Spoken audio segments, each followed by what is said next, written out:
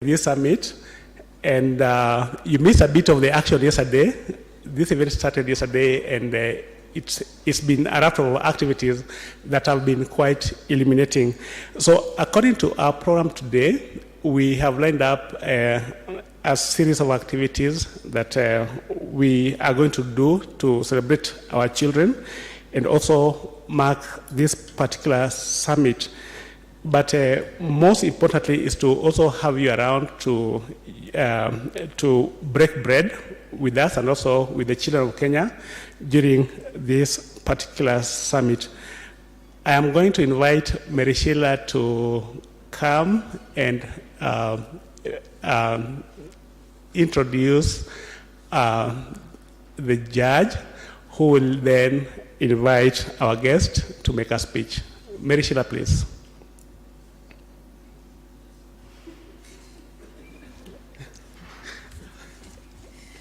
Good morning, everyone. I was keen to see if there's another Mary Sheila in the room. Welcome to today's session. We had an excellent time engaging with the children and discussing issues of children justice yesterday. I'm sure today will be even better. I don't know if that's true. So I wish to welcome Justice Madheka so she can welcome our guest of today.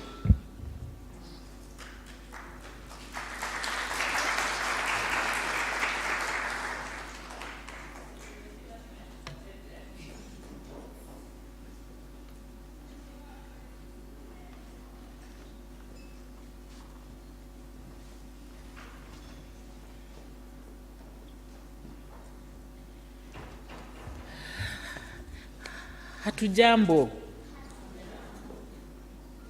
What were we asked to ask every morning? How is the child? How is the child this morning? How is it cold? Do we need to do some exercise? Yes. Great. Can one of you come and show us what to do? Yes? One of you? Yeah, we are going to pray. One of you can come and pray and then show us exercise to do. Or two of you, okay, one to pray for us and one to show us an exercise. Who is coming first to pray?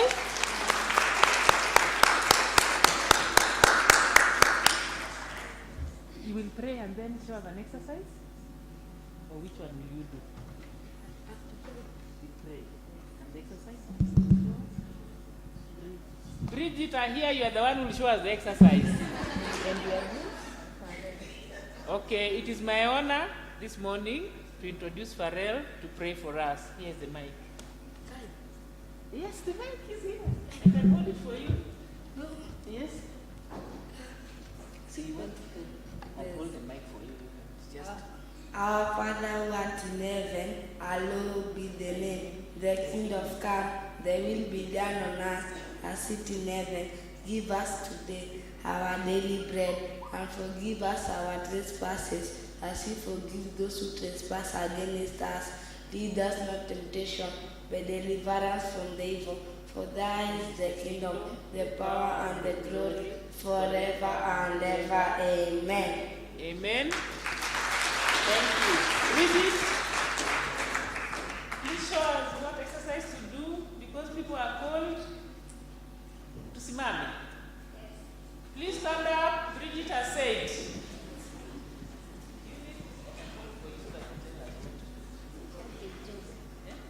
Just tell people what you want them to do and how you want them to do it. Good morning. Good morning.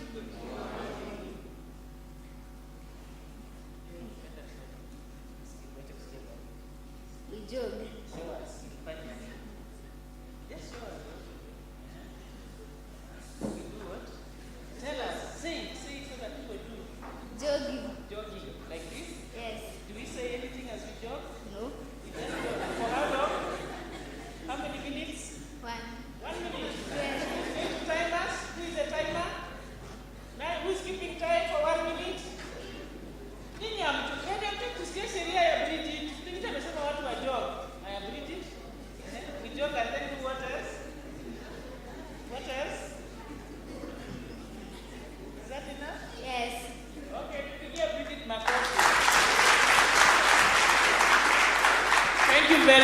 So how is the child now? A bit warm?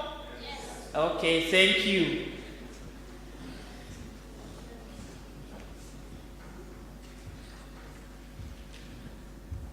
Okay, yesterday, if you remember, we were asking for a doctor when we were sitting here. Unakumbuka? And then everybody looked around na daktari hakuwa amefika. So leo daktari ametumana, ndio ile maneno wangesema jana isemwe leo. Na daktari ametuma Dr. Andrew Mulwa, ambaye ile kazi anafanya imeandikwa hapa, Director Medical Services, Preventive and Promotive Health. Sasa hiyo yeye mwenyewe atatuelezea ni nini. Sawa sawa? Tumpigie makofi akija kutuzungumzia. Asante daktari, karibu.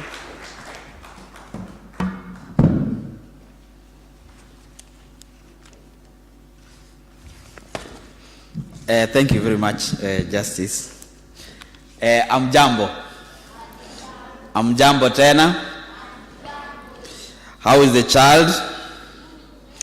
child? Okay, asanteni. I stand here on behalf of the Cabinet Secretary in the Ministry of Health, Madam Susan Nakumi Chawafula, who for all intents and purposes had programmed herself to be here. But duty, she asked me to represent her this morning. So I hope I'll be able to measure and fit in her shoes because they are fairly new.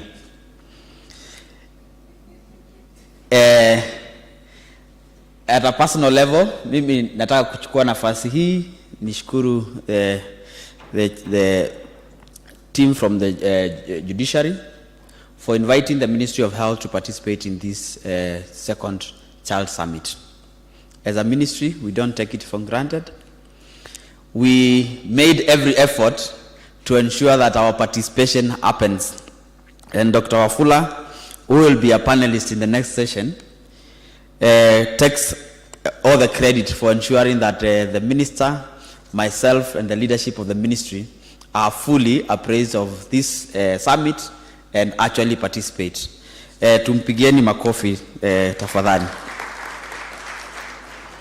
Because I'm representing the Cabinet Secretary, I will do the humble duty of reading a written speech. All protocols observed. Ladies and gentlemen, a great pleasure to join you today for this National Child Justice Summit organized by the National Council on the Administration of Justice. I want to thank the organizers for extending this invitation to me to speak to you on sexual and gender-based violence among our children and how we can work together and end this vice. This year's theme of A New Dawn for the Child in Kenya, Opportunities in Children Act 2022, could not come at a more opportune time. As a country, we are moving towards achievement of universal health coverage by utilizing primary health care as an enabler. This will further ensure capacity building of the community level to optimize the Children's Act 2022 and children's right to the highest attainable standards of health. Ladies and gentlemen, children between 0 and 18 years form a significant proportion of this country's population. Unfortunately, the recently launched Violence Against Children Report 2020 shows that children experience serious violation of their rights, including sexual and gender-based violence. Many of the children are only able to access the health facility after 72 hours, which is way past the window within which interventions reduce the risk of HIV, sexually transmitted infections, and pregnancy or severe injuries would have lapsed. Ladies and gentlemen, sexual and gender-based violence is one of the components of a wider, largely unrecognized epidemic of violence, which has ramifications in the health sector beyond the individual heart. In the short term, gender-based violence has a direct relationship with HIV, STI acquisition, unintended pregnancies, injuries, death, and mental challenges such as depression and suicide. In the long term, adverse childhood experiences are potentially traumatic events that occur in childhood, including violence to the child, to the mother and other family members or environment, emotional and psychological abuse or neglect, growing up in a family with mental health or substance use problems. Children who experience gender-based violence or who witness gender-based violence in their homes experience adverse childhood experiences in adulthood. Gender-based violence diminishes a woman's ability to effectively nurture her offspring, significantly accentuating the adverse childhood experiences of the children in her care. Toxic stress from adverse childhood experiences can change brain development and affect how the body responds to stress before and after you are born during your childhood. SEs or adverse childhood experiences are linked to chronic health problems, mental illnesses, substance misuse in adulthood.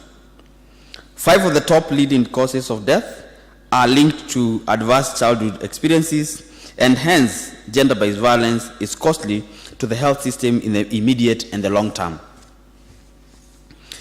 Ladies and gentlemen, the Ministry of Health remains committed to the timely identification, response, and management of sexual violence to mitigate extent of the negative outcomes that children bear in reference to being victims or while in conflict of the law. Going forward, there is a merit in adding to our responses the lens of adverse childhood experiences to aid our country in reaching a point of understanding that violence and GBV in children is harmful to us today and into the future. Preventing and responding to gender-based violence in the lens of SEs will 1. Lower the risk of depression, asthma, cancer, and diabetes in adulthood. 2. Reduce risk behaviors like substance abuse, smoking, and heavy drinking. 3. Improve education and job potential and stop adverse childhood experiences from being passed from one generation to the next.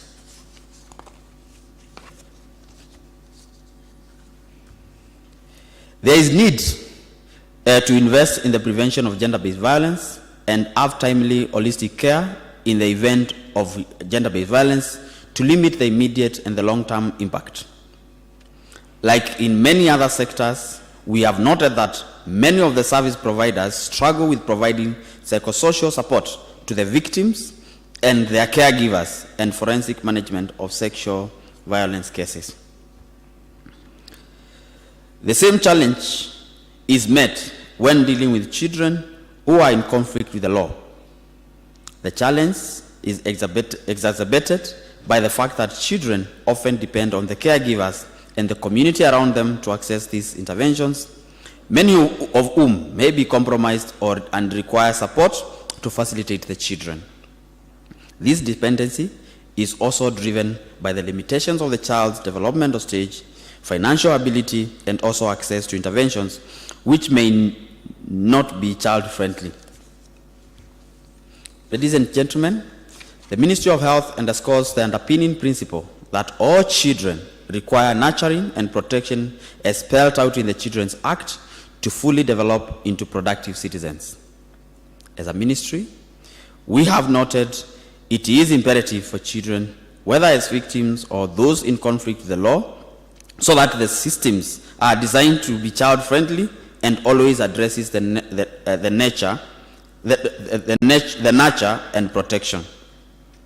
It is for this reason that the Ministry of Health sought to be included in the National Council of Administration of Justice, and the Director General of the Health will be the representative of the Health and the National Council on the National Council of Administration of Justice, and commit to be fully engaged in the council. I think we need to appreciate that the ministry has already nominated the Director General, the highest technical officer in the ministry, to be part of the National Council for Administration of Justice. We are currently rolling out the gender-based violence forensic management in-service training and the Ministry of Health gender-based quality assurance standards. Additionally, the ministry has set up an online GBV training platform to complement face-to-face capacity building, as well as to meet the high demand of the trainings. We are also developing psychosocial support guidance and training materials for children who survive sexual violence for use along the chain of care by the survivors. Ladies and gentlemen, we have received proposals for the need for the child-friendly support centers, called butterfly centers, within hospitals to care for the specific needs of nurturing children in need of care, such as those going through justice system and also children survivors of violence. In this regard, there is need to have a clear and enforceable framework of collaboration between the Ministry of Health as a member of National NCAJ with the justice system and other sectors for enhanced prevention of gender-based violence, chain of custody of evidence, and the provision of psychosocial services. As I conclude, I wish to express my sincere gratitude to our partners at the national and county level and communities for their overwhelming support towards moving the justice for the children agenda forward. I also want to thank you all for the time you have taken from your very busy schedules to join and lead us in commemorating November as the service month for children in the Kenyan courts. This shows your unflinching support and commitment towards institutionalization of child-friendly justice system as envisioned in the Children's Act of 2022. Thank you very much and may God bless you. Asanteni sana. For and on behalf of Madam Susan Hakumicha Wafula, the Cabinet Secretary. Asanteni.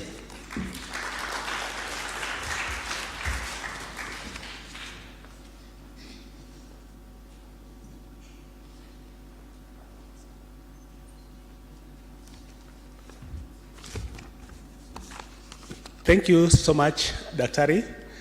And we have a party today. You have a lunch as well, so you can stay on and also interact with our hosts, the children. They have quite a bit of activities lined up this morning. So I want us to transition to the program for today. And I am guided that the children, after this, they should be able to leave the session and go into the programs that have been laid down for them. So I want to believe that Lillian will be able to take that up with them. We are going to constitute a panel right away that's going to discuss opportunities in handling child victims, witnesses, and also children in need of care and protection. And allow me to introduce the panel. And as I call out your name, you should join me up here. And the panelists will be sitting in the seats which are in the middle, and then the moderators will sit in the seats which are on the extreme ends. So we have Emily Wangare, who is representing the Witness Protection Agency as part of the panel. So Emily, come forward. We also have Honorable Festus Terrell, who works for the judiciary. Honorable Terrell, please come forward. We also have Dr. Rose Wafula from the Ministry of Health. Daktari, please come forward. We also have Judy Ndungu, who works for the Department of Children's Services. Judy, I saw you somewhere. Please come forward. we also have Miss Linda Ndambiri. Linda, please. She works for the ODPP. We also have Caleb Wesa, who works for the National Police Service. Please, Caleb, step forward. Mr. Bildad Keke, working for the Victim Protection Board. Please step forward. We also have Pamela Masawi. Masawi works for the International Justice Mission, IJM. Please step forward. We also have Patricia Kiragu, working with the National Legal Aid Service. Patricia, please step forward. And allow me also to introduce the panelists, the moderators, who will be guiding these conversations. And allow me to invite Merishila Onyango, who will be ably supported by Samuel Munyuwin during these conversations. Merishila, Merishila, you can sit here. Samuel, you can sit at the extreme end. So allow me to hand it over to Merishila to take up the conversation from here. Thank you so much.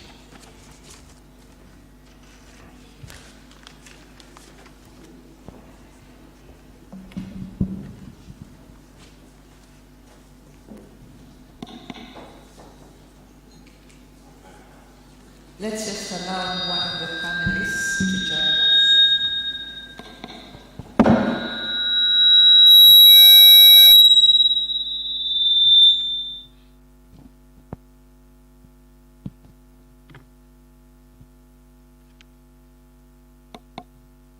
Good morning once again. As a start, I'll ask each of our panelists to introduce themselves, the agency they work for, and what they think we should know about that agency.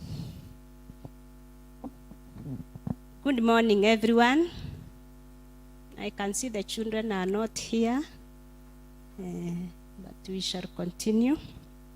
I'm Emily Wangare from Witness Protection Agency. I'm here representing my director, who was here yesterday, Madam Jedaida, and I'm Chief Protection Officer. And my work at the agency is assisting the Deputy Director Operations to run the program. We do run the Witness Protection Program. I just want to mention what the agency does. I know my director mentioned yesterday, so I will be very brief. Our agency is a state agency.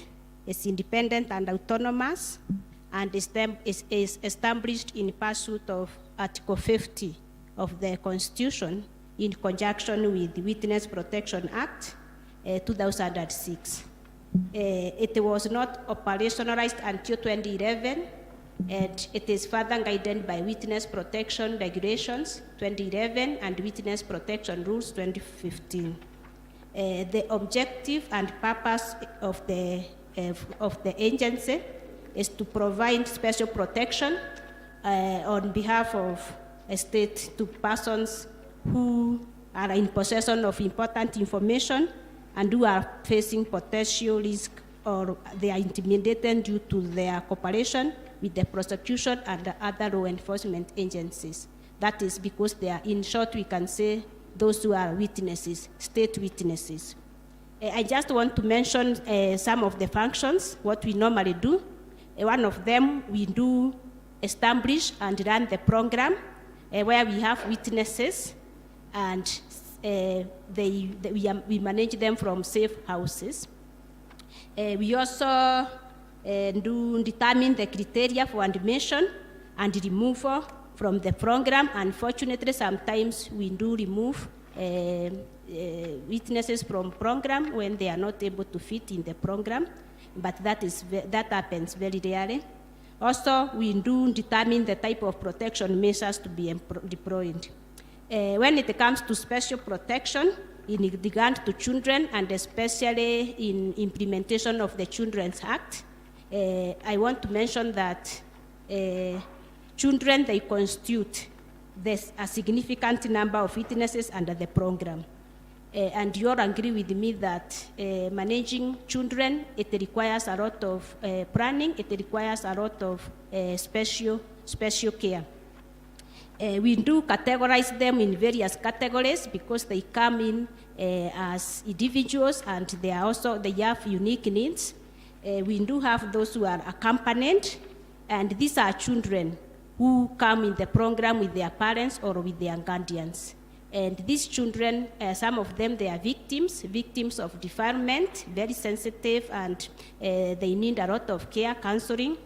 We also have those children who are witnesses. They have witnessed crimes being committed, and they become state witnesses, and they also need special care. And in this category, we also have those who are dependents, and they are in the program by the virtue of their parents or their guardians being in the program. So these ones, they do not play much role when it comes to court issues, but they are under our care. We manage them, and we take care of their needs. We also have just those children who come with the parents parents who are justice collaborators. We also take care of them, and we manage them just like other children. We also have teen mothers, especially those who have been defined. They come into the program as teen mothers, and those are children in need of in need of protection, care and protection. Sometimes we have children who give birth while in the program, so we manage both the child and also a newborn. So you can imagine how we need a lot of planning, and they need special care. We also have children living with disability, and the pregnant teens also, they need special care. Another category is those who are not accompanied, and these are children who have no known relative, or maybe a relative is not willing to join the program, and mostly they are orphans. And we do take care of them, but sometimes we have no other option but to put them in care institutions, and we know that is not the best way to deal with these children, but sometimes we don't have option, but we do it as the last resort.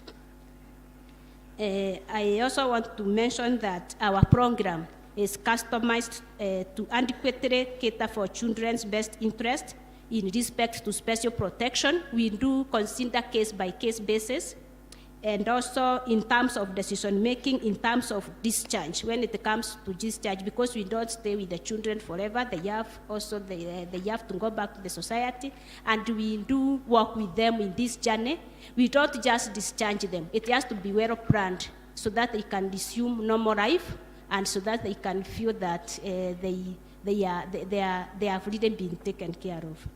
When it comes also to resettlement and integration, we do come in, and we seek services sometimes of other state agencies to assist us where we sometimes have challenges.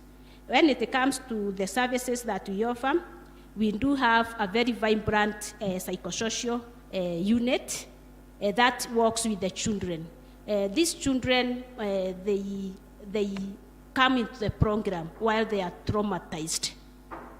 And even they have gone through very bad experiences. So we make arrangements for them to be taken through the journey by psychosocial officers who are there, who are always there whenever they are needed.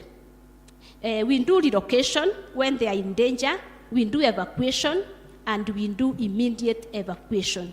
We move them from the danger area to the areas of safety. We do arrange for that. We also maintain confidential register of all children and their movement so that we can track them very easily, but it remains confidential. We do assign them professionals to assist them in all stages. Like now, we have children who are candidates, who are writing their exams, and they have to be taken care of because they also have a life, they have a future. So we do assign professionals who take care of them and all their needs. We also facilitate their effective participation in court because most of them they are in the program because they are witnesses. So we do facilitate what is required in the court. One of the requirements is pre-trial preparation. We do make arrangement with the prosecutors, and they are able to refresh their memories before they give their testimony. We do make arrangement for that in a very safe way and in a very secure way that they cannot, we do not expose them to danger. We also present them to court to testify, and because I'm told my time is almost up, I will be very brief. We do also ensure that we give them special needs. Those children who require special needs, we ensure that they get the needs, and we make arrangements for that. I also want to mention that we normally have a situation where we admit a child, and the child gets to 18 years while in the program. In such a case, when they reach the age of majority, we assist them to acquire the documents that are the legal document, that is the national ID. But we don't just also let them out in the society. We do have an arrangement, and the director becomes the curator and read them, and where they cannot where the parents cannot give consent because of one reason or another, the director takes care of that. I also want to mention the protection measures that we normally apply. This is the last one. We do the physical and armed protection while we are escorting them to court, where we are taking them to acquire any services they need. We do relocation, and we do change of identity. During court proceedings, with the help of the court, the judiciary, and the prosecutors, we do in-camera hearings. We came with the witness protection box. Moderator is going to give us a chance later to demonstrate that. We also use pseudonyms, and we do this through application of court orders, protection orders, in conjunction with the court. We do also use intermediaries where they are needed, reduction of identifying information. This one we do with, in conjunction with the investigative agencies like DCI, the EACC, and all those agencies that are involved. We ensure that they are not exposed. We also do obscuring distortion. We do distort their voices through use of distortion equipment. We came with one, and we are going to demonstrate how it works, where the voice is disguised. And this is where especially the witness is known to the accused. We also do we do the change of trial venues, so that we are not followed. And we have a lot, but because of time, I will reach there, and maybe I will be given another opportunity to do the demonstration. Thank you. Thank you very much. And because we are limited for time, I will request the rest to take just a minute to tell us about your institution or agency. In our discussion, subsequently, we'll get into more details and contextualize your functions. All right, thank you so much, Mary Sheila. Good morning once again. My name is Festus Terer, as you've heard. I work with the judiciary. I'm a magistrate in the Children's Court, Milimani. Today, I think in this panel, I represent judiciary, but particularly the Registrar of Magistrates Court. Just briefly, of course, then as a court, we handle cases, but now with respect to children, and in terms of what we do there at Milimani Children's Court, we wear almost, I can say, 3 hats. Number one, we resolve disputes revolving around custody of children. Number two, maintenance, provision for those children. Now that's the civil bit, the civil aspect of our jurisdiction. And then the second one is that now we process cases involving children in conflict with the law, which I think then is the focus of this summit. Then three, also then we also process cases or matters relating to children in need of care and protection, which I also think that this summit is all about. Thank you so much. Good morning once again. Good morning. Please, we are talking to children. We can't be, when you say good morning, you have to show children that they're supposed to have some life in them. So my names are Linda Dambiri from the Office of the Director Public Prosecution, and it's a pleasure to be in this panel. In a nutshell, the ODPP is draws its mandate from Article 157 of the Constitution, and we institute criminal proceedings. So in terms of children, we handle cases involving children in conflict with the law. We handle cases involving children in contact with the law, so those are victims and witnesses, and ensuring we lead evidence from these particular witnesses to the courts. And I think in terms of what we've done, a lot will be said probably once we go to the nitty-gritties of it. But maybe in a nutshell, what I can say is that we've done a lot in terms of children, in especially child victims, in terms of having a specialized children division. I'm from the children division, ODPP. And this particular division is also devolved. So in all the 47 counties, we have prosecutors who are specially trained to handle children matters. So once you see a child in front of you, you know what to do with regards to that child. Good morning. I'm KK Bildad from Victim Protection Board. Victim Protection Board, it is a government agency that protects victims of crime. And a victim is anyone who has suffered harm as a result of a crime. So anyone who suffers harm as a result of a crime, we protect them. And actually, the panel is composed of all the board members who sits on the board. So the Victim Protection Board is the mother that protects all victims of crime, regardless are they children, women, or men. Thank you. Good morning, everyone.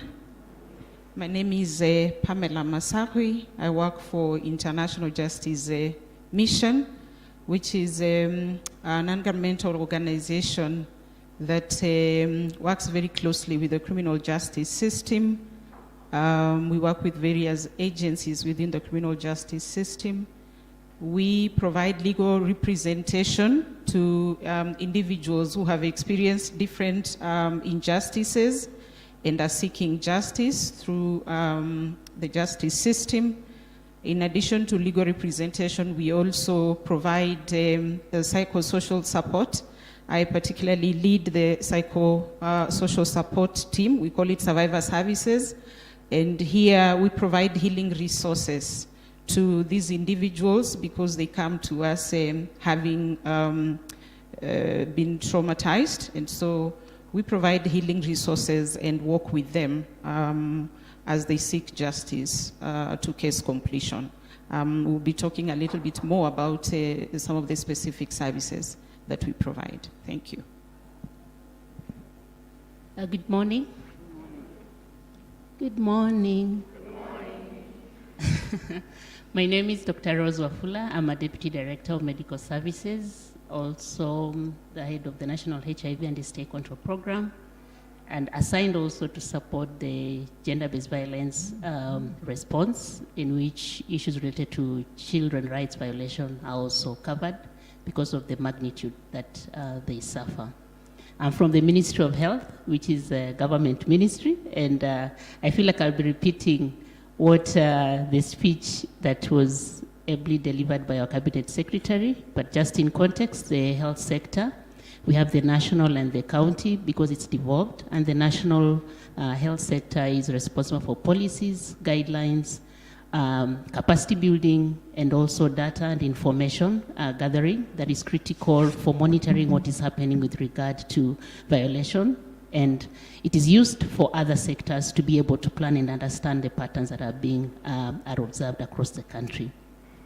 For policies, we do provide the standards of care because as a first responder, the victims first come in contact with the health facilities, and it is critical that the standard of care is standardized across all health facilities. We know we have over 5,000 facilities across the country.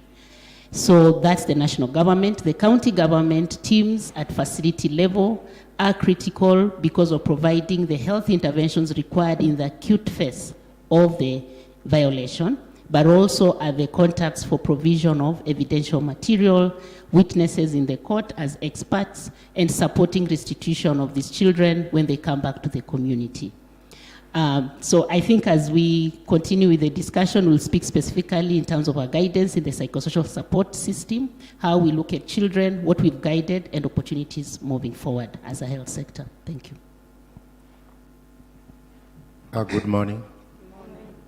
My name is Caleb Wesa.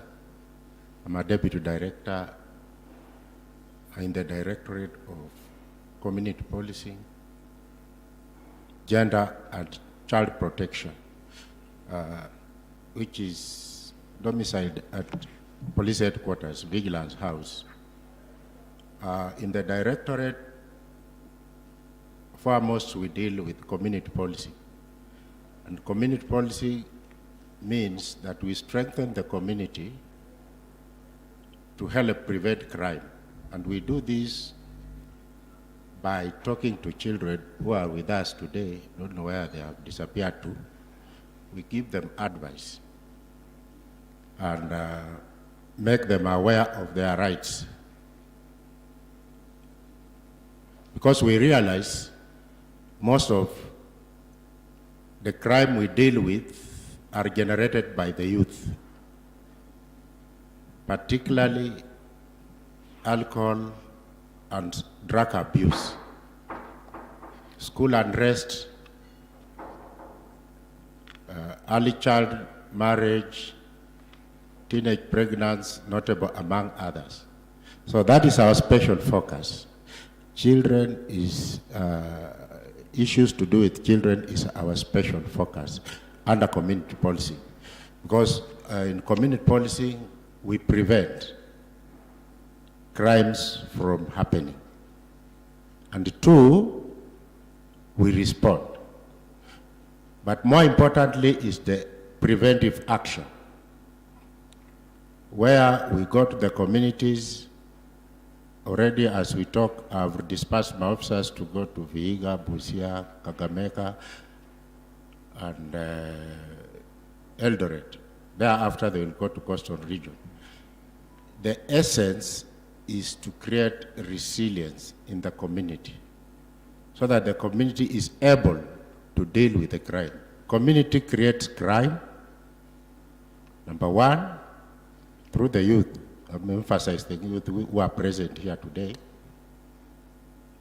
They have the witnesses, they have the culprits, I mean the offenders, and they have the witnesses. So community becomes a very key component in prevention of crime. So through community policy, we are able to create child protection awareness. And therefore, once the youth and the community at large is equipped with knowledge and skills, particularly survival skills and other social skills which will enable them to protect themselves, then we are able to breathe and say hallelujah, because the community is able to take care of their own security issues. Number two, we respond to crime, particularly sexual and gender-based violence. And our focus again today is children. Because these children belong to vulnerable groups.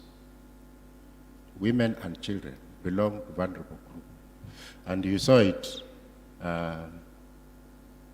yesterday when the parents were saying, the schools have closed for 2 months. What are you going to do with these children? Can the government intervene? And I was looking at them in the eyes and say, yes, children are victims of a failed society. Children are victims of failed parenting. Children are victims of failed communities. And therefore, by interaction with the failed society, community and parents becomes key. That is my point of contact with the children. And therefore, I respond to children in need and children in conflict with law in various strategies. So I've already talked about the prevention strategy, now the response strategies. As we speak today, we have established a Paul Care Center, a one-stop center, which addresses issues of children in a multi-sectoral way. One is functional at Nanyuki, and one is in the process of establishment in Nairobi here. One, this Paul Care Center is operational, children will have a sigh of relief, because all services that we are talking about here, whether it's probation, justice, medical, legal aid, and so forth, will be provided under one umbrella. And that is the approach that I will embrace, so that going forward, members of this committee will embrace that approach, so that we reduce victimization, re-victimization, and trauma to our clients who are present here with us today. Once we have a standard operational procedure, SOPs, for minimum package to response to these children in need of care and protection and child offenders, then that is the ultimate happiness of Inspector General. So among the response measures, we have a helpline, which is very functional. If I give the children today and they call it right now, somebody is going to respond, a very senior officer, an inspector of police. I would like to give them, if they are present with me today, 8007. Can somebody write down, for heaven's sake? 8007. 800-730-99. 800-730-99. That line is toll free, and particularly to report cases of sexual and gender-based violence. It is manned 24 hours by a senior police officer who will be able to respond to your complaint and make referral with the appropriate agency for attention. That is just notable among others. So under child protection, we have several duties and responsibilities. Under community policy, we have several duties and responsibilities, which I will address as we go along. Otherwise, if I've talked too much, you forgive me. If I've talked too little, may God forgive me. Thank you. It's actually too little, but we are coming with a few more practical questions, so we'll want to hear more about how we can use the platform you've talked about. Over to you. Thank you. Good morning. My name is Patricia Kirugu. Here on behalf of our acting CEO, Madam Flora Bidali. She wasn't able to join us in this panel today. I come from the organization that is known as National Legal Aid Service. National Legal Aid Service is a state agency established under the Legal Aid Act with a mandate to provide legal aid to the vulnerable, the indigent, and the marginalized members in the society. Children fall among the vulnerable members in society, and we represent them, or we provide this legal aid. We have different modules of offering this legal aid. We do legal advice, we do legal representation, use of ADR. We also create awareness in the society. So I think I'll get to let you know more about what NLAS does in respect to protecting the child. Thank you. Thank you very much for the opportunity. My name is Judy Ndungu, a Director of Children's Services. I represent the leadership of the Ministry of Labor, Social Protection, specifically State Department for Social Protection, and indeed the Secretary for Children's Services. I'm very excited this morning because we are created under this brand new act. So if you go to section 38 of this act, and I would encourage you to do that, that's where our functions as a department or a directorate are laid out. And it doesn't mean that we have just suddenly come into existence. This department has existed. Sorry, I keep saying department. I'm still tutoring myself to directorate, headed by a secretary. So these are some of the changes that have come out in this act. And we are really very delighted because we believe that our work of taking care of children in this country, child protection, is really at a new dawn. Previously, we were created under the Repealed Act, that is the one of 2001, and before that, there was another act, and before that. So our wide areas, if I can just lay it broadly, is providing services through who you call children officers that you find in all across the whole country. We are in actually all the 290 constituencies, maybe give or take one or two that are served from neighboring constituencies. We also have our services at the county level. And we also have, if you look at B of the Act, we are responsible for establishing, administering, and maintaining child protection centers, rehabilitation schools, and children remand homes in every county. So currently we have 30 such institutions spread across the country. Yeah, and some, like those of you who are here yesterday, you interacted with some of the children from those centers. So the other big area where you find us is in identifying, formulating, and developing programs to mitigate children facing hardship. And one of such programs you may be aware of is the City OVC program, which is a cash transfer, and we run that at the grassroots. We can talk more about that. Again, one of the main areas where we give support to the judiciary is in inquiring, investigating, assessing, and preparing reports in accordance with this act, the one we are holding, and or any other written law, however and whenever we are directed by the courts. So that's a big support that we render to the judicial system. Then we are also called upon to intervene and secure removal of children in need of care and protection to a place of safety. Of course, this is one of the things that we do in collaboration with the Inspector of Police, and they are usually very supportive when it comes to this.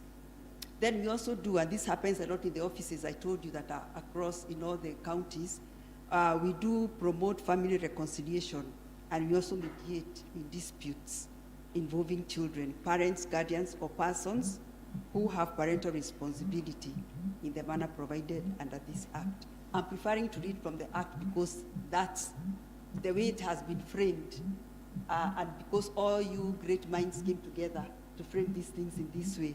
And I would want us to now just get it from the act because the act is operational now. So we also provide services to assess children who are placed under care and support services. We do that, and the other thing I would like to highlight, the functions are many, is to supervise the administration of children institutions, those ones that I mentioned, as well as the charitable children institutions. We are called upon to supervise that. Yeah, so those are the main functions. There are others that are given in the rest of this act. For example, the directorate is represented on the National Council for Children's Services, which is the regulatory body for children's services in the country. And so, but I'll just highlight on the ones that are under Section 38 of this Act. Thank you. Thank you. My name is Samuel Munyuing. Let me begin by requesting for a legal service that my name is misspelled here. So please add a U next to the Y. Allow me to stand because naona kumekimia sana and I want us to changamka kidogo. Sawa sawa? The other reason I'm standing is in my neighborhood they say I'm the shortest guy. So I want the cameraman to make sure I'm looking very tall today. Now, thank you very much for letting us know what you do, but that is not the news that brought us here. Cynthia, we came here because we want to unpack what is the new opportunity in the Children's Act 2022. What are you going to do differently other than what you've done? So this is how we are going to do it. We have 1 hour that starts now. Fred, is that correct? No. I guess we've eaten 30 minutes, so keep us on time. We'll try and respect the time. But how we're going to do this is a bit more interactive. We have 2 case studies, which Mary Sheila will talk about one, and I will give you one, and we'll ask you what will be your role in that. And I know this is a new document, but as much as you can remember, and the beauty is many of us here, I know we've been with Judy from Mombasa, Naivasha, to meeting MPs in advocating for this. So I'm sure anaelewa as much, but we are all trying to unpack it. So please try and remember what is it that is new in the Act. What has it changed? What is the game changer about it? So that then we can come into it, okay? Ni swali rahisi sana. All we will require is all your books will be on the table, no copying. Okay, that's on a light note. But before we go there, Mary Sheila, I have a question which I don't know who should be asked here. We are talking about children as witnesses, as victims, as in need of care and protection. I thought this is the same people. What is the difference? Is a child who is a victim and a child who is a witness also in need of care and protection? Pamela, do you want to attempt first? Thank you, Sam. Yes, a child who is in need of care and protection is basically a child who lives in difficult circumstances and needs to be protected. They would need to be protected maybe from neglect. They would need to be protected from abuse or exploitation and so on. So if any child needs to be protected from any of those things, then we will say is a child in need of care and protection.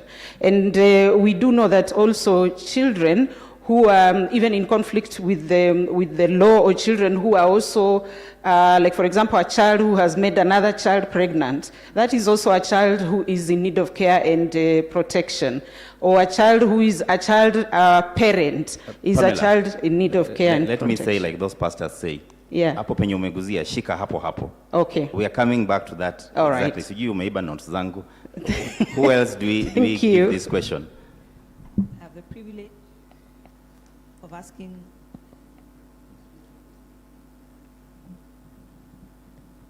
today. I can ask Honorable Terrer a question. Usually he asks me a question. So. Honorable Terrer.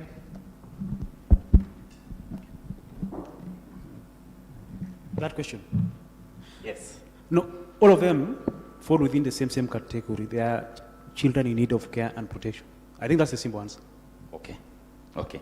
Now that we have that, anyone with a different opinion? We agree?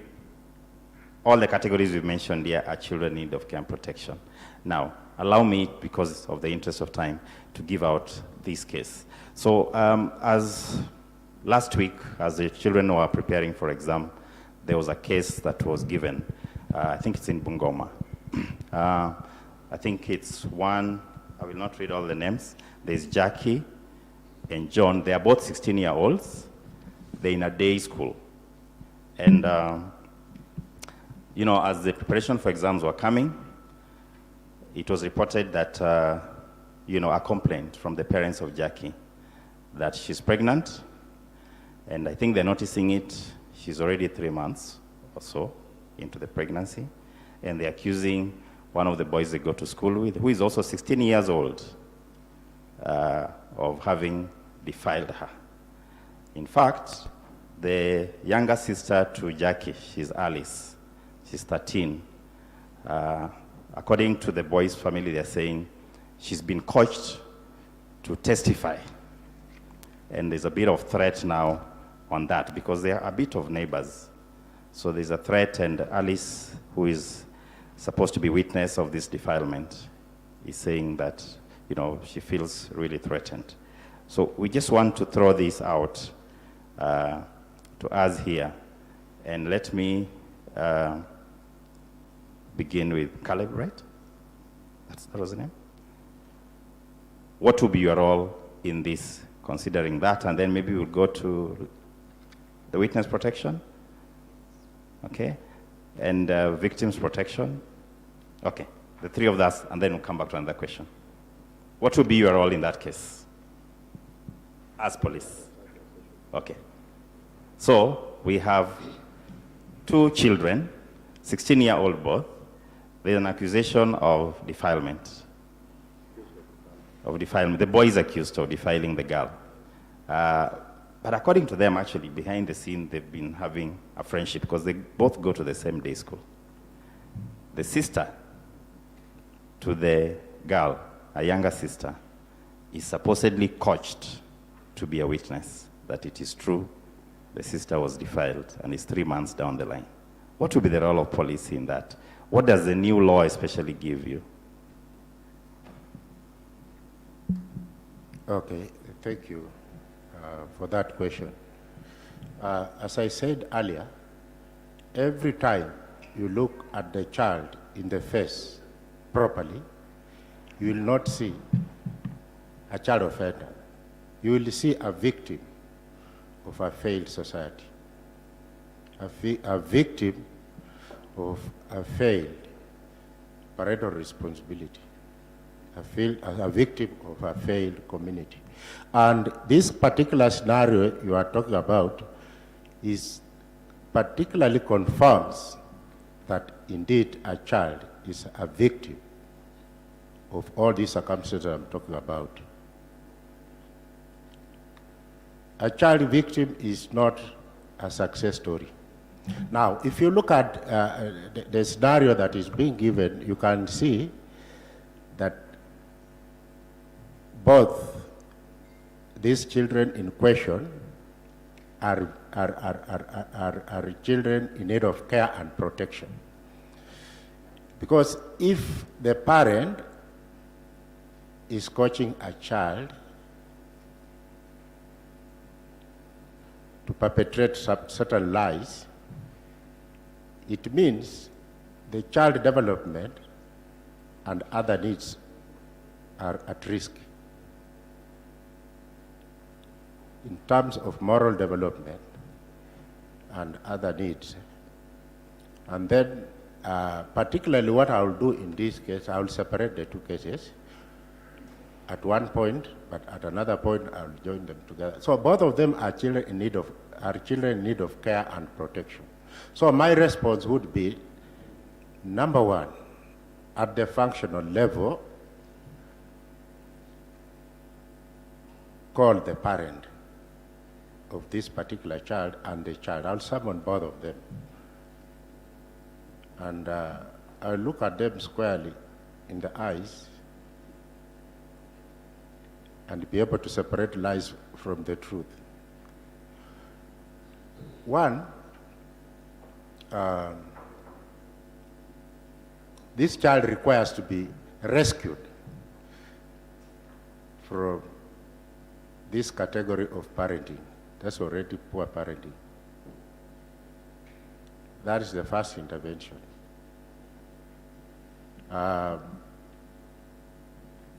Temporarily, not that I rescue completely, temporarily, and make referrals. That's why I talked about referral pathways in the first place. Because this child, especially the girl child, in this respect requires psychosocial support in this aspect, because now this is a child who is at risk of significant harm by being induced to that kind of arrangement.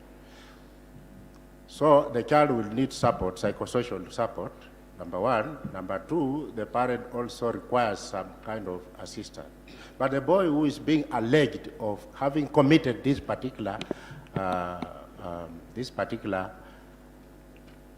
offense also requires assistance. And now it involves, it might not be my role alone, but now that is where multi-sectoral approach requires.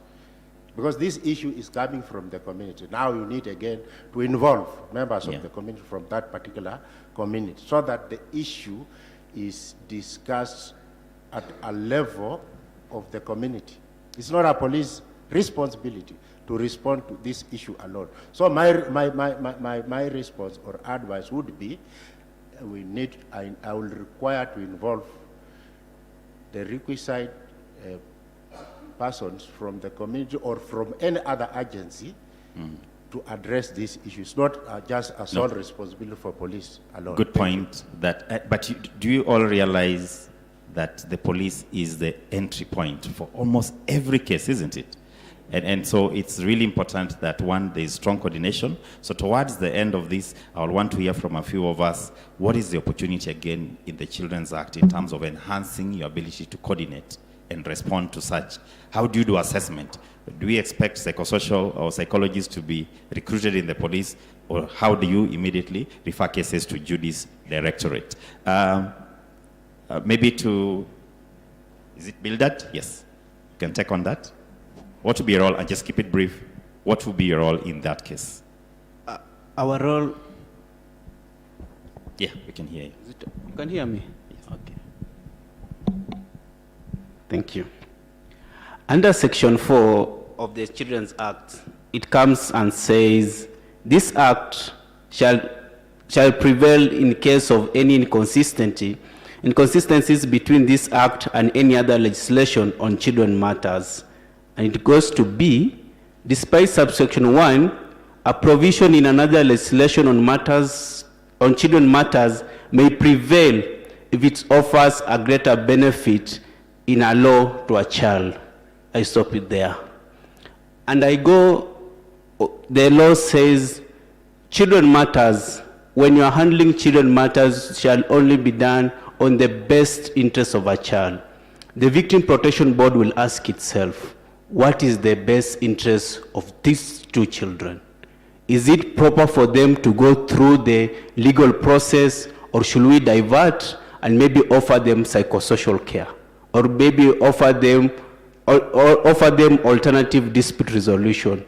I believe the Victim Protection Board will try to divert the whole process from taking the children to the police process. The Victim Protection Board was formed to ensure it protects victims of crime. And a victim of crime is anyone who has suffered harm as a result of a crime. Two children who are non-consensual, they have participated in a non-consensual act. We can never punish any one of them. We can always try to offer them advice. That's why the Victim Protection Board came in place to cure that gap, so that we will not only be running to the police station at all time, we shall all be running to the Victim Protection Board. Because the Victim Protection Board says, the Act provides that harm, you do not need to report harm so that you may offer benefit. The moment a harm occurs, you need to be protected by the law. Ordinarily, we used to go to the court process. But now we are having a Victim Protection Board that is coming, an act that is coming in to cure that gap between the occurrence of a harm and the reporting of a police station. So what happens in between here? We are having the Victim Protection Board in between here. So that what happens when there's no complainant? There's no case. When you go to the when a harm occurs and you don't complain, there will be no case. So that's how I find it. Thank you. Thank you, Builder. Yes. Okay, go ahead. And then we'll hear just briefly from the witness, but go ahead, Mheshimiwa. Yeah. Am I audible?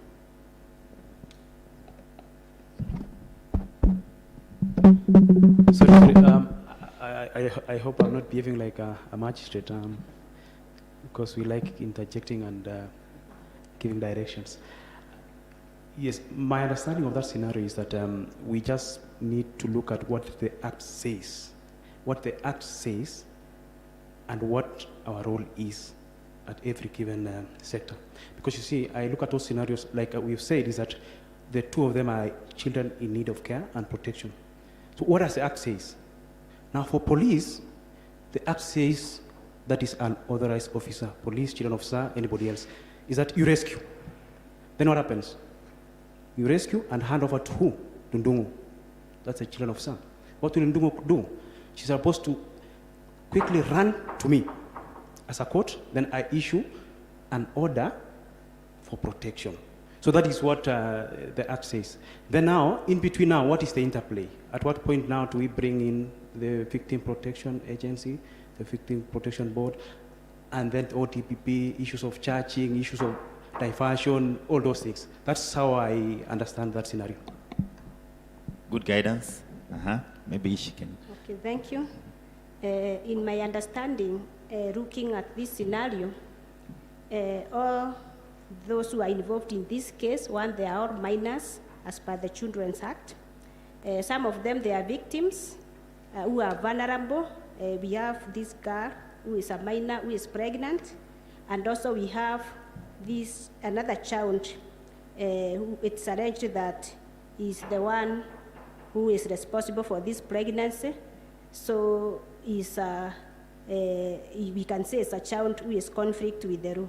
So our role as witness protection is we normally work with the investigative agency, and we are guided by Section 3 of Witness Protection Act and Section 6 of Witness Protection Act. We do what we call risk assessment, and our role is to protect witnesses, and we are guided by the Act. So in this case, we will do the risk assessment, and after risk assessment, we will determine, the risk assessment will determine whether the witness is eligible for admission. And in that case, we will admit. And if the child, here we have a pregnant teen, we will do what is required and to make this teen comfortable in the program. So it's all about the assessment, and we all agree that this is a case that needs investigation also. And the entry point is the police. Thank you very much. I think I hear both from the victim protection and the witness protection, there's an assessment. So sio kila mtoto amba ataweka kwa hizo program, sivyo? And thank you for also clarifying on that connection. I think Patricia has something very brief on that, and then I can hand it over. Maybe something else, if we'll find time in this conversation. I hear of things like the Child Welfare Fund that has been established. Is there an opportunity in this kind of scenarios? If I have my baby, I don't have a job, you know, like Jackie ends up with the baby. Anaweza pata hiyo, but hebu Patricia jibu alafu. I want to add in on the legal representation aspect of the children that are in need of care and protection. Now, here we have a victim, and we have the offender, or the, yes, in this particular context, though I'm told we don't use the word offender, sana. But what I'm saying is, under the Legal Aid Act, we have what we call an eligibility criteria. Not everyone is entitled to legal aid. For example, we have a criteria that if you earn below 30,000, you are entitled to legal aid. But there is also, that is on the financial aspect. But when it comes to the children matters, there is no criteria that is applied. If a child has been, is a victim or is a witness or is accused in a particular matter, they are entitled to legal aid in all aspects. So the opportunity that I find in the new act is that there is the provision that children below, I think, the age of 16 should be given legal representation in all aspects. I don't remember the quite the section in the Act, but I think there is that provision.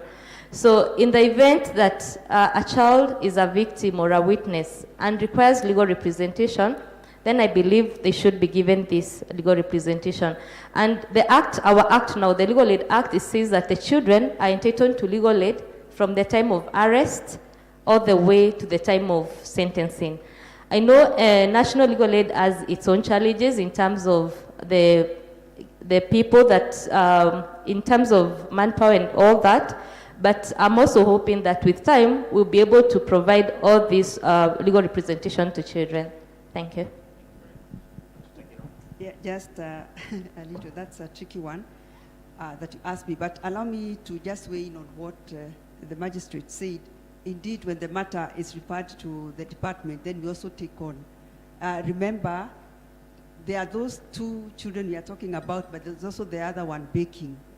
So in those discussions, we must also bring that one on board, because what will happen to this child? Do you want to push the girl to a situation where she may be tempted to have an abortion, for example? Or do you want to put it on the table and make the parents realize their bigger responsibilities here, what can be done, create some kind of ceasefire between the two families? Because from whatever you have explained, these people are basically coming from the same village. So they are going to perhaps be passing the same paths. How do you ensure? And that's the mediation kind of thing that we are talking about. And then we are going to be able to work with them. What plans will there be for the child? Is this girl, are the parents able to maybe take on the child at some point so the girl can go back to school? All those scenarios are put on the table, and then we can make recommendations to the court so that the orders are issued, and it is still us who see to the implementation thereof. So I think it's more than two children, because as we go on, the other child also comes to reality. As regarding whether they can benefit from social protection, I think the intention is yes. In fact, right now we have a pilot around nutrition, and I think we are doing it with the Ministry of Health. I think my co-panelist is aware, where we are providing nutrition counseling to prenatals and even after birth. It's being piloted, okay, let me not say a pilot, it's a project in 5 counties. So we are arguing, or the argument is that there are 1,000 days, initial days, that is from pregnancy to about 2 months, that are very critical in the life of a child. And if they are given the proper nutrition to the mother when she's pregnant, nutrition to the child when the child is born, and they are allowed to be able to bond, it actually prevents a lot of issues that come across. So there are already negotiations and discussions with the social protection to be able to input into child protection. Thank you. Thank you. I know Linda wants to speak, but Mary Sheila, you had another one which I don't know if Linda, Dr. Wafula could answer to that, and if they have any rejoinder on this, and then we wrap it up on that. Certainly, and I'll make sure I start with Linda now that her hand was up. In solidarity with my moderator, I'm the tallest in my family, but I will stand up. So mine is from an experience where there were 2 girls who had special needs from when they were born. Because of that, they were taken to a CCI, which was supposed to give them the special care that they needed. Unfortunately, while they were there, they were defiled. So then they were rescued and they were taken to a remand home. At the remand home, they were supposed to be there as victims and as witnesses. Now, you must understand that already they have special needs, despite whatever it is that they have gone through. Then they have been taken to the remand home, and the special needs, Dr. Afula, is one of them is autistic, is extremely sensitive to light, and is sensitive to sound. From the defilement, she suffers incontinence, has had reconstructive surgery, it has not helped. So when we found her, she was in a corner that they tried to make dark. The other children in the remand home. I do not recall seeing diapers, But those other children were very caring, very responsible. So they would take turns, especially because then we had gone to visit to change her so that she's in a good state. My question today is to the panelists, and I will start with Dr. Wafula, Linda, and Pamela, and then we can see who else. What is it, in light of the new act, that your institution can do to ensure that first there's some specialized care for these children? Secondly, even as they go through the court process, how do you show that this is indeed a child in need of care and protection?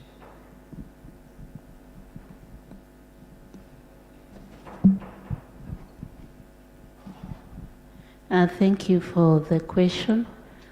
I think I'll take it first, although I know Linda's hand was up. So, as I was listening to the earlier conversation, the health worker in me was burning because I felt like it was a moving case rather than a human being who is pregnant. Because for us, our first concern is that pregnant girl even healthy and safe? To be honest, if you ask teenage pregnancy survivors, it's a traumatic experience for that 16-year-old. You do not know what they are going through. So I think as a first responder, as the Ministry of Health, our business is health.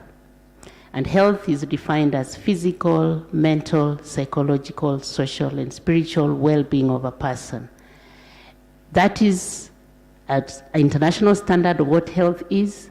That is enshrined in the Constitution. We are in the business of ensuring every Kenyan attains the highest standard of health. In the Children's Act that is just been that was launched, that is still expressed. And so our business in this whole conversation is how does every Kenyan, including a child, attain the highest standard of health. And in this case, when you're talking about survivors, is there both physical, mental, psychological, social health, because that is our contribution to this country. So for us, children, compared to adults, that is persons below 18 years, are generally vulnerable in developing their systems to participate in productive activities, and therefore generally require some nurturing that is age dependent.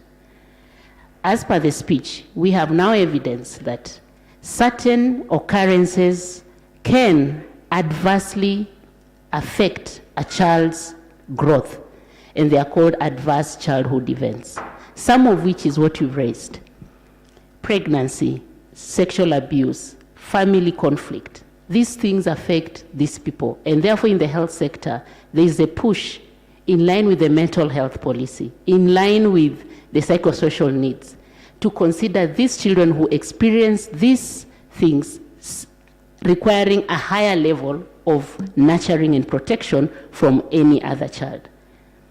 So, to your question about a child who has disability, that is a child already who is experiencing something different from the other regular child. Added on to it is the violation. Added on to it is the movement across hands that are not the natural space that they are supposed to grow. That is in itself a problem from where we sit from a health perspective.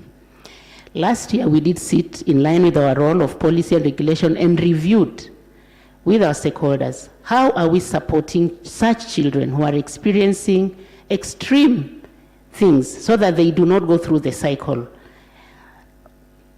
And one of the things that we realized is we admit some of those situations are heart-wrenching and people don't know what to do. If we start from that point of view, then we all agree that maybe there is need to review what is happening in that space. Number one, what is the regulation and the standards of what psychosocial support looks like? Who decides that what you are giving to this child is the standard? As I listened, everyone is giving some level of psychosocial support, but what exactly is it?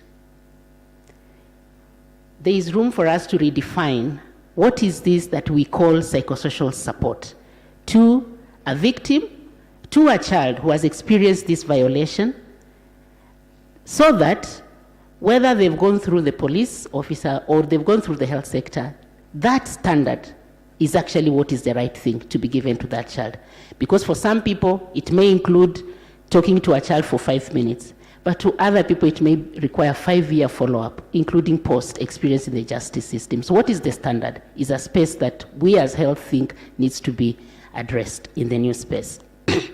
I think the second bit that we discussed with stakeholder is what is the infrastructure that is useful to provide an environment for psychosocial support, including tools and equipment that can facilitate these children to communicate and participate in the care and the justice system you're talking about. We do know that some children, depending on their age and ability, and I'm addressing the autistic child, you may not successfully get the information through the normal word communication. Play therapy may be a tool you can use. A child can draw to you what you require. But how many of our spaces have these tools and infrastructure that can speak to that child's need? But beyond the acute time, the long-term care, the question that Sekol has asked, can we have a less stigmatizing space like a butterfly center, where whether you are in the justice system, the education system, the health sector, or police, when you have a case that is beyond the normal capacity you have, you can refer so that they can bird that child as a butterfly. So that's the genesis of this request. And that is something we are considering. So that when you've done your best in your sector, but you still think there's specialized need, and people can know, you can send this child there, they're experts, they might take the extra mile to support this child in terms of moving forward. The third area that we realized is a gap, and we see an opportunity in the new act that we need to come forward, is capacity building within the sector. For our healthcare workers, as I said, we have over 5,000 facilities. These children, the pregnant girl, she will be taken to the health facility. She will go to the police. What is the capacity building plans to deal with the realities that these people face? And I think a cross-sector referral came up as an issue. So I may do what is right within my sector, but how do I refer to another sector in a manner that that sector knows what I have picked and what support is required? Last but not least, I think we picked the issue of beyond the physical evidence, we want to try and see how do we standardize the psychosocial or mental health related evidence. Because yes, we may beyond the DNS, what about the state of this child, the social circumstance? How do we collect that and provide it to the other sectors to use it for decision making? And now you are required to report yes. all suspected cases. Yes. The law is now clear on that, right? Yeah, thank you. Okay, so thank you very much for the two questions. Maybe I can start with the first one because I had a burning issue. On the issue of Jackie and John, I think right now the Children's Act is very clear about children who engage in any sexual contact. So be it even the Romeo and Juliet cases, those are children who are in need of care and protection. And I think with that it is settled on maybe what as criminal justice actors we need to provide for these two children. My issue was with the coached child, the Alice, because I didn't see anyone responding to it. I think because we said they're both children in need of care and protection, we didn't really think about this other maybe child who is here and she's seeing what is happening and her immediate needs and her, what is it called? Because this is someone who's seen people engaging in sexual activity. So this is someone who's already predisposed. And the Children's Act also talks about them being children in need of care and protection. And probably for us in this case, I think also who maybe a PNC file can also be open because she's a victim. She's seen what is happening to her sister within this family background, the parents and all that, so that it also does not affect her. And let's say if it wasn't maybe this Romeo and Juliet cases, if it's a case maybe it's an adult who defiled a young child and maybe the sister is one of the witnesses and she's feeling threatened, one of the things we start with is the issue of bail and bond for this person, probably the older person, and ensuring that even in the bail and bond terms, we ensure that this person, because what we actually probably doing at Milimani is getting very stringent bail and bond terms, yeah? Either we are saying that this person, because they're a threat to our victims and witnesses, that they should not be given bail. And if they are given bail, that there is some form of, what is it called, separation, where we are saying that these people are not supposed to come near our victims and our witnesses so that they're able to testify properly in court. So I think that is one of the things even the Children's Act probably has brought about, and probably something that we had been doing in practice. In terms of this other case for the child who is who has mental disability and also physical disability, and there are two of them, I think first we'd start with the immediate needs, and that is placement. Because it seems that this particular place that this child is being housed, yes, it's a remand center. The good thing with the Act, it now talks about rescue centers, where now children are not mixed up. The children who are in conflict in the remand centers and the ones who need rescue are now settled in rescue centers. And I think we got commitments yesterday from the County Council of Governors in terms of provision of rescue centers. I think the other thing, in as much as we are saying rescue centers, we also know capacity in the rescue centers might not be sufficient. So I think what and it's something that we're exploring, is the alternative family care. Can these children maybe stay with foster parents? I don't know whether it's something that can be discussed. These foster parents who are taking in children in need of care and protection, who probably are maybe they know how to deal with such children, whether these children can actually be placed with foster care parents and at least their needs can be met there. The other thing is now in terms of the criminal justice system, of course, probably investigations will be done, and this person, the children will have to come probably and testify in court. So in terms of offering psychosocial support, maybe the butterfly centers, because that's one of the things that is actually very, we actually even talk about psychological abuse in the Children's Act. So it's something that is now coming up. What is psychological abuse? What is child abuse? And how can we maybe help these children when they are abused? So in terms of psychosocial support, we've had maybe agencies like IJM helping us as prosecution in terms of offering now these therapy services for these children.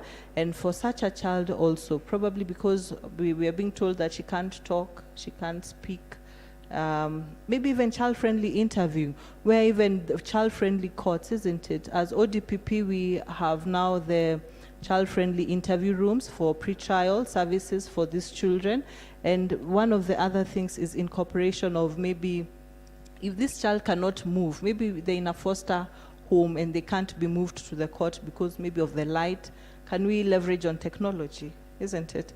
Maybe because we now have teams, I think the judiciary is very proactive, and that's one of the things we are trying to leverage at the child-friendly interview rooms, leveraging on technology where the child is now in a child-friendly environment and they're linking to the courts through the internet space, so through the links, the Teams links and all that, so that they can be able to testify, so that they are in a child-friendly space. And also in terms of testifying, use of intermediaries, because these are children probably who cannot very clearly express themselves. So in such a scenario, who can be an intermediary? It seems they don't have parents, but if they had parents, maybe a parent can be a good person can be identified as an intermediary, or even the person offering the psychosocial support can actually be an intermediary, because they're also, they're neutral, yeah? They come to court as neutral parties. So that's also one of the other things. And now in terms of closure, you know, a lot of times we are told that we never tell victims what happens about their case. We might think this is an autistic child participation. You tell them what is going to happen in their case, yeah? And even in terms of closure, it's good to just tell them that at the end of the day, this person who did 1, 2, 3 in this children's home was jailed, or what happened, yeah? At least so that there's also closure on their part. And also in terms of I think also the institutionalization, yeah, because it seems that the move is to out of the institutionalization to the institutionalization. And what I'd also say is that these people who are opening these children's homes and maybe defiling children, because they are licensed, isn't it? Are we revoking their licenses? And what is happening to such institutions? And one of the other things that we also noted that sometimes, I don't know whether it's happening with the judiciary, is getting the what are they called? The registers, the sex offender registers, so that even people who are working with children, even us here, that if you appear in such a register, or how are we vetted so that we are able to work with children, so that we're also not the ones who are perpetuating violence towards these children. So I think in a nutshell, I'd say that. And also capacity building. I think we are very big on capacity building. As ODPP, we have now the Child Justice Unit. We are devolved into all the 47 counties, prosecutors who are specially trained to handle children, be it in conflict, be it in contact with the law, our child victims and witnesses. And one of the things that maybe one of the first questions you people asked was in terms of the differences between child a child victim, a child who is a witness. Sometimes we can have, most victims will be witnesses, but not all witnesses are victims, because you can witness maybe you, what is it called, your friend being beaten up. You are not the one being beaten, isn't it? But you witnessed, so you'll be brought to court as a witness. And there are also these special mechanisms of dealing with these particular witnesses. They might not need as much psychosocial support, but they also need some form of psychosocial support. Yeah. So thank you. Thank you. Just like the other two have mentioned, in this particular case, we see children who are highly vulnerable. They have been affected on two fronts. One, they have all physical and mental challenges, and in addition to that, they have now been sexually violated. And we see a lot of such cases happening because quite often the abusers know that they have a higher chance of getting away with it if it is a child who is mentally challenged or physically challenged, because perhaps they are not able to express themselves, they are not able to properly identify or effectively participate really in seeking justice for themselves. And so they take advantage of such a situation. There is therefore great need for an assessment to be carried out so that we can be able to identify the needs that these children have, specific needs, because in this situation we cannot have a one-fits-all strategy to be able to help them because of the needs they have. Then we can be able to look for specific interventions that address their needs as children who have mental challenges but also have been sexually violated. First of all, I just think being in a remand home is not even the right place to be for these children, because the environment in a remand home is not facilitative of healing and does not expose them to the kind of intervention they need for them to be able to, first of all, heal, but also seek justice for themselves. And so the new act articulates that there is need to have in all the 47 counties of our country to have these shelters or children's facilities which can be able to hold such children. But I keep hearing us talking about psychosocial support, but let's take a moment and ask ourselves, do we actually have psychosocial professionals in our spaces, especially within the criminal justice system? We actually have been resistant to having psychosocial professionals within the criminal justice system. Think about your organization. Do you have a professional that you can be able to send this child to for counseling? A child who is mentally ill, but also has been traumatized because of sexual violence. So there's really need for us, having been given this opportunity, and as we are thinking about regulations for implementing this new act, to actually put in those regulations how we are going to ensure that if a child is placed in that facility, they're actually being taken care of by a professional. How do we go about it? We need a strategy in place. Do we outsource for these psychosocial services? Do we actually get them into our spaces and employ them? Or what do we do? Because, like, for example, the Act also is talking about creating of child-friendly spaces in the police stations. And just when we were celebrating the International Day of the Child, actually the President directed the IG to ensure that there is establishment of these child-friendly spaces within police stations. But is it enough to do that? If we can do that, and then we have, for example, a police officer who knows anything, does not have enough skills in terms of victim-sensitive service provision, knows nothing about trauma and trauma care, then we still have a gap there. So as we think about bringing this act to life, we really have to think beyond so that we have the right people in those particular spaces. So assessment is very important so that we get these children the right kind of help, but also victim accompaniment. Victim accompaniment, because this is a child who, first of all, is experiencing challenges existing as a child in society, leave alone navigating the criminal justice system. So how do we ensure that they can actually participate to the extent that their functioning allows them to participate? By accompanying, accompaniment is very important. The Department of Children's Services can step in here. Legal aid organizations can step in here to ensure that there is someone working with this child. Quite often, maybe even the parents also don't understand the rights of the child. They don't understand what it is that needs to be done. And so you need someone who understands the system to accompany the child. And lastly, what can the system itself do in terms of protections that are available in the law for this child? Linda has talked about the aspect of having an intermediary. What else can we do within that court, within that system, as ODPP, as the judiciary, as Department of Children's Service?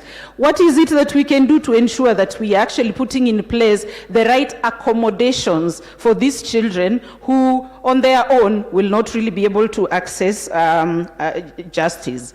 And lastly, in my organization, we have a strategy around community involvement. So we do community mobilization and sensitization about these children within the community. Because children are better off, again, as we know, as we are talking about the institutionalization, yesterday we were talking about that. Children are better off within a family setting than within an institution. And so we need to be able to mobilize the community around identification and accommodation or embracing these children, if they can, within the community. Should we perhaps think about having community programs that are set up to be able to accommodate children with such needs? So the Act has the Act provides a lot of opportunities for us not to just continue doing things the way we've been doing them, but to do them differently. For all of us to be aware of what is my role in ensuring that this child has access to justice and is helped. So let's seriously think about psychosocial support, but specifically trauma counseling within all those spaces that we are talking about and how to ensure it's happening. Thank you. Thank you, Pamela. I think you've also helped us deal with the summary we wanted to deal with on how we should speak to each other, coordinate better, because if you're doing anything very well, but there's a gap in the link, that child will not benefit. And it is a discussion we can continue with. I think Judy Ndungu has something to tell us as we close, and then we can leave and have the demonstration done by witness protection. All right, thank you very much for the opportunity. I just wanted to weigh in on the child with disabilities. I think the Act has been very deliberate, and we should look out for the opportunities to make sure that that their rights are protected, even just in relation to providing them with services. The other Act just said it was just one of the safeguards. But right through this act, it's kept on going back to the children with disabilities, talking about birth registration. We are talking about even their right to alternative family care and or alternative family care where that is necessary. And I'm glad to hear somebody mentioning how we can utilize foster care for these children. The experiences of other countries that have tried to deinstitutionalize has been that children with disabilities have ended up being left behind in the institutions. And I think as a country, we should even challenge ourselves that Kenya, we can help them to resettle in the communities as we resettle the other ones who are in the institutions or even ahead of those. So what does it take? And those are the thoughts that we should be having. What does it take to ensure that these children settle in the communities that we know stigmatize disability, for example?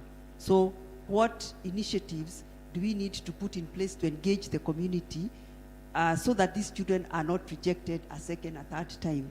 So I just wanted to alert us from the various points where we are that this act has been more deliberate around the child with disabilities, and in our all interventions, we need to take that. Thank you. Thank you. Mary Sheila, I know we really, I've seen Fred really flag us many times that we are out of time, but I see some very burning, I believe they'll be very brief from the police. And Dr. Wafula, as you respond, whatever you want to say, in a minute, if you can tell us this butterfly center, imejengwa na butterfly ama? Thank you. This time round, I'll talk when I'm standing. I hope I'm audible. I am carefully listening to the conversation, and I'm a bit emotional. I'm a bit emotional from the point of view that police station is the center of operation and services. Everyone in this department, but I don't dance on the road, people run to the police station. What's yes? A dog has died in the road. What are you doing about it? And the OCS is not the owner of the dog. Now, when you talk about the issues of disability and the relations with the Children's Act, I feel emotional. Because the problem we have is system failures. If we have system failures, we can link. We can have social links to every department, every agency, every sector of the community. Because issues to do with children, I've said, is a shared responsibility of the parent, of the individual child, of the family, and the society. And if we are talking about institutionalization of children, these institutions are contaminated with criminal behavior. And therefore, institutionalizing children or putting children in those institutions would not serve the purpose today as we speak.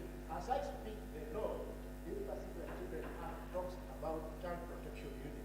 And I've said the police station is the center of all operations and services in that department.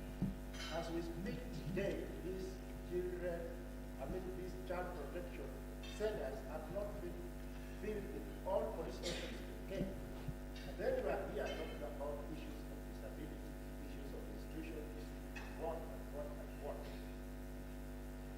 There is a gap in institutional capacity to handle children in need of care, as well as child offenders. That is why the National Police Service came up with a care center.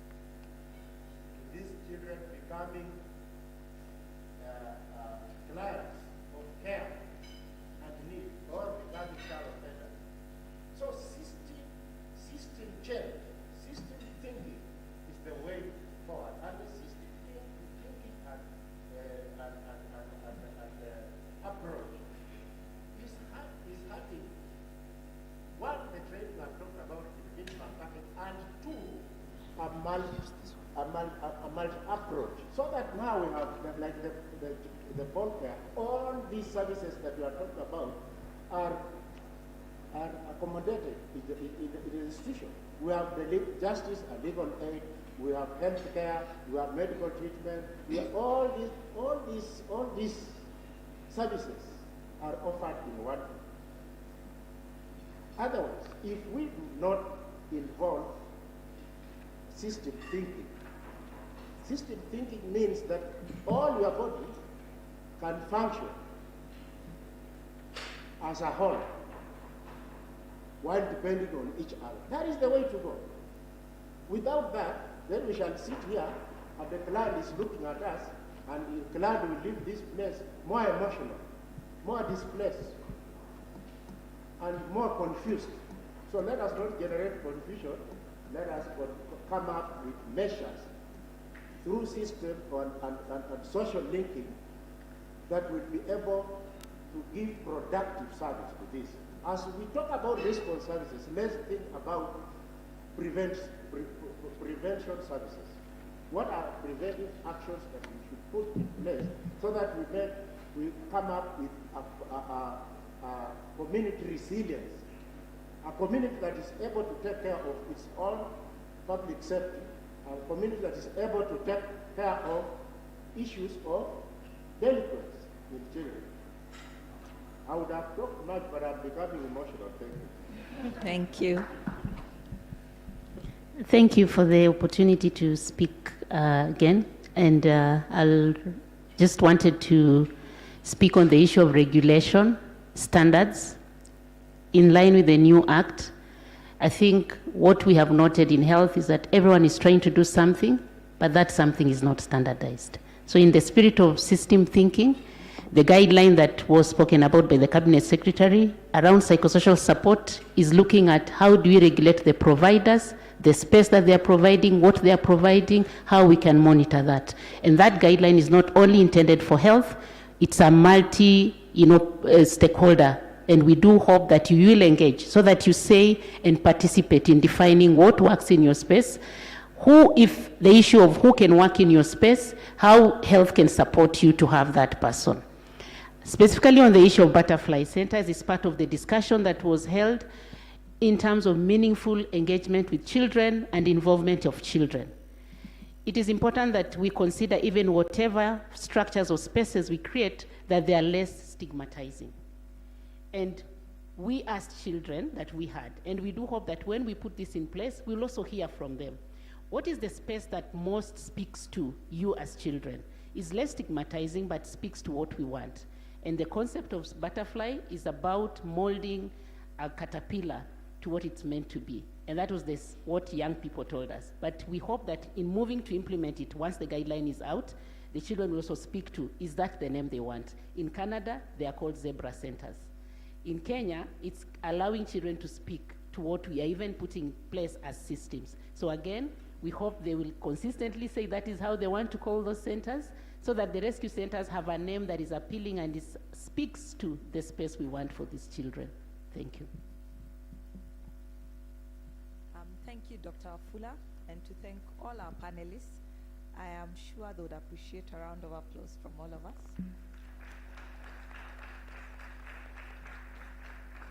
We shall definitely be looking for each and every one of you as we hope to implement the Children's Act 2022. Thank you.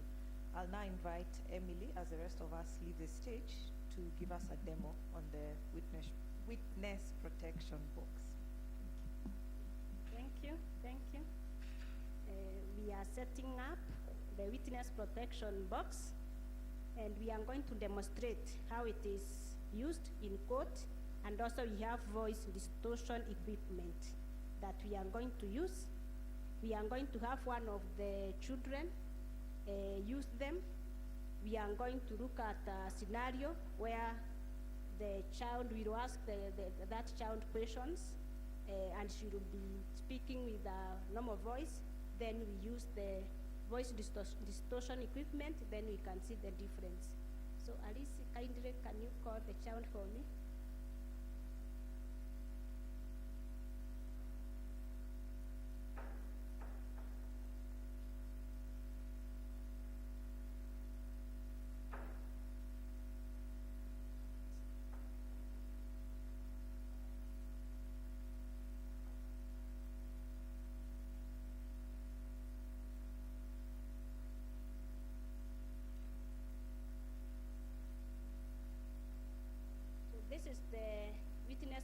protection box, and we at Witness Protection Agency, we do normally provide these boxes.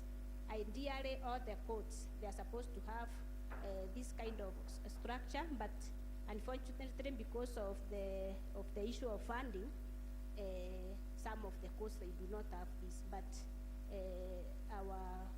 our dream, our vision in future is to have all the courts having this kind of structure, so that our witnesses, they can be not just secure when they are with us, but also when they are in court. So this is what we normally provide. It is structured in such a way that the presiding magistrate is able to see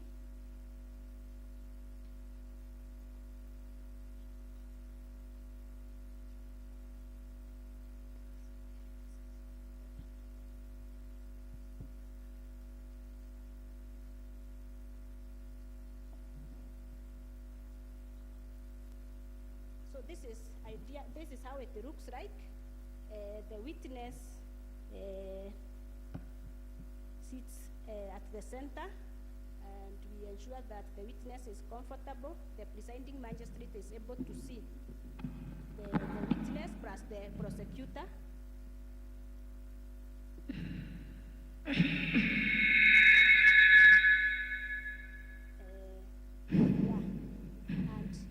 See, she has the voice distortion equipment. She has been shown how to use it. So she can the first demonstration it will be without the equipment, so that we can see the difference.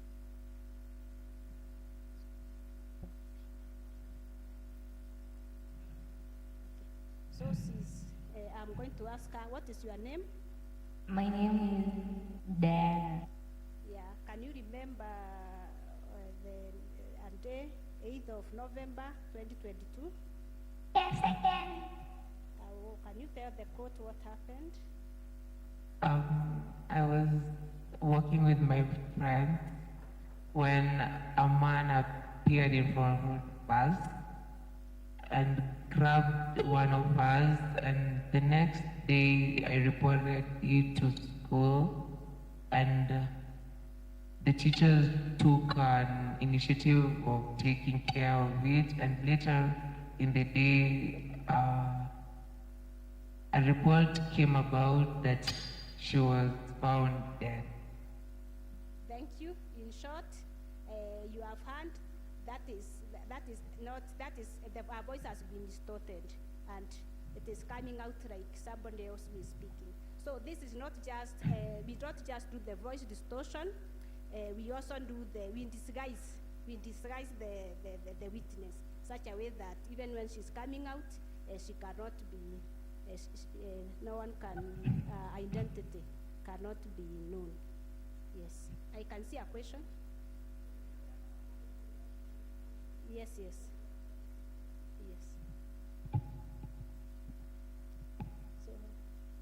So Diane, how are you? I'm fine. What's your name? Yes. Your voice without distortion. What's your name? My name is Dan. Okay.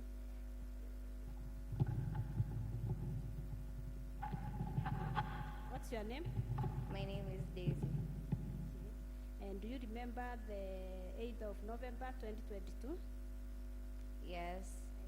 Okay, can you tell the court what happened? I was working with my friends, and a man appeared and grabbed one of us, and the following day I reported the case to school, and an initiative was taken, but later on in the day we were brought a report that she was found dead. Thank you. That is her voice now without distortion. Yes, there's a question there.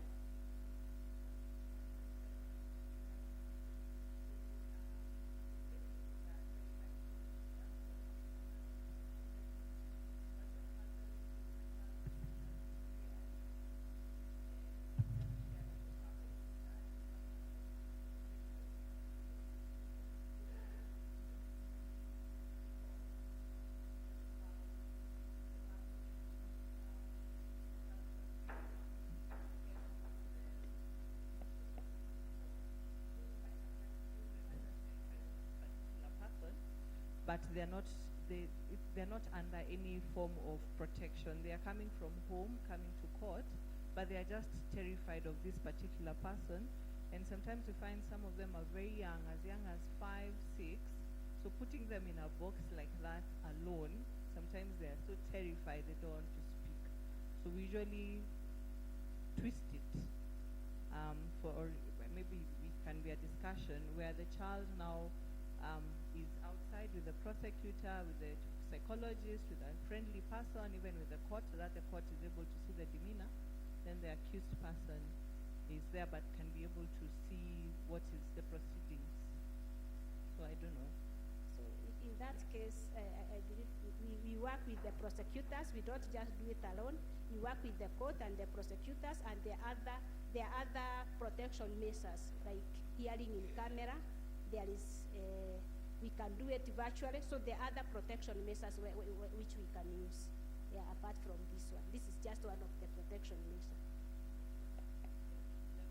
Maybe on technology, where, okay, this is good and all that, but probably in future, in terms of even protected witnesses, having them linked, maybe through the internet or something, where they are now in a space that they are feeling comfortable in, but they can be able to connect with the court. Because I think that's what most of the other jurisdictions are doing in terms of protection of witnesses, especially child witnesses, where children are not coming to court or to courts so that they can testify, but they are doing it online. And maybe, I think it's probably a more better protection because the child is in a friendlier space. You are right, that is where we are heading to, and we have been practicing virtual hearing with the assistance of the court and the prosecutor. We do make arrangements. We are given the link by the judiciary. Then we have our remote location where we put our witness, and the witness is able to testify from a remote location. So it's where we are heading to. And COVID-19 brought all this. We are happy. That was one of the advantages, and we have embraced it. Yes.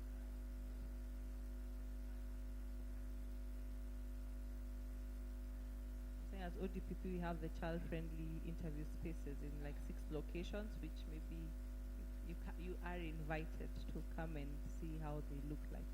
Thank and you. Maybe we can try to build jurisprudence with those spaces.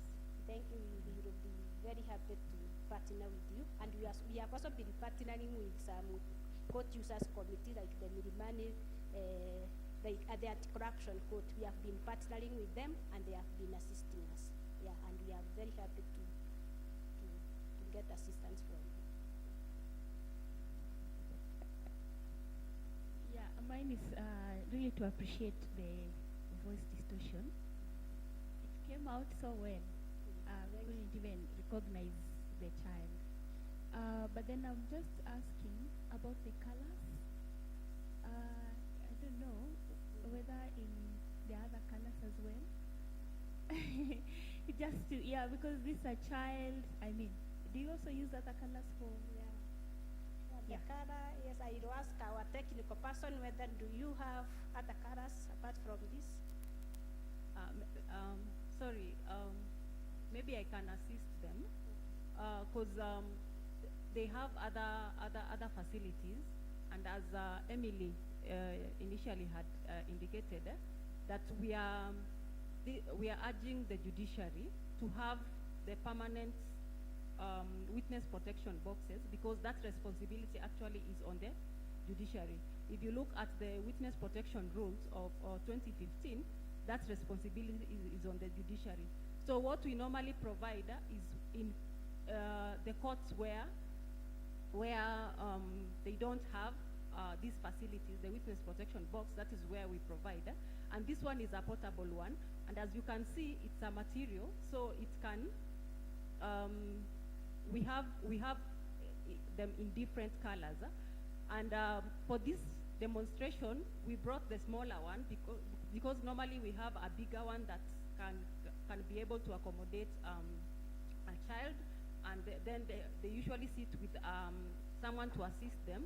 Usually it's our psychosocial officers who act as intermediaries in cases that involve protected children.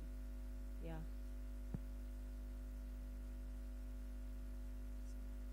There is a question there.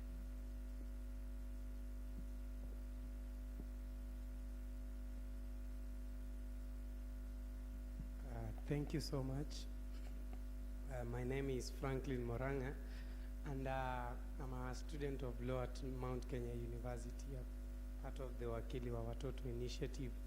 And I'm so glad to talk to the Witness Protection Agency personnel, because that is part of the project that I'm doing for my dissertation.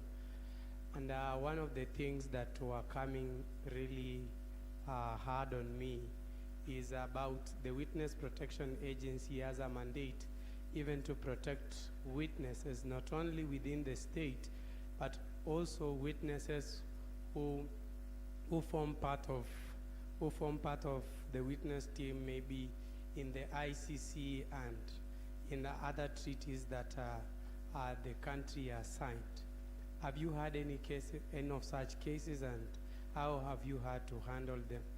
Because when you look at the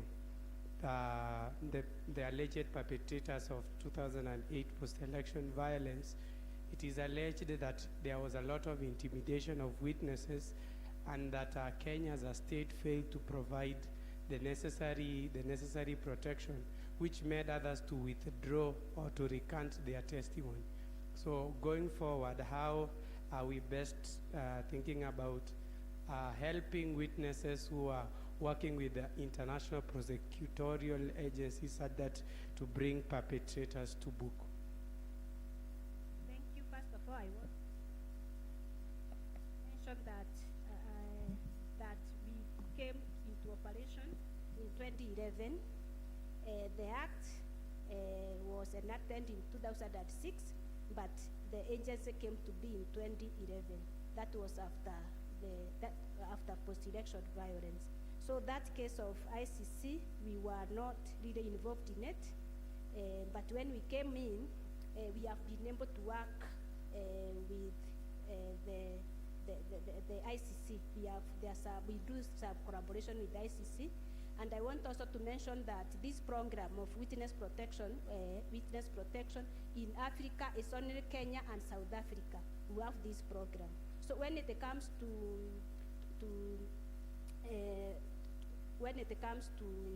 collaborations, we have limitation because we are not really able to collaborate with other countries in Africa apart from South Africa. So what we normally do, we collaborate with our international counterpart. We collaborate with Interpol, not Interpol, but Europol, that is the countries in Europe, and we are able to benefit from the best, we are able to benchmark on the best practices. So when it comes to dealing with witnesses at that level, at the international level, we are also looking at that, and we are working on what we are calling reciprocal arrangement. Reciprocal arrangements means relocating our witnesses to other countries. Yeah, and that is what we are working on. And with the assistance of some of our stakeholders, we are able to move like UNODC. We have gotten a lot of assistance, and we are working on that. So in future, I believe we will be able to do those international relocation. We will be able to deal with those high-profile witnesses. Yes. Yeah, that is one. Maybe I pass it to moderator so that I will give us the info. Can I ask a quick one, please? I've been raising my hand for a long time, but for some reason, I think I'm too dark. I'm here with my students who are excellent Wakili wa Watoto. I also have had the privilege of working with witness protection in the national jurisdiction. And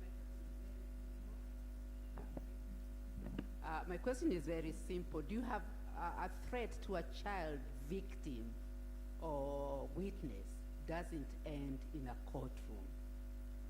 Do you have safe shelters or safe houses for the student at the local level?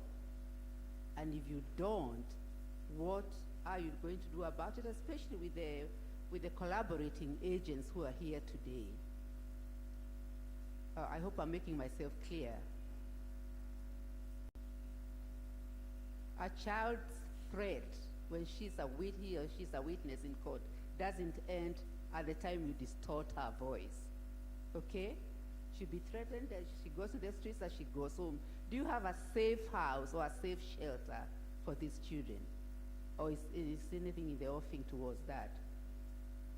Sorry? Even when they end up in court, they still need to be protected. Sorry, it's also for the audience. Am I clear? Because this is a critical thing, and in this jurisdiction is not given enough attention. Yeah. Okay.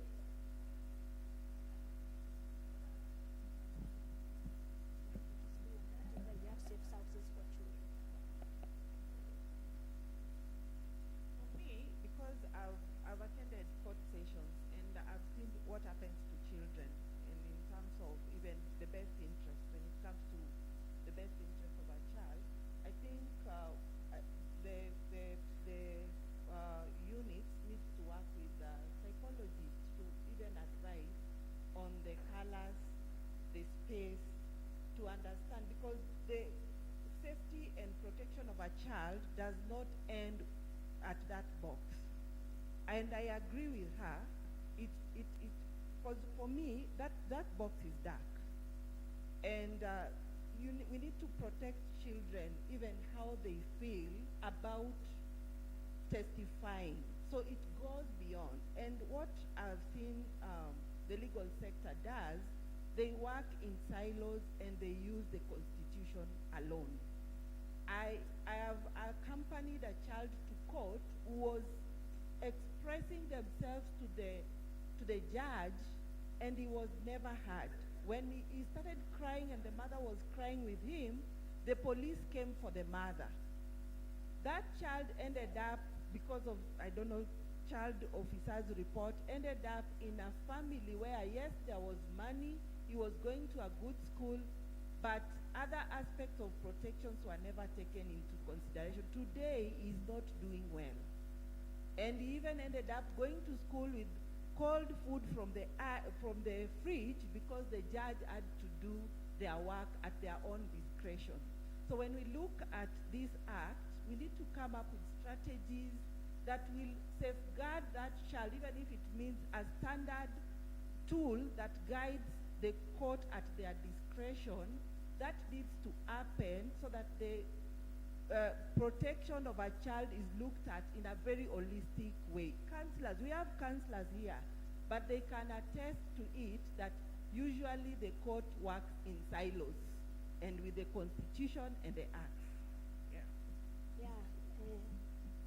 Maybe to answer the two questions, I want to refer to what I mentioned during the introduction, and I mentioned that one of the greatest challenges we are having is handling unaccompanied children. Children who do not have a known relative or a known guardian. And that is the issue they are raising. That is one of the biggest challenge we are handling. And I want to maybe state that at the moment, we do not have safe houses handling the children, because the children, they have to be accompanied in our safe houses. So what we normally do when we get such cases, children who are victims, children who are witnesses, children who are threatened, we liaise and we work with other agencies. Sometimes government, state agencies and non-state agencies. And we look, especially the Director of Children's Services, we work with them and we are able to place these children where they can be taken care of. But right now, we don't have capacity to handle the unaccompanied children alone. We have to work with other agencies. And maybe she has mentioned what is the way forward. The way forward, and we know all of us, we have issues with the resources. And I believe if people, the way to go is multi-agency. If we are able to pull together resources, we can be able even to do better. Yeah, and we are a government agency and we get our allocation from the exchequer. Yes.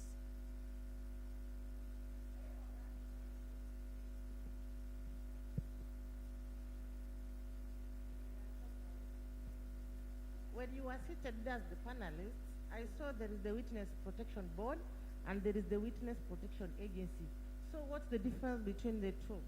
And then another question is, have you decentralized your services? Where are you? Are you only in Nairobi or where are you rendering your services? As we speak, and I'm speaking in the interest of the public, not everyone knows what the role of the Victim Protection Agency does. So have you done anything to sensitize the people that you are available?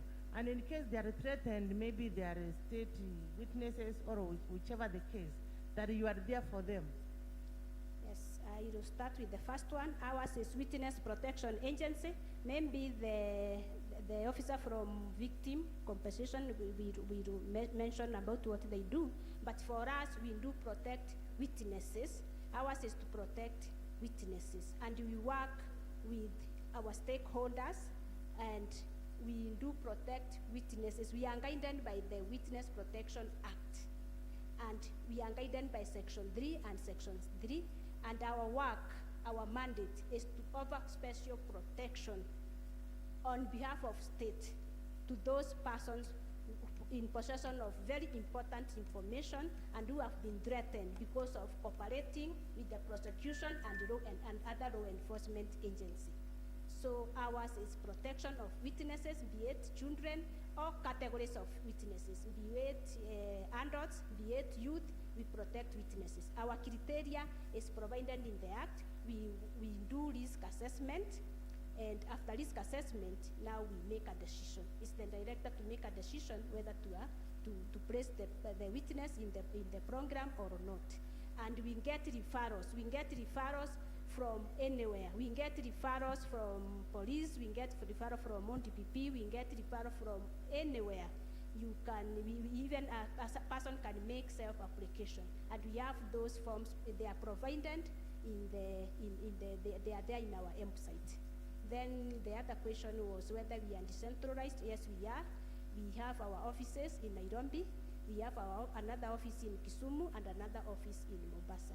And we are looking forward to open more offices in other counties. And we are looking at opening an office in Embu and probably in the part of Rift Valley. Yes.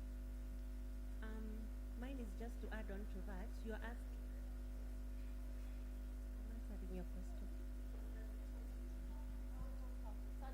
That there is need for you to establish an office, or it's just out of opinion? Okay, maybe I give an history where we came into we came into be in 2011, and it has been out of our act. It was invoked by what happened in 2007, post-election violence, and then we were operationalized in 2011. That is when we first opened in Nairobi. Then out of the need in 2014, we opened in Mombasa, and it was out of the need. We normally do research. We normally look at where the applications they are coming from, and from the need, for need basis. Then from there, we opened in Kisumu. So it is out of the need basis. We know we have a lot to do. We are yet to open more offices. So we have a lot of work to do. Yeah. And we acknowledge that now we are 10 years, and we are looking forward also to opening more branches in all the counties. So it's out of the need basis. And our sensitization, we do our sensitization. We write on others sometimes because of sometimes issues of fund. We write on others, we write on the police, we write on non-DPP, we write on the judiciary, but we normally do sensitization. We try to reach as many people as possible.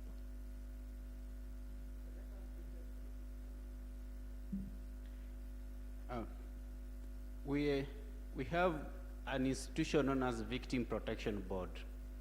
Victim Protection Board protects victims of crime. Who is a victim of crime? Anyone who suffers harm as a result of a crime. That's the plain definition of it. You become a victim. And you only become a victim in the criminal sense, not in the civil sense. In the criminal sense, meaning that any offense that you suffer harm that is of criminal nature, you'll be protected by the Victim Protection Board.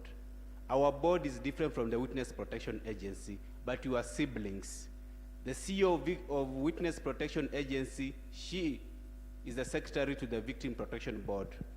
All government agencies, that most of them that were seated there, are represented to the board. We have a State Department for Children represented to the board. We have 2 civil societies representing women and children sitting on the board. ODPP sits on the board. National Police Service sits on the board.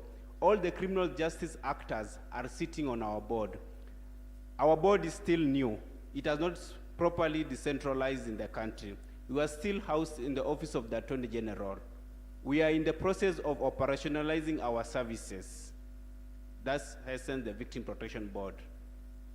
Okay, but we tend to be they are protecting witnesses, we are protecting victims of crime. But a victim can be a witness, and a witness cannot be a victim. But they're more or less the same. Is that clear? Thank you. Okay, I'm asking us to end it here, please. Because of time, please, I'm asking us to end it here. And I want to encourage us to have a conversation with Emily. Emily, thank you so much. Your area has generated a lot of interest, and so I want to encourage all of us to, if we can get the time, to continue having conversation with Emily, so that you can get to know more about her department. So let's give a round of applause for the panel that was here, and also for the moderators.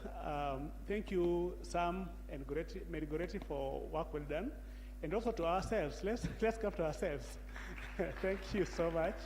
So we are breaking for tea. I realize that sugar levels have really gone down. I'm a victim. I hope I'll be coming to your office because my sugar levels have also gone down. So we're going to have,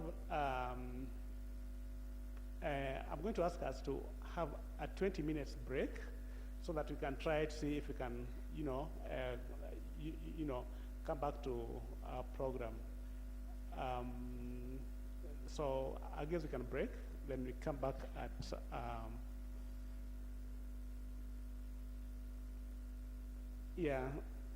10 past midday. 10 past midday. Yeah, thank you so much, everyone. Thank you.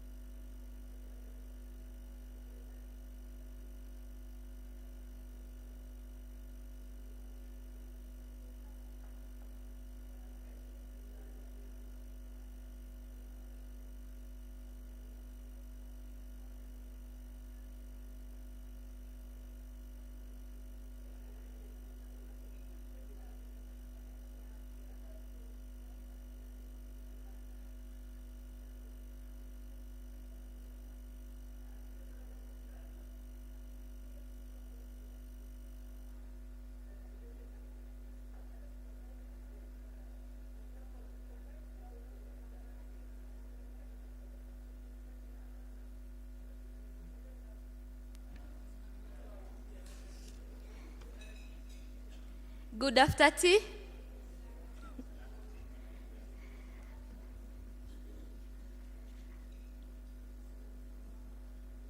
Everyone, please, let's settle in.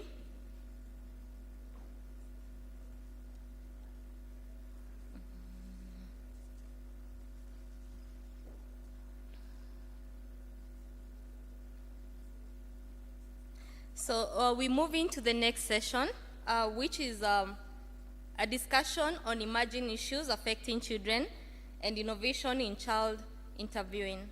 So in this panel, I'll call the panelists that we have, and as they come forward, I'll ask you to give them a clap as they come up to the stage. So we have Mweni Mutisia.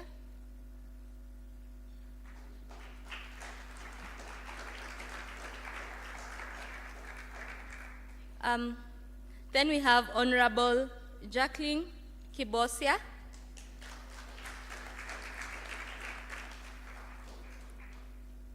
Next we have Ms. Mary Goretti Mogaka.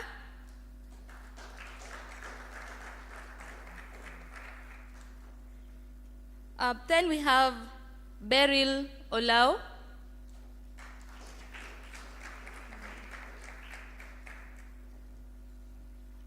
We have Madam Margaret Njia.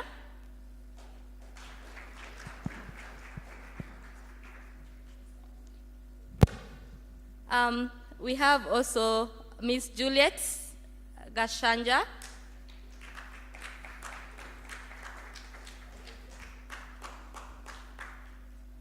We have Miss Patricia Mundia.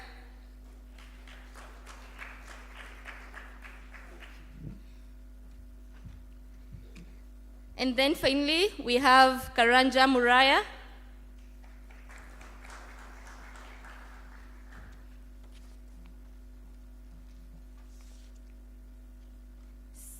So I'm happy that we have all the panelists that we expected. The next people that I'll call that will help me with the moderation of the discussions that we have is Miss Caroline Adero. She'll be one of the moderators. And then we have Madam Ruth Areri.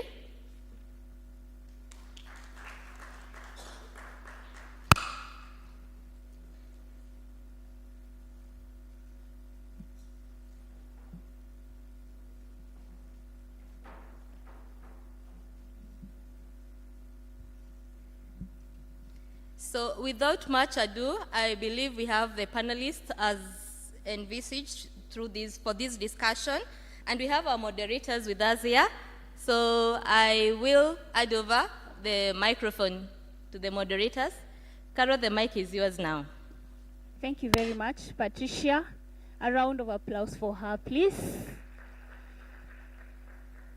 Asanteni sana. I'm Caroline Adero. I'm a member of the Standing Committee, and I'm happy to be here. I also want perhaps to give my co-moderator to say something before we introduce the panel. Thank you. Good afternoon. I believe it's afternoon. I want to join my co-moderator to invite you to our panel discussion this afternoon. And I guarantee you it's going to be very exciting. Welcome. Wow. Thank you so much, Ruth. On the panel today, we have very many experts from wonderful institutions, and I would like to just give them an opportunity.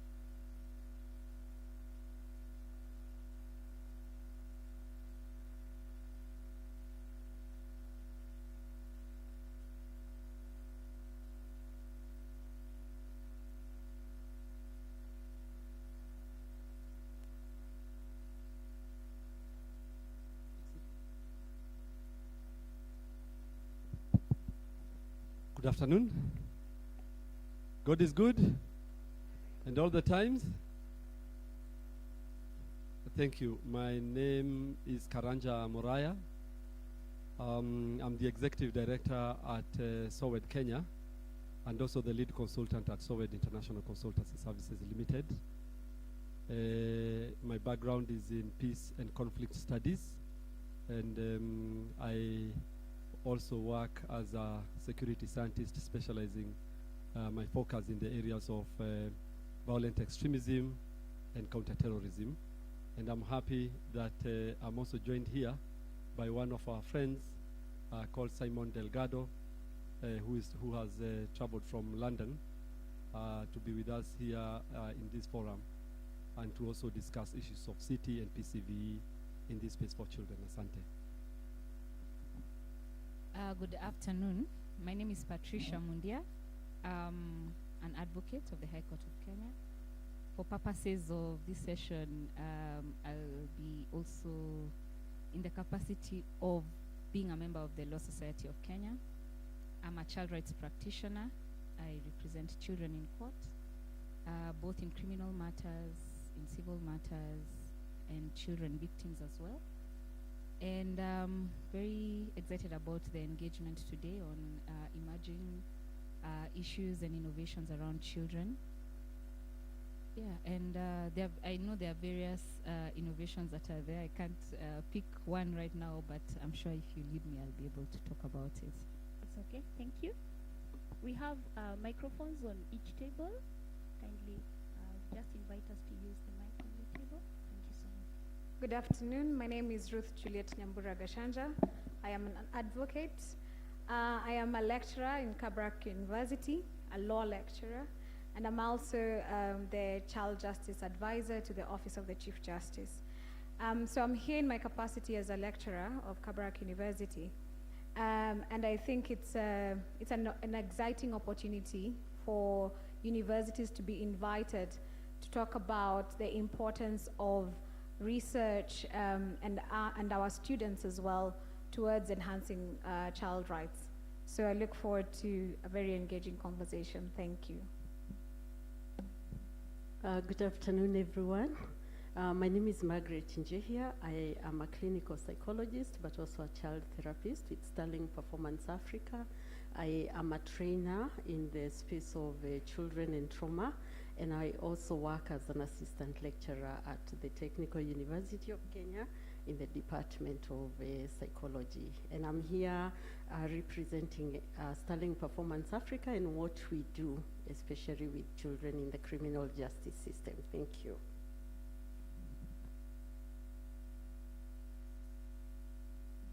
Good afternoon, everyone. Good afternoon again. My name is Beryl Orao. I am an advocate, and I work with the Kenya National Commission on Human Rights. So the Commission is a national human rights institution established under Article 59 of the Constitution of Kenya. And our key mandate is to ensure the promotion and protection of human rights across the country. And that includes the rights of children. So in terms of our work with children, we work with various stakeholders, both state actors and non-state actors, to promote and protect the rights of children. And I'm very happy about the Children's Act 2022 and the opportunities that it gives us to address some of the questions that we have been looking at. And one of them, which we see as an emerging issue, is child involvement in criminal activity, particularly recruitment of children into gangs or formation of those gangs by children, and how to deal with such children, not just in the justice system, but also generally. So I'm looking forward to this conversation. Thank you. Good afternoon. I'm Merigoret Mogaka from the Directorate of Children's Services. I'm a director. The directorate was introduced very well this morning by my colleague Judy, but just to state that we are established under this act, the Children Act 2022. We were in the previous act. We were in another act before then called the Children and Young Persons Act, and the directorate has been there since before independence. So we are that old, and in this space, in terms of innovations and opportunities that we have in the Act, we have an expanded mandate, so we are very excited that we've been recognized that we are moving into other spheres within child care and protection space. And we are also looking at the new area of child online protection as an area that we really need to focus on moving forward. Thank you. Good afternoon. I'm Jackie Kibosia. I'm a magistrate at Milimani Children's Court. I like calling myself a children's magistrate because that is where I think I have practiced for long. I'm also a member of the NCAJ Standing Committee on Children Matters and innovations. I'll speak about the innovations. Good afternoon. My name is Mutisia Mweni. I work with the DCI Anti-Human Trafficking and Child Protection Unit. Our unit is a specialized unit that was established in the year 2016. And this was as a result of the way children matters were being handled in the country. So our main mandate is to investigate all serious crimes against children.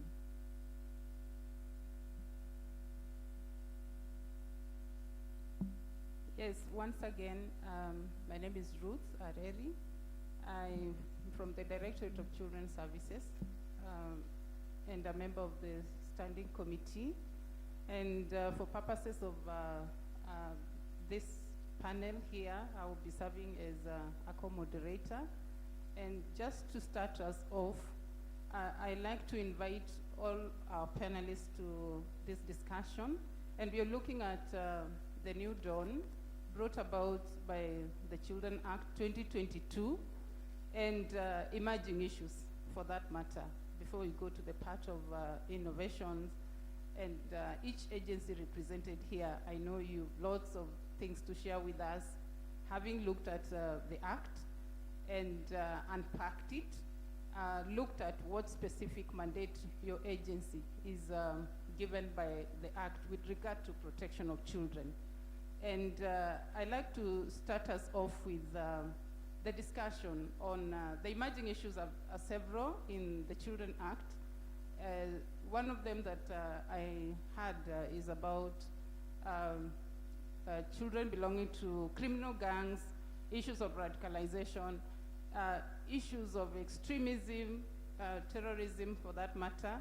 And I'd like to invite first discussant to this discussion, Karanja Muraya, to give us what opportunities you see in the Children Act with regard to protection of this category of children and what your organization has to offer in collaboration with other agencies to offer protection to the children.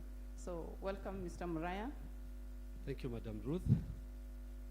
I'm happy to actually say that I did a lot of work with the Children's Department in the past under the able leadership of Madam Ruth. Working as a volunteer children officer many years back with Ruth as my district children officer, we did accomplish a lot of work that has brought us into this space together. And thank you very much, everyone. Once more, I have to mention that really the issue of radicalization or recruitment of children into violent extremist organizations and criminal national or transnational networks is not new anywhere, at least not in this space, because I know the Directorate of Children's Services has been doing quite some good and commendable job, part of which those of us who are practitioners in this space of PCVE have had to rely on. And I know there was a time the department or the Directorate, there was a time it used to be the department, so you will excuse my confusion, did carry out an extensive or comprehensive survey of children who are living in the streets. And the reason why that survey is important, and I have to begin from there, is because it did carry out for the very first time an audit of how many children there are who are not living with their parents and who do not have a fixed or permanent abode. And these children, the reason why that was curious is because we had already begun noticing a pattern at that particular time when the Directorate of Children's Services moved in, where children who are found in the streets were beginning to miss. And we had established that it was systematic, it was organized, it had a pattern, where today you had children who have picked a particular street as their abode, and next time you know there are 10, probably if you pass around there or you have some interaction, you see 10, then you see 8, then you see 6, then you see 4, and of course if you're curious you begin to ask yourself what is going on.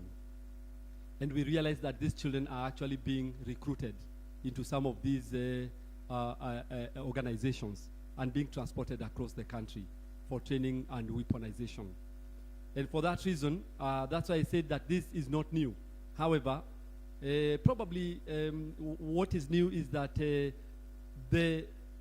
Children's Act 2022 and the particular section that talks about children in need of care and protection, I think that is section 144H. It for the first time brought out the issue of these children who have the risk or have a higher risk of being radicalized or being exposed to radicalization and indoctrination by being subjected to repugnant or doctrines that are meant to prepare them to join this violent extremist organization. And this was for the first time, and it's a major, major milestone. When we saw that that was there, we told ourselves we are moving in the right direction, because this was missing. And so a lot of the work that we would do with children, or anyone would do with children, lacked the anchorage in law. And so for us to have brought it up in this particular act, it makes a lot of sense. And it is important to also imagine that the work of the violent extremism prevention work has not started now. It started a long time ago. For instance, it was in 2011 when the Global Counterterrorism Forum came up with the strategy that we still use to date, although there have been quite a number of reviews.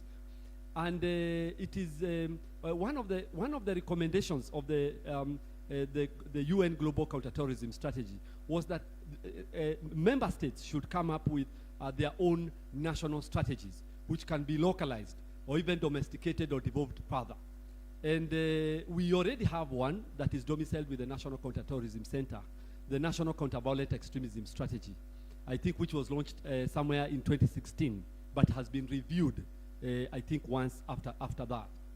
And it is important to note that the issues of children did not come out very well in that particular strategy.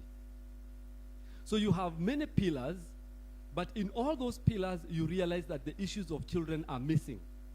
Yet children are being radicalized everywhere. In fact, there is a study that says 15% of children globally are either at the risk of being radicalized or joining violent extremist organizations, or they're already in it and serving in those organizations.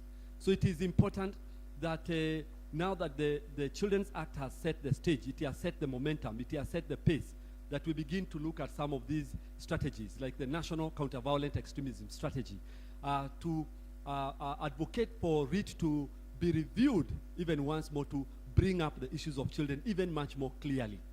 And you also realize that if that is missing there, then the county action plans that were rolled up all over the country some time back also miss that particular component of children, because they are domesticating the national counterterrorism strategy. So if it's missing at the national level, you're not likely to find it at the county level. And now we are at the level where we are talking about moving further down to the sub-counties. And even much more importantly, now beginning to look at workplace policies or workplace action plans. Like, for instance, the Directorate of Children's Services having a workplace action plan on counter-violent extremism. And that would make a lot of sense. And of course, when you go to the National Police Service, it does make a lot of sense that the community, the Directorate of Community Policing should of course now begin to look at the children desks or children units, and facilitating the capacity building of the officers who work in those particular desks and units to be able to recognize children who are at an aggravated risk of being recruited into these groups, including radicalization, so that they're able to deal with those. If you ask me, my experience is that sometimes police officers have not known what to do with children who are being radicalized. And we have had a lot of people moving to police stations to say, my child is being radicalized. My child has begun to manifest signs that show that there could be contact between them and violent extremist organizations. And the police officers would ask, has any crime been committed? Is radicalization a crime in Kenya? And of course, you realize that then they would hit a block and they wouldn't be able to know how to progress.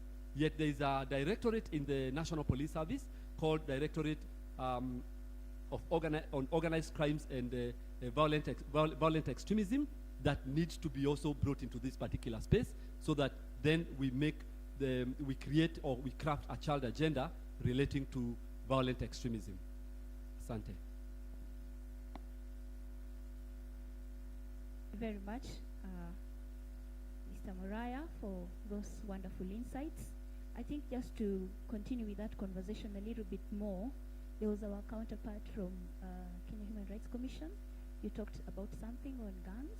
Would you want to just contribute a little bit on that topic? Thank you. Okay, thank you. So, as Moriah has just said, the issue of children being involved in gangs is not new. But what I would say is new, or what should be new, is the interventions that we can put in place to deal with or rescue such children. And there's a certain category of children who are most at risk of either being recruited into gangs or forming those gangs on their own. And you will notice that in most cases it's children who come from families that are economically deprived, or who come from families where parents do not pay particular attention to how these children are growing, or children who are basically left to bring themselves up. So they're already vulnerable, and the fact that their children also makes it easy for adult members of gangs to manipulate them into joining these gangs. And most of the things that they normally do involve, acting as drug mules, acting as lookouts in cases of robberies, or assisting robbers to gain entry into people's houses and do those sorts of things. And sometimes the repercussions can be fatal. For example, we've heard of cases where children were lynched, particularly if they are, teenagers, 16, 17, 18.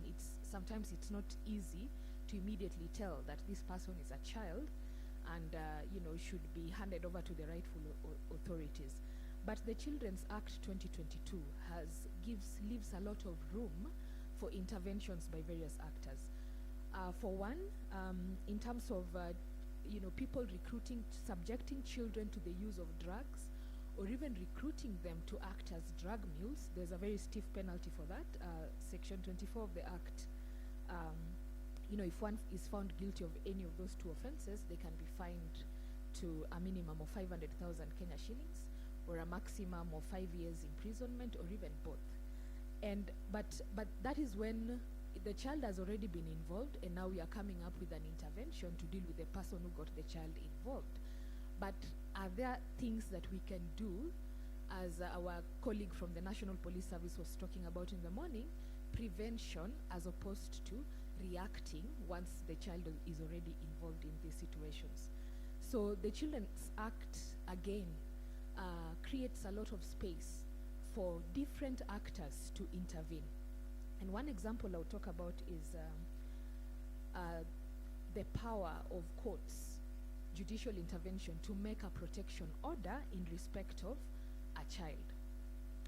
So very importantly, the Act lists the number of the people who are allowed to make an application to court for a protection order in respect of a child.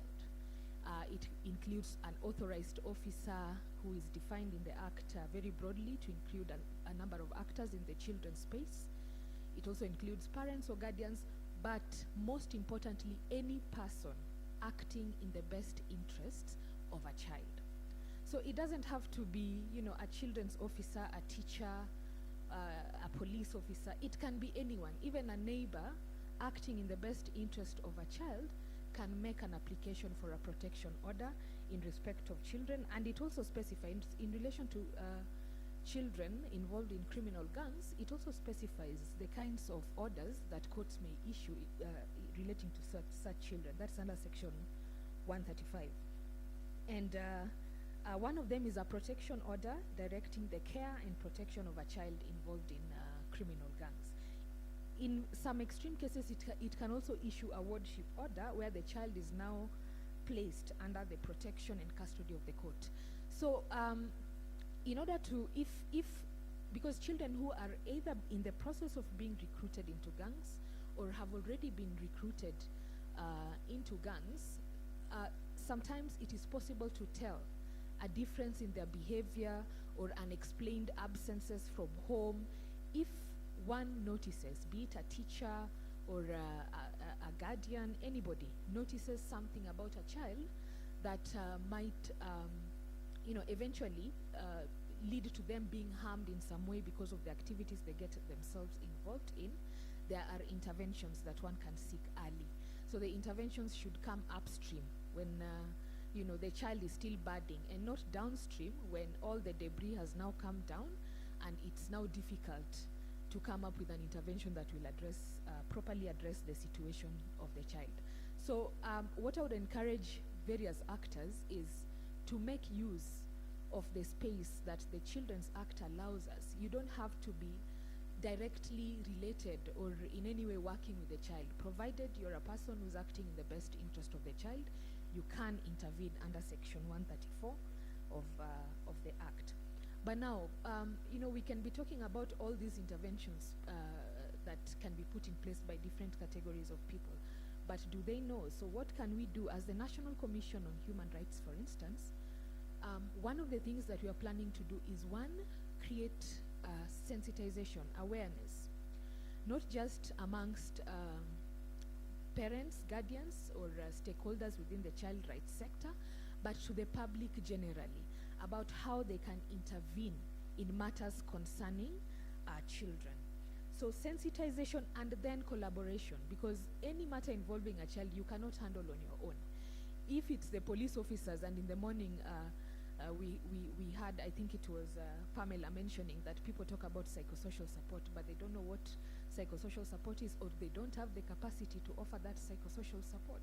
So if you're a public officer handling a child involved in these criminal gangs, say as a police officer, who else can you involve in this entire process to make sure that the child gets the best out of that intervention? So collaboration is very important. Sensitize, collaborate, and also stay vigilant.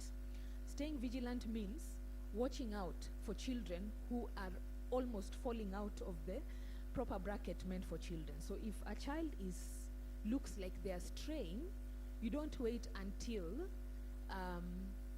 they get to a point where it becomes difficult to help them. An early intervention would be more beneficial than getting them through court, and then now a judicial officer has to determine, where do I take this child in light of the offense that they have committed. So early intervention is very important, because if we do not intervene, the problem with not putting in place proper intervention in relation to children involved in criminal gangs is that they can only get worse. They never get better. And when they hit 18 and they're now adults, the treatment is extremely different from how they would have been treated if they were a child. So you lose out.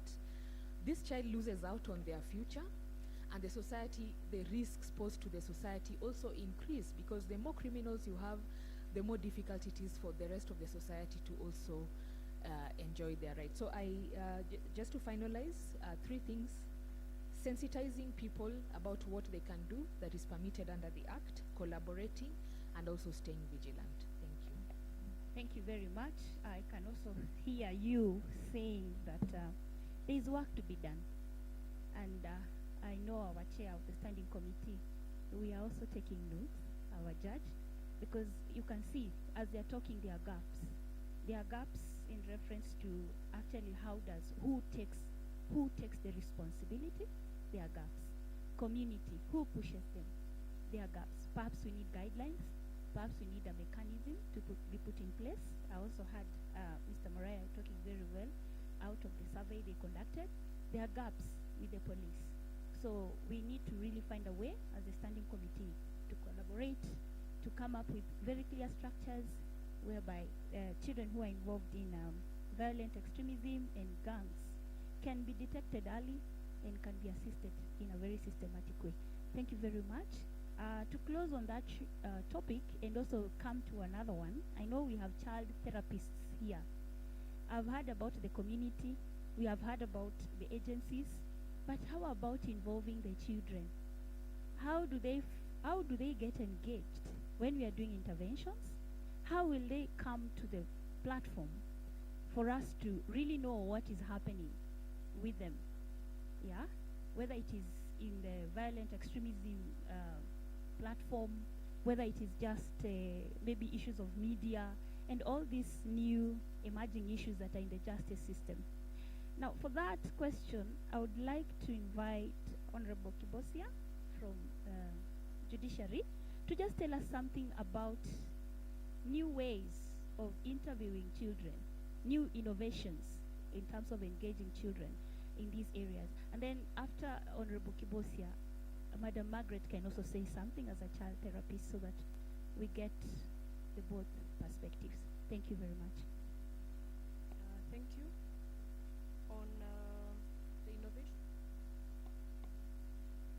On the innovations, we found that when children come to the justice system, we relate with them like we relate with adults. Children come and you ask them questions, adult questions. Like even for interviews, you will ask them, do you remember on 25th of December? You see the way the case is very, you design the case in such a way it's all about time, date. So you find you ask the child, where were you on 25th of December or on 20th of August? And this is a 10-year-old. So you find even you there, if I asked you, do you remember what happened? When was the governor sworn in? You cannot remember the date. So I found it a bit absurd when we ask children questions that we can't answer as adults. They come to court and you ask them, do you remember what this person was wearing? You know? Honestly, I don't think you can even remember what you wore last week. If I told you what were you wearing last Monday, you cannot remember. Even yesterday, some people here from the other gender may not even remember the color. If you ask them, were you wearing a blue shirt, they will tell you it was green, you know? So for children, how do you expect them to remember events, to remember faces, time? So what we did is, there was one child particularly who was asked, do you remember what happened on 20th? I thought that was a difficult question. So there's a way we interview children that has to change, it has to be different, it has to be child-friendly. When we speak about child-friendliness, unfortunately we talk about structures, the balloons and the paintings. It's even the process, how we handle these children. So we came up with innovations and we said we can ask, was it raining? Were you in school? Not necessarily the date, but the events. Was it, if it was, what was happening that week? They will tell you there were elections. No, they will tell you we went for a rally. So you would remember now, rally, okay, there was a rally. And you know it was maybe during the elections. So they relate more with events. So what we did is, we could not get much out of children in the justice system, especially because the protocols are a bit stringent. So the innovations we came up with was to ask the child to draw. And they are the best artists you have around, because whatever they draw is the true picture of what happened. So that is how art therapy came into place, and we thank Maggie Njihia here. She sat down and first she was very shocked when one day we had her in court and she said, is this what children go through in the system? In fact, she asked, is this Kenya? She got trauma that week. I think she went for counseling after she sat through. She said, no, I need supervision. Because then we sat down and she asked, can we do some drawings? Let them express themselves using drawings, and they can interpret those drawings. In fact, there's a drawing, a child was told to draw a picture of the family, and in the middle of the picture, there was a dot. And what I was taught by Maggie here is even that impression called a dot is something. So I asked the child, and what is this you've drawn in the picture? And she said, this is my dad. So now we were able to tell a whole story. You know, when you tell them, draw a picture of your family, you will get all these functions from that picture, including the intensity of the pen. We realized actually a bold child will hold the pen quite intensely. A child who is shy would not draw a very eligible diagram. There are those who are more confident, like the girls, will even put earrings in their drawings and makeup. There are those who just do stick images. You know, you tell them, draw your mom, and it's just a stick with a big head. All those you can actually interpret. That is what I learned. Every impression a child makes is subject to interpretation, and they are the only ones who can tell that story. Then also we used play. You take a doll, and if you see a boy playing with a doll, then that would tell you something, you know. Or the girl who decides, you give them a variety of toys and they will pick the car. That will tell you something, that they are more inclined towards the toys that are not gender prescribed. So all those we realized are stories, because these children come to the justice system to tell a story. And you will miss out, especially in sexual offenses under Section 124 of the Evidence Act. The evidence of the child is more important. I mean, it's the most, you can even convict just based on what this child will say. You just need that one witness. Yet the same witness that you're not giving so much attention to, because then the evidence can only be corroborated. But if the child comes to court and freezes, doesn't say anything, does it mean there is no story to be told? Do we just say this child cannot speak, so we dismiss the whole story? So for us, we said we need to give a voice to these children, and what it took was to come up with a protocol, actually, which we submitted to the then task force. And we said we have to have an interview protocol that is child-friendly. They do not understand our language. They look at us, we are too big, you know, the giant effect. They feel very small in the system.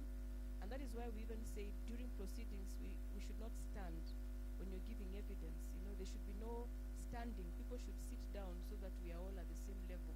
Those small things made a big difference. So the innovations which we are still working on is art, therapy, and play also. I'm able to assess a child, they come to court, they play. We even have something called Lego therapy. You know, those Lego small Lego, the blocks. They come to court and you find a child cannot do more than 5 of them and without getting angry. So already it tells you, you're able to assess that child and ask, why are they angry? They've only done 5 blocks and they're supposed to do 100. And by the time they're reaching the 10th one, they've thrown everything on everyone, you know. So you're able to assess them, look at them. It's not just proceedings. It's a child-friendly proceedings. And what I found interesting is even the other side, especially if it's a criminal case, the defense was agreeing to the processes. They were saying, if we will get this child to speak, because then we asked the defense, can we have a therapist come and assess the child? And they would, 90% of the time say, yes, let's assess the child. And immediately you do that, even the questions now the defense asks this child begin to change. In fact, there's a defense advocate who even started playing with the child, which normally the defense is supposed to be combative, quote unquote, but you find that when you introduce that aspect of child friendliness, the defense toes the line and they start asking questions that are child friendly. They don't ask embarrassing questions, and it becomes, when you say justice, actually you achieve it when you give this child a voice. The defense is able to talk to the child because the child has been prepared for the process. The court is intimidating. I wish we can have courts that are all yellow and green and blue, but even the colors are intimidating. Appearing before a magistrate is intimidating. Not even appearing before a magistrate. Entering into that gate, you know, that gate. In fact, you will not even be received with a handshake. Enter that building itself.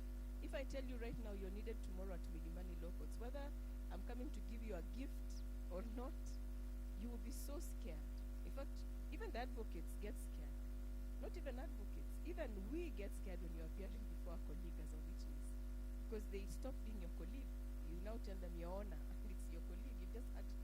It's intimidating. So what about a 5-year-old child who has to appear before a magistrate who is not smiling? I don't know, part of the training is you're not supposed to smile. But what or I don't know, it's become easier these days. At least we can engage with the court.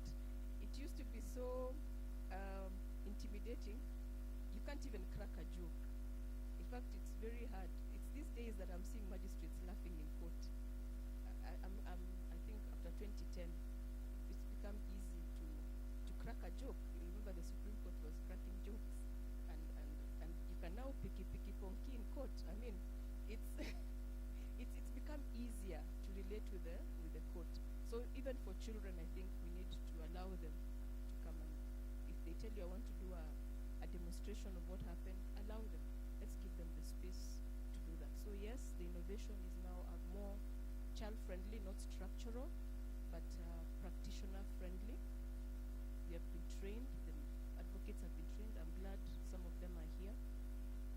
Sheila, we have Madam Mundia there. They have been trained to handle children. We have Ms. Waturi. Those are people who have been trained. The prosecutors are amazing. I mean, if Linda and Ambiri, I don't know if she's here, I mean, she's very gentle. In fact, at times you wonder, are you charging this child? And they're holding their hand, you know? It's become very friendly. So innovations, yes, every part of the sector has really pulled up their socks. It wasn't like this in 2016. There's a lot of change. We have counselors' reports. Maggie is now actively in court writing reports. So the innovation for children is allowing them to express themselves. There's now active child participation in the judicial process. Thank you. Yeah, thank you so much, Honorable Kibosia.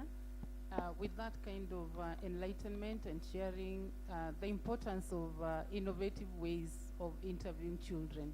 And we are looking at children as the focus of this discussion and the law in terms of protection.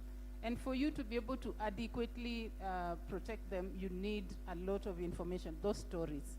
So just like my co-moderator indicated, Margaret, please share with us innovative ways of getting the stories out of the children so that all of us, the practitioner, can have to learn and engage them as much as possible so that we do not say they are not speaking, they cannot tell their stories, and so we fail to protect them.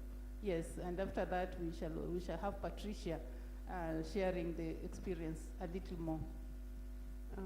Thank you very much. Let me start by saying when we are talking about children, let's all remember we are not talking about little adults. You know, we are not talking about adults in small bodies. We are just basically talking about that they're children.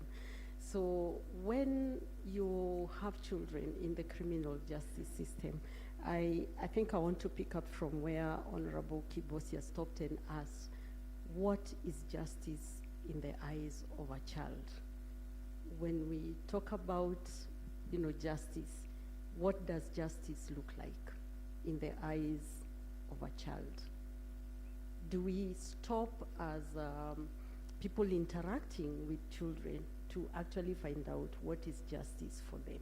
Because if we come from the point of understanding what is justice for this child and this other child, and how you'll be amazed at how different justice is for each of the children.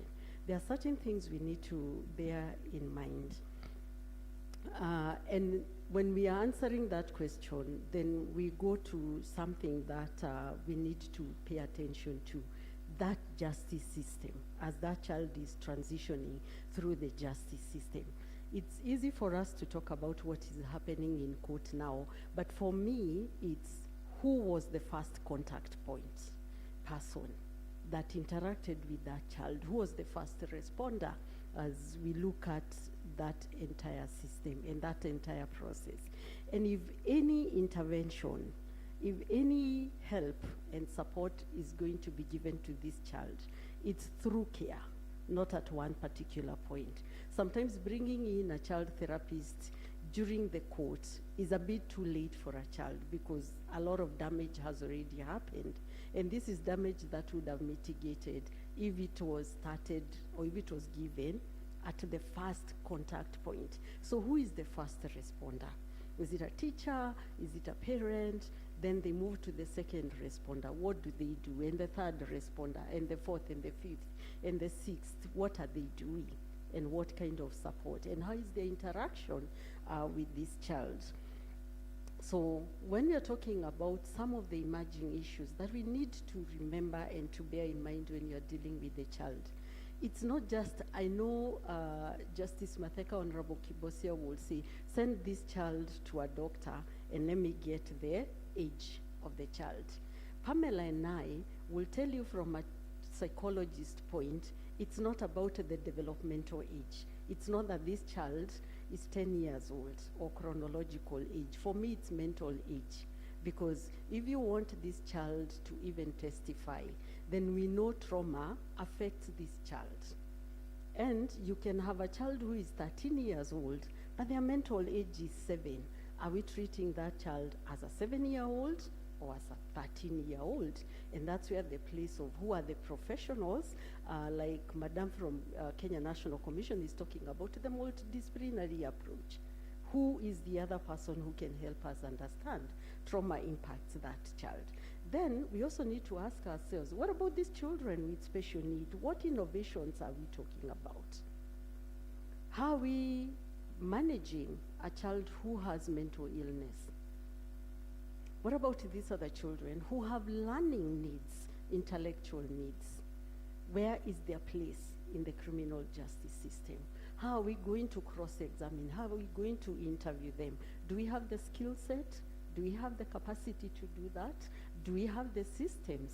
Even as we talk about, innovations, play, and everything else, do we have the specialists who can actually handle a child who has an intellectual development? Who is this child? Then the other thing we need to remember about these children, in the first place, why is this child in the justice system? It basically tells us the system has failed the child because the system should have protected all the way from the family to the community to the society and to every one of us who is seated here. We have failed the Kenyan child, and that's how they end up in the justice system. So even where is their support system? When we talk about innovations, then we are saying there is the child that we need to take into consideration and the specific innovations about the specific child in the system, and then there are the system structures, processes, and procedures that we also need to look at and ask ourselves, what do we need to change and adjust? We're talking about the interviewing and the interviewing process all the way from the first responder. Do these people have the skill set? Do they know how to interview a child like Honorable Kibose is talking about? Or is it the same skills that I learned so many years ago that I use with the adults are the same skills that I'm using with a child? We are saying they are not little adults, they are children, and in terms of their mental development, they are not there yet to respond to the kind of questions. What about that interviewing process and the setting? I really want to applaud the Office of the Director of Public Prosecution. They are doing a commendable job. I've seen some of the interview rooms that they have, really, really good. They are child-friendly, but the question is, do they have the skills? all the way from the first responder, do they have the skills to do that? Then we're also asking ourselves, is there use of ICT as an innovation now in terms of interviewing the children, that they don't have to keep telling their story? Can we record? I know Mweni and their department have that. Can they record that at the first contact so that they don't have to keep repeating what they're doing? What about that art? If it was applied at the beginning, this art can be preserved and presented before court as a story, as a narration, as evidence. Do we have ways of sharing that art material with every of the different responders up to the final point when they appear before Honorable Kibosia? And if we share that, then is it in shared confidentiality? What can we do to use ICT today to make it even easier for children who are transitioning the justice system? One of the other innovation is the very easy to use screening tools. Like when we did training for the prosecutors, we actually walked them through some of these screening tools that will help you know about the family interaction, the support system, and even bring out other cases of abuse that they are actually were not highlighted. We also need now to get to the point where we are saying, what are these screening tools or assessment tools that can be used with every of the different responders, because it's also going to corroborate information, and it actually goes a long way to support you as the interviewer, even when you're doing this case, or when you're coming up with recommendations, or even when you're suggesting different ways of supporting this child. So for me, it's number one, what's justice in the eye of that child? Number two, is there through care? Do we prepare children to even appear before court? Honorable Kibosi is saying it's very intimidating. If you ask me and give me a court order, and please don't give me a court order to come as an expert witness, because courts are very intimidating. Do we prepare the children? I have, we get cases, and Miss Linda will tell you, children freeze, they can't talk, and they are prosecution witness number one. What do we do with these children? When we have through care for them, then we prepare them even to appear before court, and they can manage themselves. So what are we saying? Justice in the eyes of the child. For those great insights, there's a lot to learn. Yes, I'm sure we are taking notes, right? Yes. So over to you, Patricia, as we round up on that. But I would also like to add you one more question. I'm told it's from the online audience. There is something about, are there opportunities to use technology and video conferencing equipment to create pre-recorded evidence that prevents traumatization and preserves the integrity of the evidence? Yeah, you can answer from a practitioner's point of view. I know Margaret has touched a bit on it. Thank you. Thank you very much. Maybe before I answer that question, I can start, maybe pick up from where Honorable Kibosia and Margaret have left.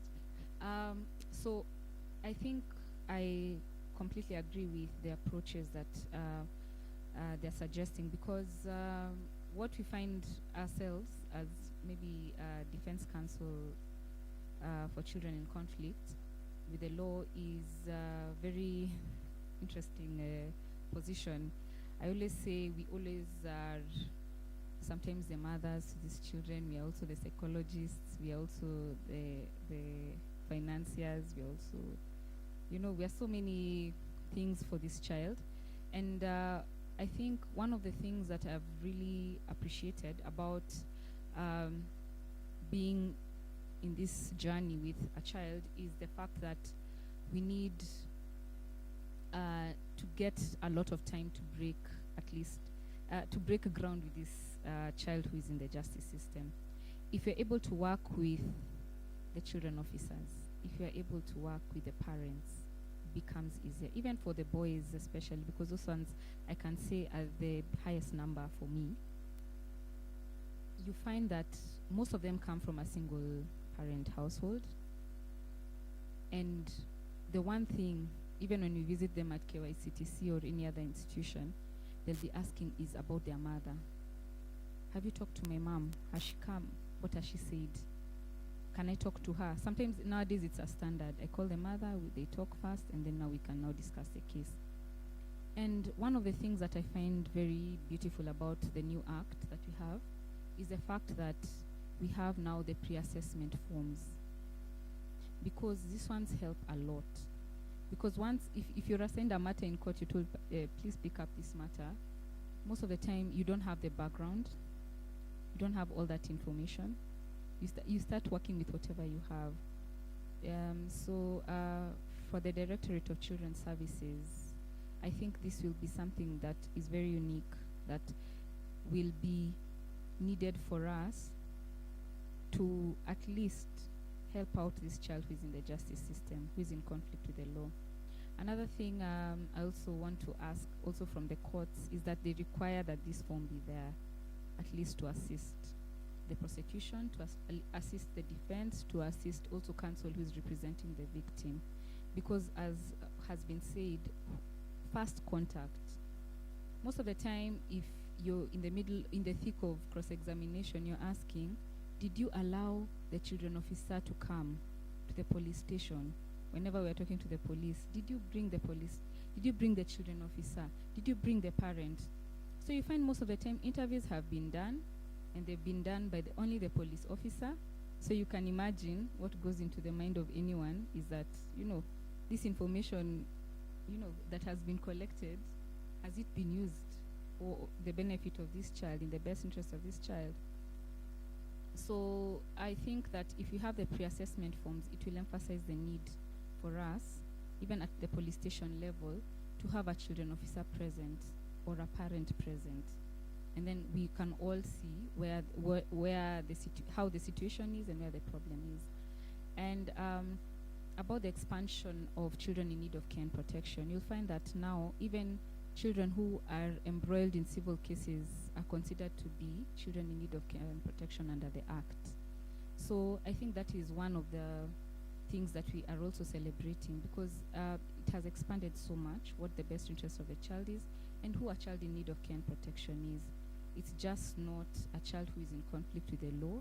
It is also a child who is involved in some substance abuse. It is also a child who is in a civil matter where the parents are really fighting, if I may say that. It is also a child who has been rescued from the streets. It is a child who is also involved in counterterrorism. Now, another thing I think we also appreciate as advocates now is also the fact that the Children Act is embracing very much alternate dispute resolution mechanisms. It's going back to the family. It's going back to the extended family. It's going back to the people who are around this child. I think once we appreciate this child as a vulnerable child, by virtue of the fact that they are involved in this system, whether it's on civil, criminal, or any other reason, then we see how we can assist from a family perspective, because you don't want a situation where I'm meeting my former client in court once again and we are discussing something different. So I think that is where we can reduce cases of, children coming back again to the legal system. Maybe if you allow, I can have a challenge, and I had the opportunity yesterday, but when our children go through the criminal justice system and they come out, whether they've been acquitted or have been committed to an institution, there's the issue of good conduct, the certificate of good conduct. And I know that there's also been a case that has been in court about the fact that they're not able to receive a certificate of good conduct sometimes because their records are with DCI. I think it can be progressive for us to embrace first the High Court judgment, so that we don't have to take children through an unnecessary process where they have to apply for reapply and explain issues of certificates of good conduct. But I think I've digressed a bit. Now, you asked about what opportunities are there for video evidence. It's quite tricky, and I think the magistrates and also judge here will agree with me, because one of the things I think under the Evidence Act that is required, of course, is first evidence that is given by the child. Again, we are innovating. I don't think we are failing to recognize that there is the fact that we need to get the primary evidence in court as lawyers, because again, wearing different hats sometimes. But I would think that we would need maybe proper guidelines around how to present this evidence, whether it's, as Honorable Kibosia said, the ones that are in drawings, or what has been proposed about video evidence. I would hope that there would be a situation where we can have maybe a discussion around that, because also, while we appreciate that that is, of course, the most ideal, there are also some certain complications that come with it, and that, of course, through the Evidence Act, and I believe maybe also through the rules and that we are hoping are going to come soon, we can be able to see how to go around that. I think I've covered for the most part. Also, just one more thing before maybe this is the final point. Also, there's an innovation within the Act on the parental responsibility agreements, and now we appreciate that the Act is now looking at opportunities and has expanded and has given a guideline on what can be contained in the parental responsibility agreement. So that is something we can appreciate from this. And I believe that it's one of the ways that we are going to be able to, of course, reduce the contact of children with courts too much. Mostly this would seemingly apply to civil cases, but I believe that even in criminal cases, I think looking at whether there has been apparent a male figure, for example, in case of the boys, within the life of that child, and coming now to the children officer and looking for innovative ways to bring this male figure back to the family and to the care of this child, can be a way that we are also helping these children who are also finding themselves in conflict with the law, because most of them are lacking male role models sometimes. Thank you. Thank you so much, Patricia. And just to advance the conversation with regard to emerging issues in the Children Act, we have child online abuse, and Madam Mogaka talked about that in the introduction, and we want to look at, probably I will direct this question to Madam Mogaka and Mweni from the DCI as to what mechanisms you have within your agencies to protect children from online predators, and what responsibilities do children have in such cases, and how can we ensure their safety online, given that we are in a rapidly growing technological world. Welcome, Madam Mogaka. Thank you, Ruth. We've just had a good discussion on how we are moving children from the justice system, the criminal justice system, back to families and communities. So the Act is asking families to take up their responsibilities over their children. So the same way the Directorate of Children's Services is working with families so that they are able to protect their children when online. We know the internet is both good and also bad in some instances. So we need, as parents and caregivers, to be able to understand the internet and to be able to understand whatever happens online. We are able to understand the risks so that we are able to guide our children. So what should happen is that we need to create awareness We need to pass knowledge to parents and caregivers and teachers so that they understand the online risks that include what we've just discussed: radicalization, violent extremism, trafficking, pornography, cyberbullying, cybercrimes, and many others.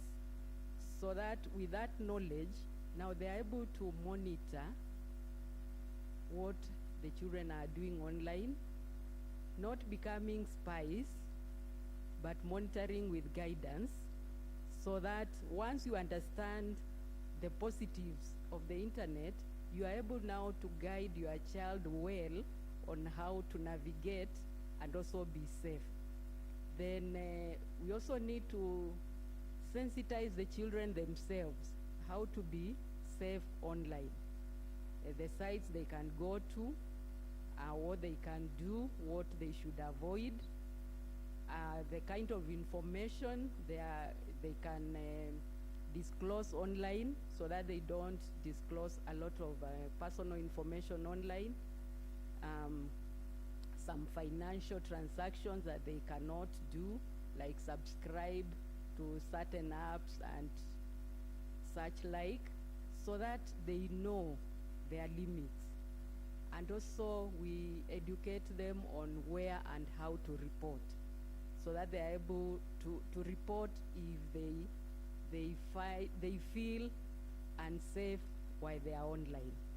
So we need to have that knowledge ourselves. We know that our children know more than us when it comes to the internet and being online.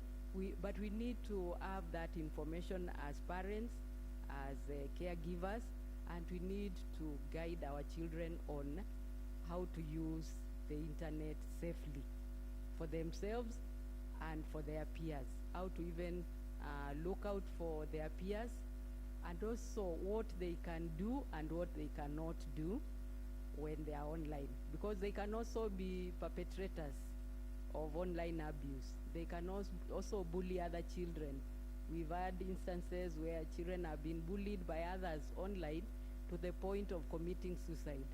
So the children also need to know what they cannot put their peers through, and even younger children than them. So this information can be passed through various forums, even in schools. We have the parents, teachers meetings. We can use such forums to pass this information. We have community groups that can be used to pass this information. And then we have the clubs in schools. We can even have a club that specifically deals with online issues in schools, so that children are able to know how to use the internet safely. The department recently developed a national plan of action on child sexual exploitation and sexual abuse and exploitation. So it is supposed to be implemented from 2022 to 2026. So it has responsibilities for the various actors in the sectors of education, health, protection, and any other sector where children are found, so that all of us, starting from the families, communities, duty bearers, we are able to ensure that our children are benefiting from the internet, but they are also protected. Thank you. Yes, Mulwa. Thank you so much, Madam Mogaka, for that enlightenment. Thank you. I just want to pick up from Madam Mogaka. And I think she's talked a lot about education, she's talked a lot about awareness, and we need to remember that for us to be able to achieve awareness, we need to engage the children. We need to involve active participation of the children. We need to hold open discussions with children, and I think that is why we are here. We also need to establish forums, children forums, I know that you're talking about parental responsibility. We're talking about parents, caregivers, teachers, monitoring online activities of children, but them themselves are not even aware. We get cases that are coming to our offices where the children are even using the laptops, the phones for the parents, and they completely don't even know what is happening. So you can imagine, what do we do? Because these are children that are even less than 12 years. What do we do in such cases? So we need a lot and lots of activities towards education and awareness creation. We need active industry engagement, because the industry has a role to play. I'm happy that there was someone from the Ministry of Health here. We need every person to have an obligation to safeguard, to report, and especially sexual exploitation and abuse. From our unit, we're seeing increased sextortion for financial gain. And it's interesting, we were just thinking that it's in the Europe, but it's interesting that it's here, just within our context. And the financial institutions that are involved, where the money is going through, most of them are not even aware. So we've got lots and lots of work to do. What is it that we have in place as a unit? We usually apply for some proactive measures to disrupt and to detect online sexual exploitation. It's not easy to do it alone. So it's like our unit has embraced a multi-agency approach. We've got prosecutors, we've got guys that are bended from Directorate of Children's Services. We have Linda, she usually comes occasionally, and she goes through some of these cases, and we always have discussions even before we do the investigations. It helps a lot, because as we're talking about interviewing, we need evidence that is going to be relevant, that is going to be true, that is going to be accurate. So there is no way we're just going to get into investigations and we push without discussions on what evidence do we need, and especially on online exploitation and abuse, that is an emerging issue. So we've partnered a lot with our development partners, because proactive forensic tools are not cheap. And I think we're going to call upon the government to do a budget towards child protection, because really it's very expensive. We brought on board the British government, we brought on board the Americans, and they're the ones that are able to assist us in getting these forensic tools, and it's very expensive. So it's a call, a challenge towards the government to help us on acquisition of these capabilities. Okay, thank you very much. We appreciate those wonderful contributions. Now, our last panelist, an expert in this matter of children. She has both the practice, the academia. You've listened to us, Madam Juliet. You have heard the gaps in skills that we have. You have listened to issues of standardization in this new emerging area. Our question to you today is, looking at what the new act is giving us in terms of what we can explore in the emerging areas regarding children matters, what would you encourage the students to delve in, and why? And secondly, what will the academia, what is the role of the academia in all this? How can you help the justice system improve on what we are doing? And also, being a member of the standing committee, you can conclude for us by rounding up on the main issues that you've picked that the committee should be able to look at. Thank you very much. Welcome. Well, thank you, Carol. As I said, it's really exciting for me to be invited here representing the academia. So first of all, I want to say that it's really important, and Ronald Dworkin reminded us in 1977 that it is important for us to take rights seriously for a variety of reasons, because rights create agency, and it also is a tool for advocacy. So if we say that, a child has rights, it creates in us a need to do something about those rights, and therefore we become duty bearers, and that is why we are here.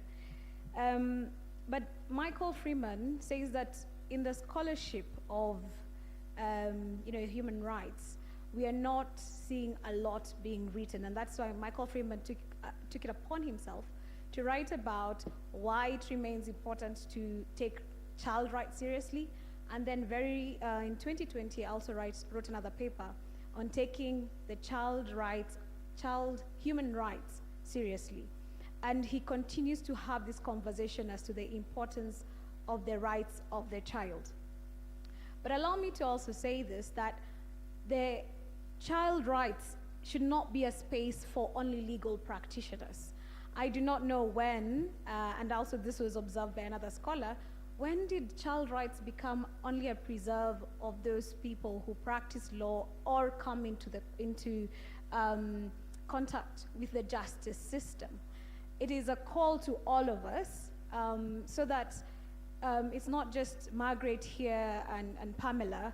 As psychologists, we are calling upon each and every institution of higher learning to encourage its students to look at issues of children. If you look at the safeguards and the rights of the child, I think from section 4 all the way to 20-something, 24, it's a broad range of rights. And for us to be able to implement this Children Act, we will need, from the Ministry of Health to planning, to roads, to housing, we will need all these minds to come and help us to understand. So one of the things I'll say, like we are doing right now as a standing committee, is we are asking ourselves, what is the standard of an institution of holding a child?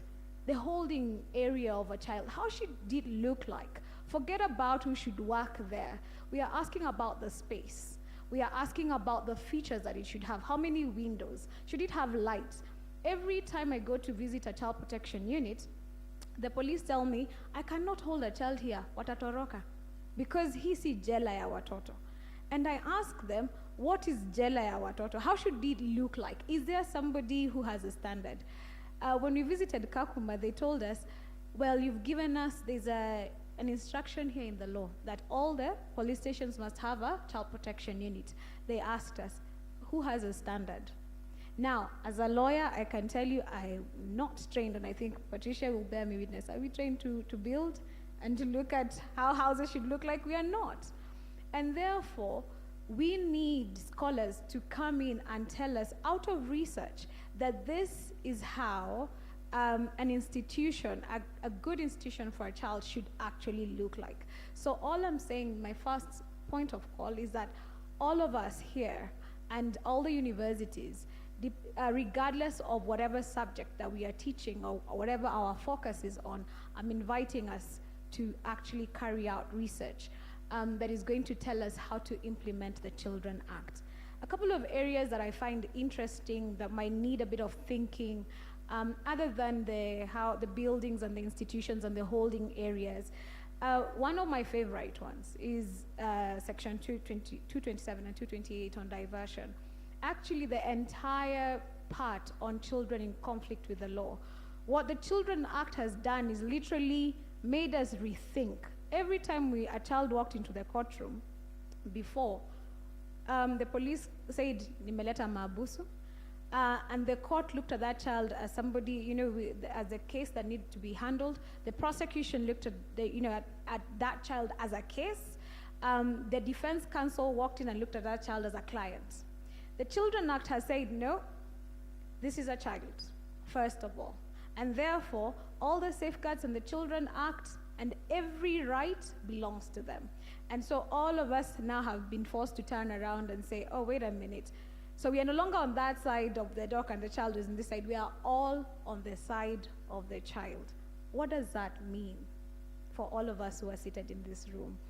I'm finding it interesting to think through that. What is diversion and what is the best way to actually carry out diversion? And I'm not just talking about signing a diversion agreement, but beyond signing the diversion agreement, how do we say that the diversion actually worked? How do we prevent recidivism, for instance? And what do we have evidence about this? You know? So this, and this calls for, you know, our social workers to come in and tell us what it is that they have found out. The organizations that are running programs on diversion can tell us what has worked and what has not worked. And then what do we do? So if I divert a case, and I ask the child to have a diversion program, for instance, where they just write a letter of apology for the next 3 months, and then the child still offends, what do I do? What do I advise the court, for instance, if I'm to appear in front of Honorable Kibosia as an amicus to advise on a matter? What is it that social work is telling us? I had an interesting conversation with an advocate who represents children like Patricia here, and she told me one of her greatest concerns is about children who are involved in sexual exploitation, sexual violence actually, not the victims, but the perpetrators, the child subjects. And she said she is worried about that generation of children, not Romeo and Juliet. You're talking about children who have defiled other children. And you know, in other jurisdictions, any person who is found culpable with such cases, they are removed from the community, right? There is a radius as to which you can only access a certain community. And in those jurisdictions, they're starting to get worried, are we going to build a fence so that we say, okay, if you 1,000 kilometer radius, so do we put all people on the other side? And so this advocate is worried about these children that she is representing. For sure, they will manage not to be convicted, they will not be convicted, they will not be sentenced. But is that all? Now, as to what we can do about that, it can only be found in research. Another one area that is interesting that I picked up from also conversations with the community is somebody complained and said, well, we are calling them children. So this is a parent. She said, we are calling these people children. But, and I'm supposed to protect them. This is a parent to say this. I'm supposed to protect my child. But when I when the child gets to 16 and the child visits VCT, I cannot ask questions. So do they stop becoming children? And this takes me to section 16 of the Children Act, which talks about the right to health, which includes the right to reproductive health care, giving effect to Article 43 of the Constitution. And when this question was asked to me, now, I teach children and the law in Kabarak University, and I also teach public health law. And so there's always a place where this question I'll be asked, either in the children and the law class or the public health law class. And the question is about the age of consent.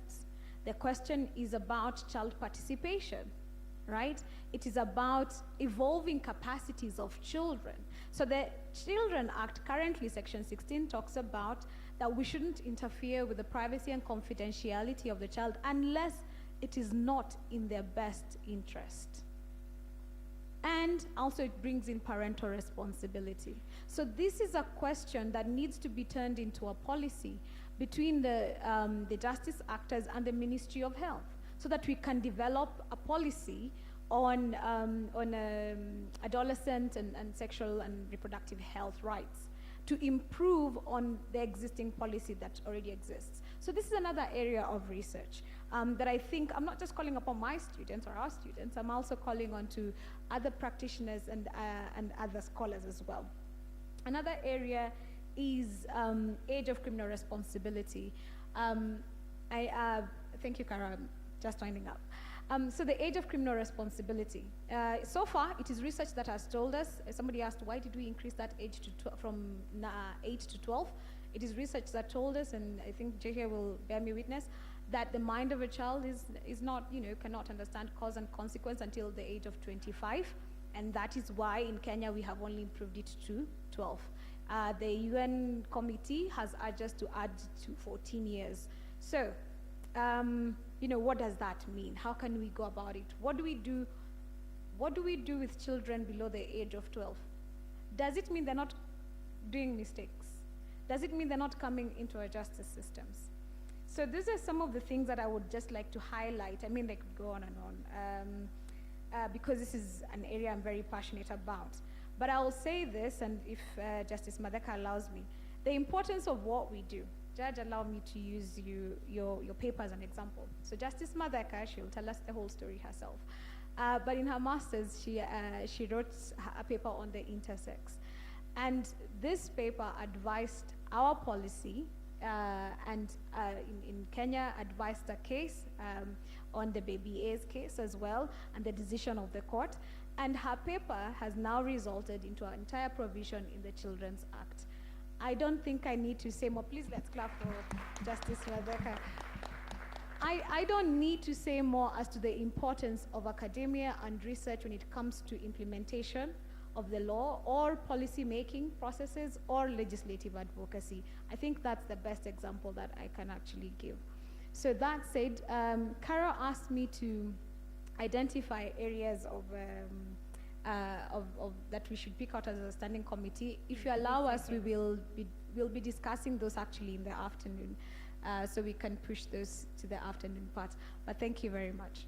Thank you so much, Juliet, for being mindful of time. Allow me now to stand. I know our sugar levels are down. I don't know what I'll be advised by our chair, but then we still have questions from online. I thought I should just read them out. Yeah, so that it can remain with our panelists. I know Honorable Kibosha would have had something to say and the lawyers here, but time is a constraint. And then we haven't even given you an opportunity to air or raise your concerns. So I don't know what to do about that, but I'll just read out the questions. Yes, with your guidance, Chair.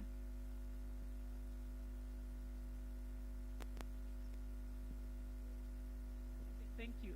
I know we don't have much time, but I'm imagining if you read the questions, go with them, and when we come back from lunch, if there's a minute before her session, those burning questions can be, people can have a minute or two to just respond. But please read them out so the people who ask them don't think that we ignored them. Thank you. Well, I'm properly guided, so I'll do exactly that. And then my colleague will take the questions from the floor. There was a question when we come back. Okay, thank you. For the online, the first one was, what is the role of the DPP in the context of the decision to charge guidelines and the diversion policy to facilitate the reform of children exposed to radicalization and violence? I'm so fast, right? Okay. Violent extremism, especially when in contact with the criminal justice system. So what is the role of the ODPP in the context of decision to charge, guidelines, and diversion policy to facilitate reform of the children exposed to radicalization and violence extremism? The second one, the Children's Act introduces diversion. Can it be utilized in implementing de-radicalization programs? Can diverted children be ambassadors or agents of de-radicalization, and are there legal implications? The other one, what is the role of the Director of Public Prosecutions in the context of the decision to charge? I think that one was repeated, but I'll just read because there's a percentage I can see somewhere.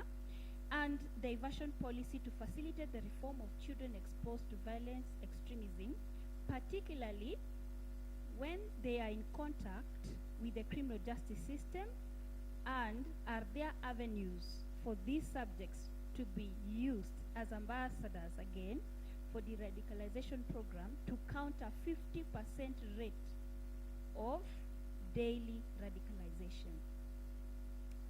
Then the last one, what would the legal implications be, and are there opportunities for the Standing Committee to spearhead a favorable regulatory framework? Those were the questions from online, maybe to DPP and the court. Thank you.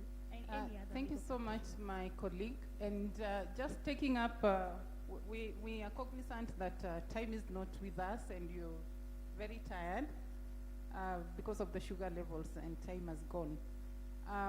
We were guided that we can deal with the questions from the physical audience as we come back. But I don't know, Judge, if we can just take them down so that we deal with them later, or can they raise them when we come back? That's the simple guidance I'm seeking, because the advantage of taking them now is that we can be thinking about them even as we go for lunch, then we can react later on.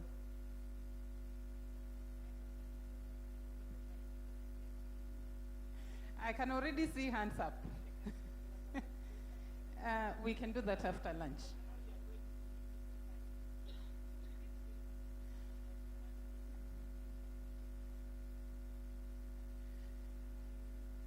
Okay. What is the feeling of?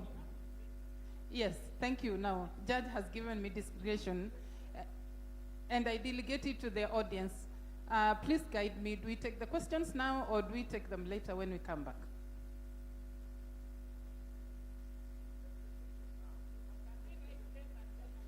Yes. Yes, I think that is the fastest. Kindly just write the questions down and pass them over to us, and we will seek to have some time after lunch. Yes, Judge?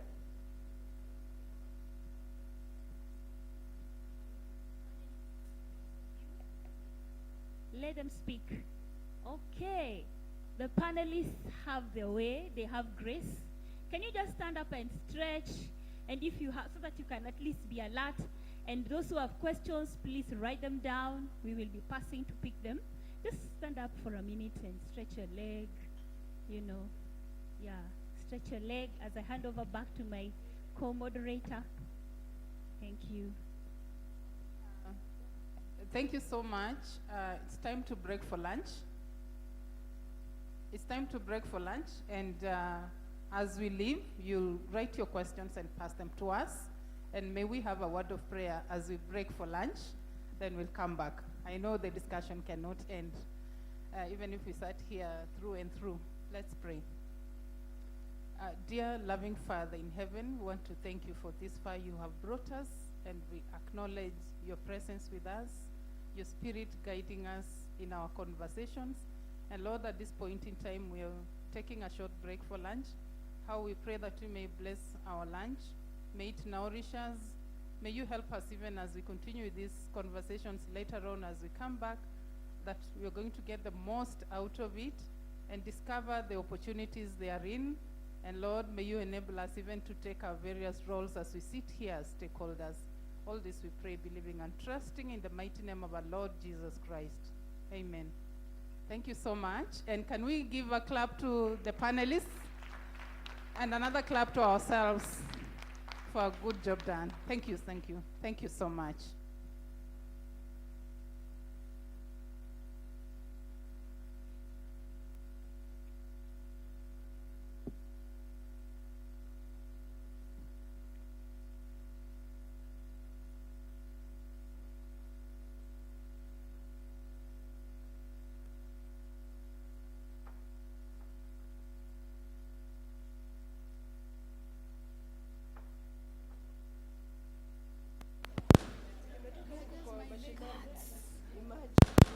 Okay, a minute. I think the Secretariat will help us with the meal cards. So kindly make sure you have your meal card or your voucher before you go to the dining. Thank you.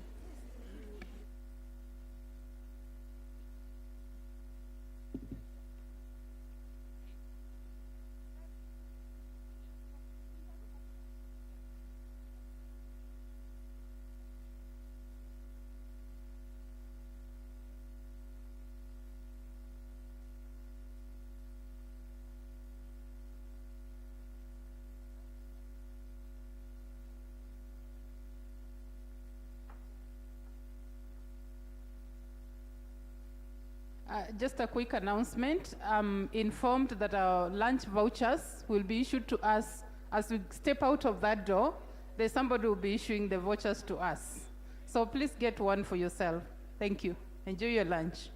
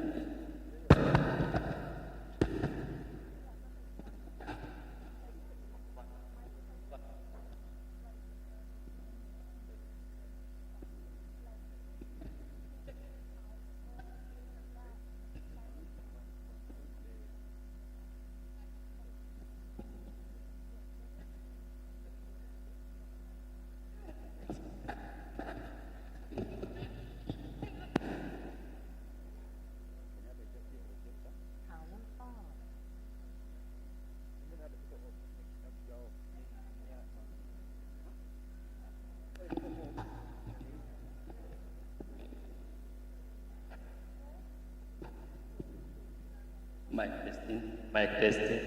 Mic testing.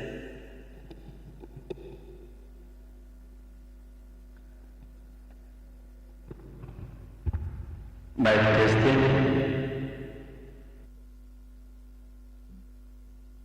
Mic testing. Mic testing. Mic testing. Mic testing. Mic testing. Mic testing.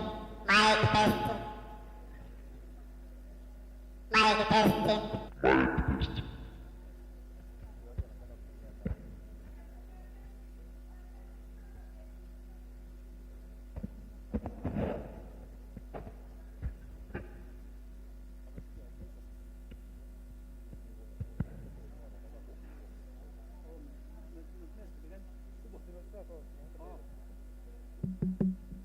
Mic testing. Mic testing.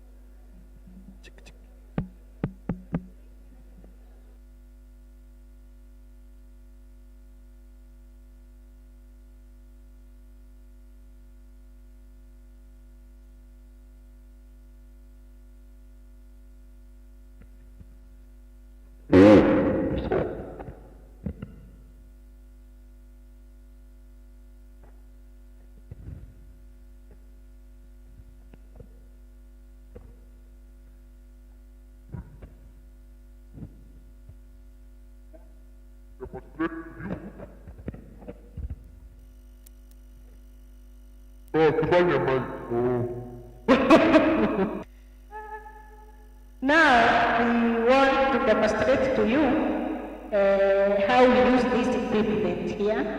This is called witness protection box, and as the name suggests, it's supposed to protect the identity of the witness so that the witness is not exposed to the accused person. Do you understand who is an accused person?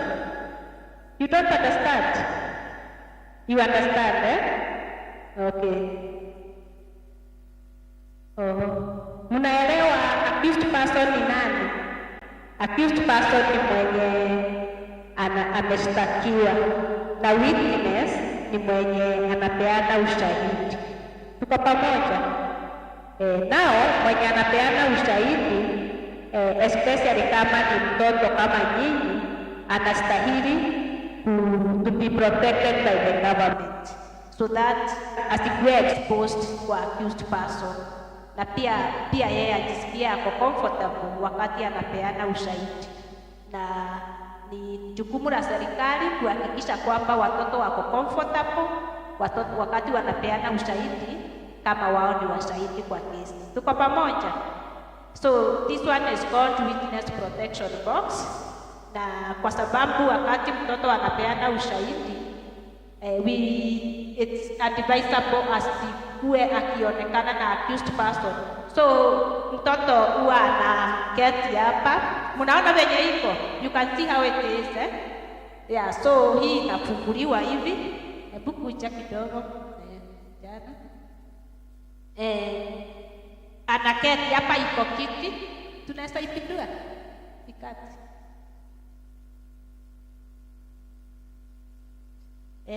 Mnaona? Anaketi hivyo, lakini wa inafungwa. So yeye ana face only the magistrate. Magistrate tu ndiye anamuona, lakini mwenye anamuuliza maswali ya accused person amuoni. Alafu tunamficha, tunamfunga. Kwa wapi zile vitu za kufunga? Huwa tuna protect watoto kabisa. The children are protected, na ndio waweze kupeana hiyo ushahidi. So huwa tuna protect, tuna disguise the face mpaka anaonekana kama ni mtu mwingine, si yeye.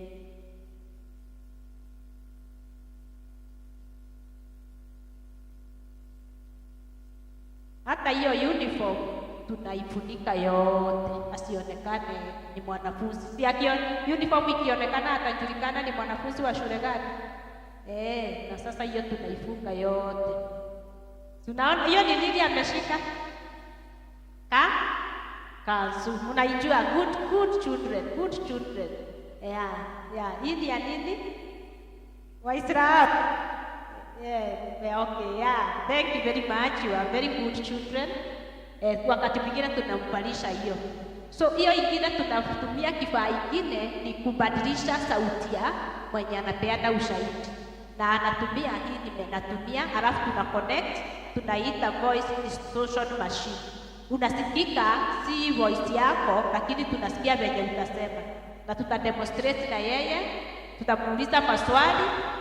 Kwanza tutamuuliza maswali, alafu utaniambia kama hiyo ndio sauti yake kwanza.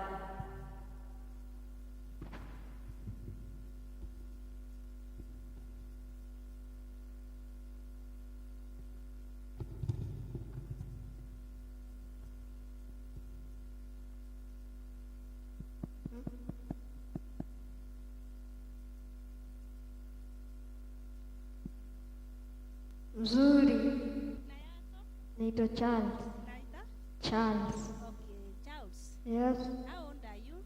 I'm 11 years old. You are? 11 years old. Okay, where do you school? Huh? Where do you go to school? At Uzima Education Center. Oh, good boy. Which is your favorite subject? Social studies. Social studies. You like social studies? Yes. Oh, thank you. What do you want to be when you become an adult? A pilot. You want to be a pilot? Yes. Now change the voice. Change. Sasa mtaniambia. Habari yako? Mzuri. What is your name? Charles. Charles. When do you go to school? At Uzima Education Center. What do you want to become when you? What do you want to be when you become an adult? A pilot. What do you like? What do you like in your school? A good. Eh? A good. Like you like playing. Playing football. Like playing football. Yes. Which is your favorite subject? Social studies. And when do you go to church? At church.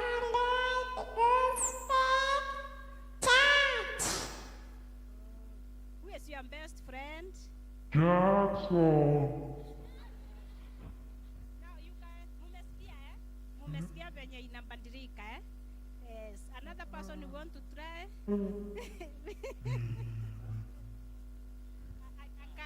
Angab, isn't it? Yes.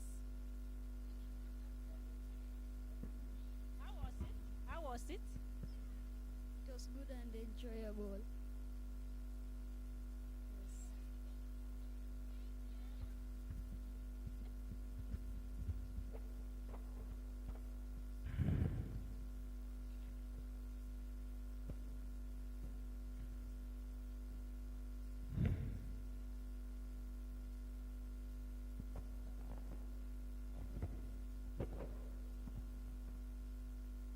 Yes, Bridget. Yes?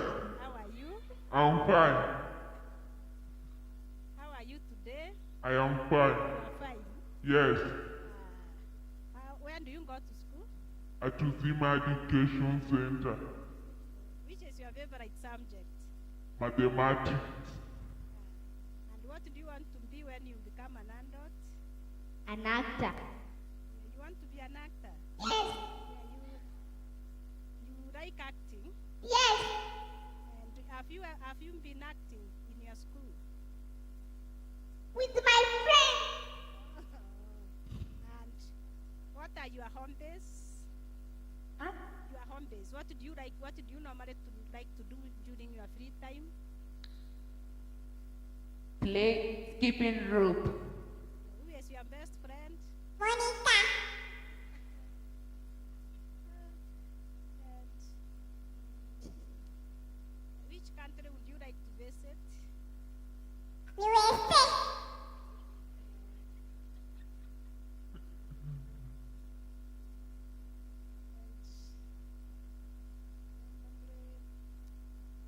which secondary school do you want to join? My girls high school.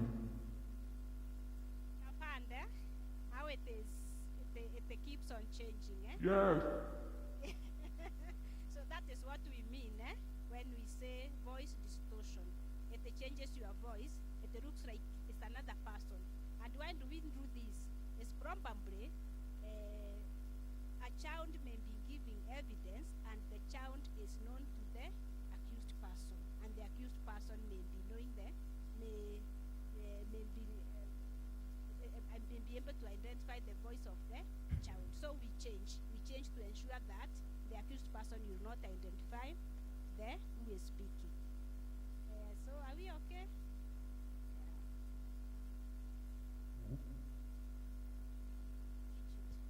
Bridget, are you okay now? Yes. Okay. How was the experience? It was good. Okay.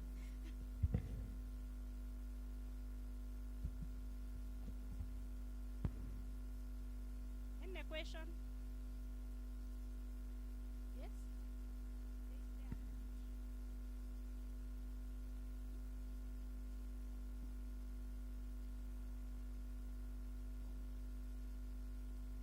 Okay, my question is, in the court, is it in the same way? Is it kept in the same way? That's my question, so that I can head to the next question, sir. So it's a series of questions. I answer. The first one, then you ask the second one. They are both connected. Okay. Yeah, normally this infrastructure and the whole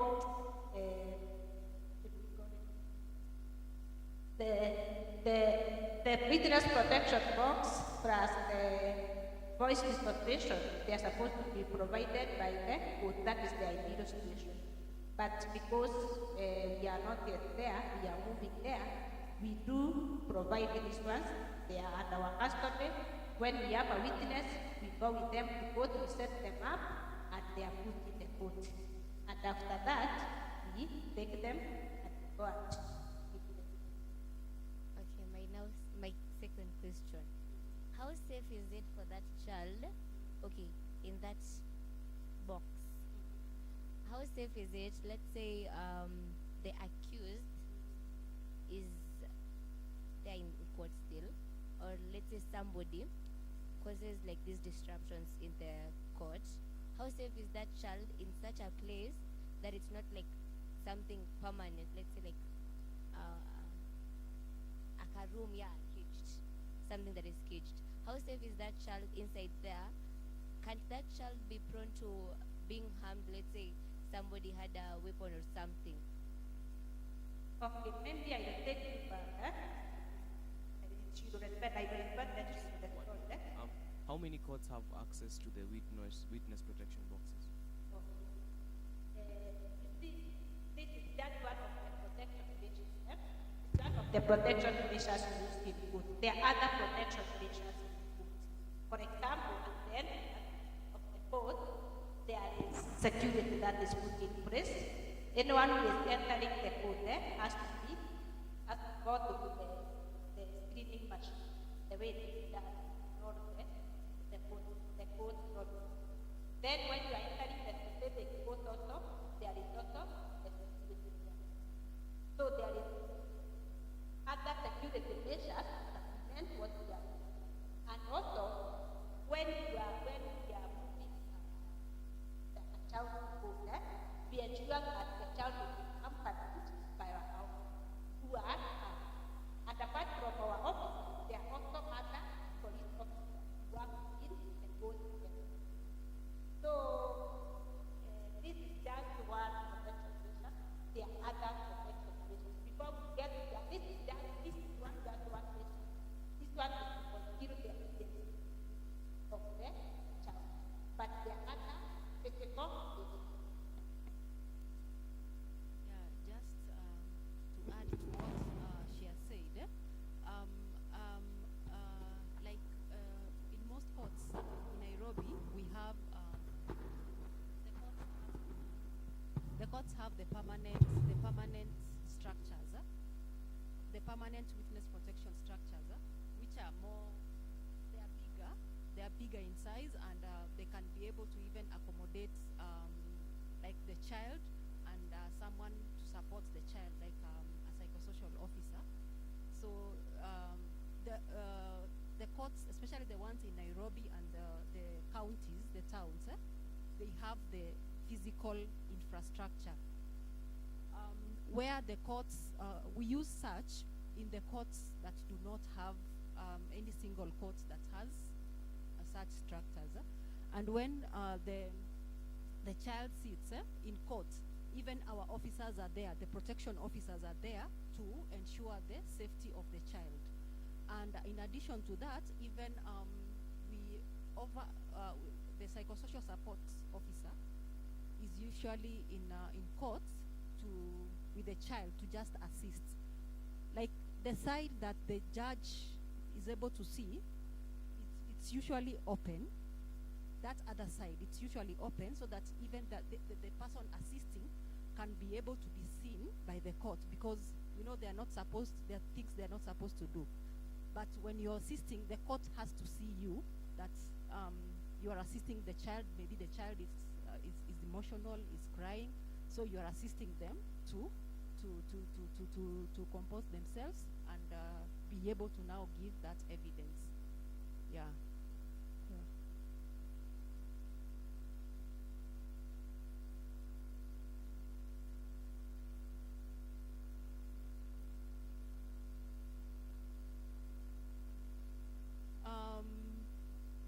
Like we've tried to have at least each court station to have one court that has a witness protection box.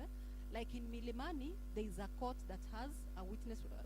Actually, in Milimani, most courts have witness protection boxes. In Mombasa, we have what's the name of that court?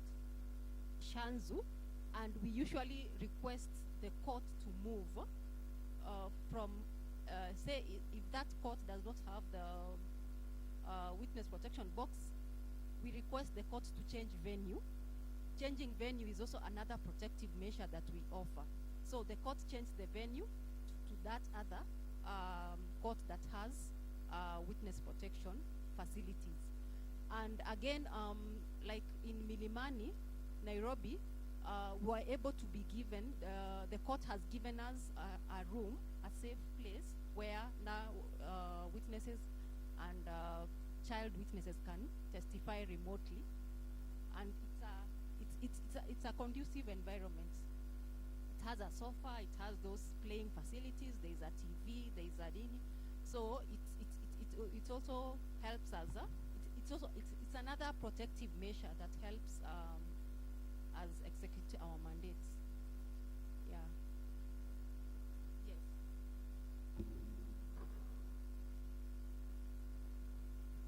Okay, my other question is, apart from those kids in conflict with the law who manage to reach, like, not mostly those in conflict with the law, let's say the kids who are being protected or the witnesses, despite them, which percentage of children know about the protection boxes? And if I'm a witness, that even if I go to court to witness about something, I'll be protected.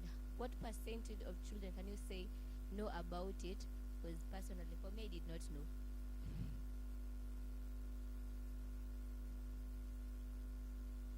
So among the commitments, like you had our director say yesterday, one of the commitments is that we are reaching out. Even now, we'll be reaching out to schools to even train primary and secondary schools to train the children on witness protection. So yeah, we agree that we are not known, but we are working towards ensuring that at least most children know about the protective measures that are offered by the state. Yeah.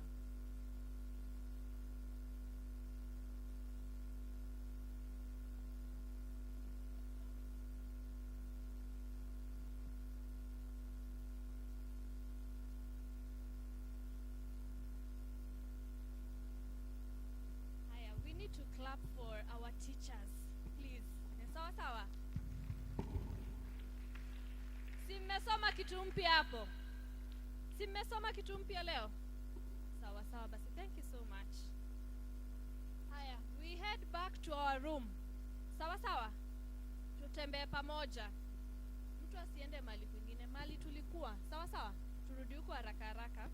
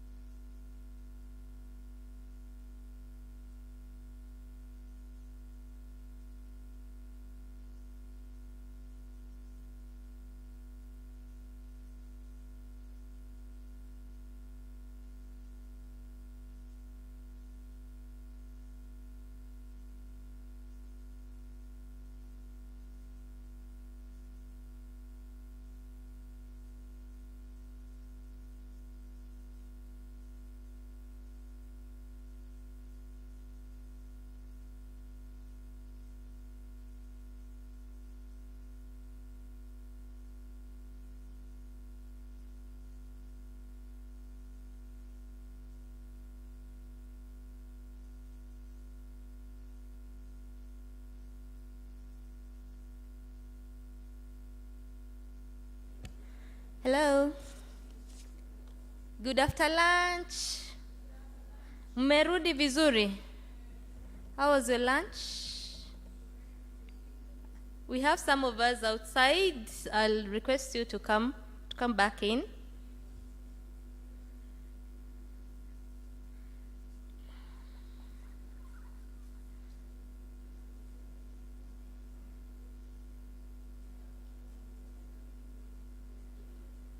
So we had a pending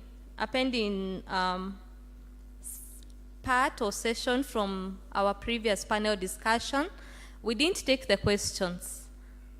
We were not able to take the questions, neither were they answered. So I'll kindly ask the panel as constituted to please come back and take your seats again.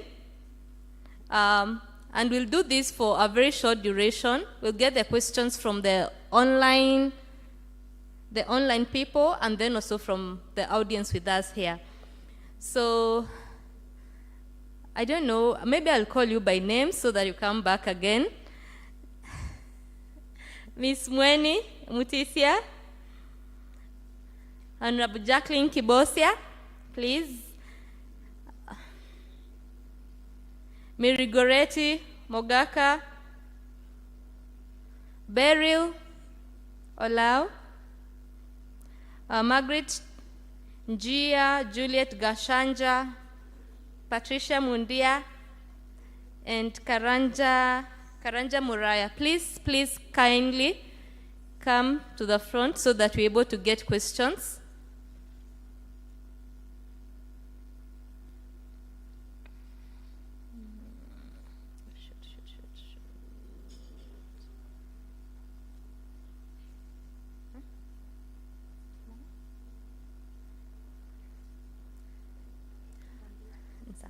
So I'll also request Linda Ndambiri to come with us because of the questions that were raised, so that we are able to answer them all together.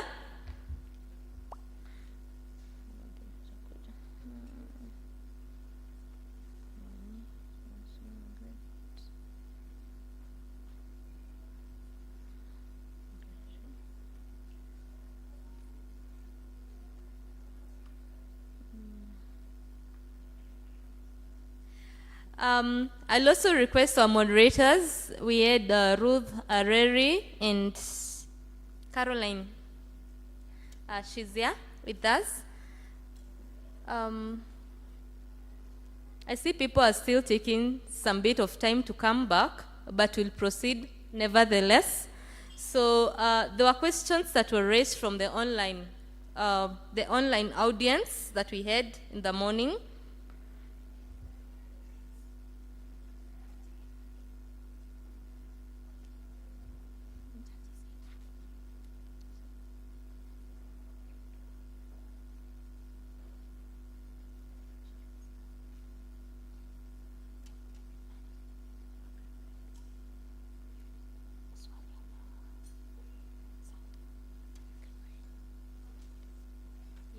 We stand guided. There is one of us who has been having a very burning question, and she's held on to it. This is the second day. I think we need to give her the opportunity, under the guidance of our judge.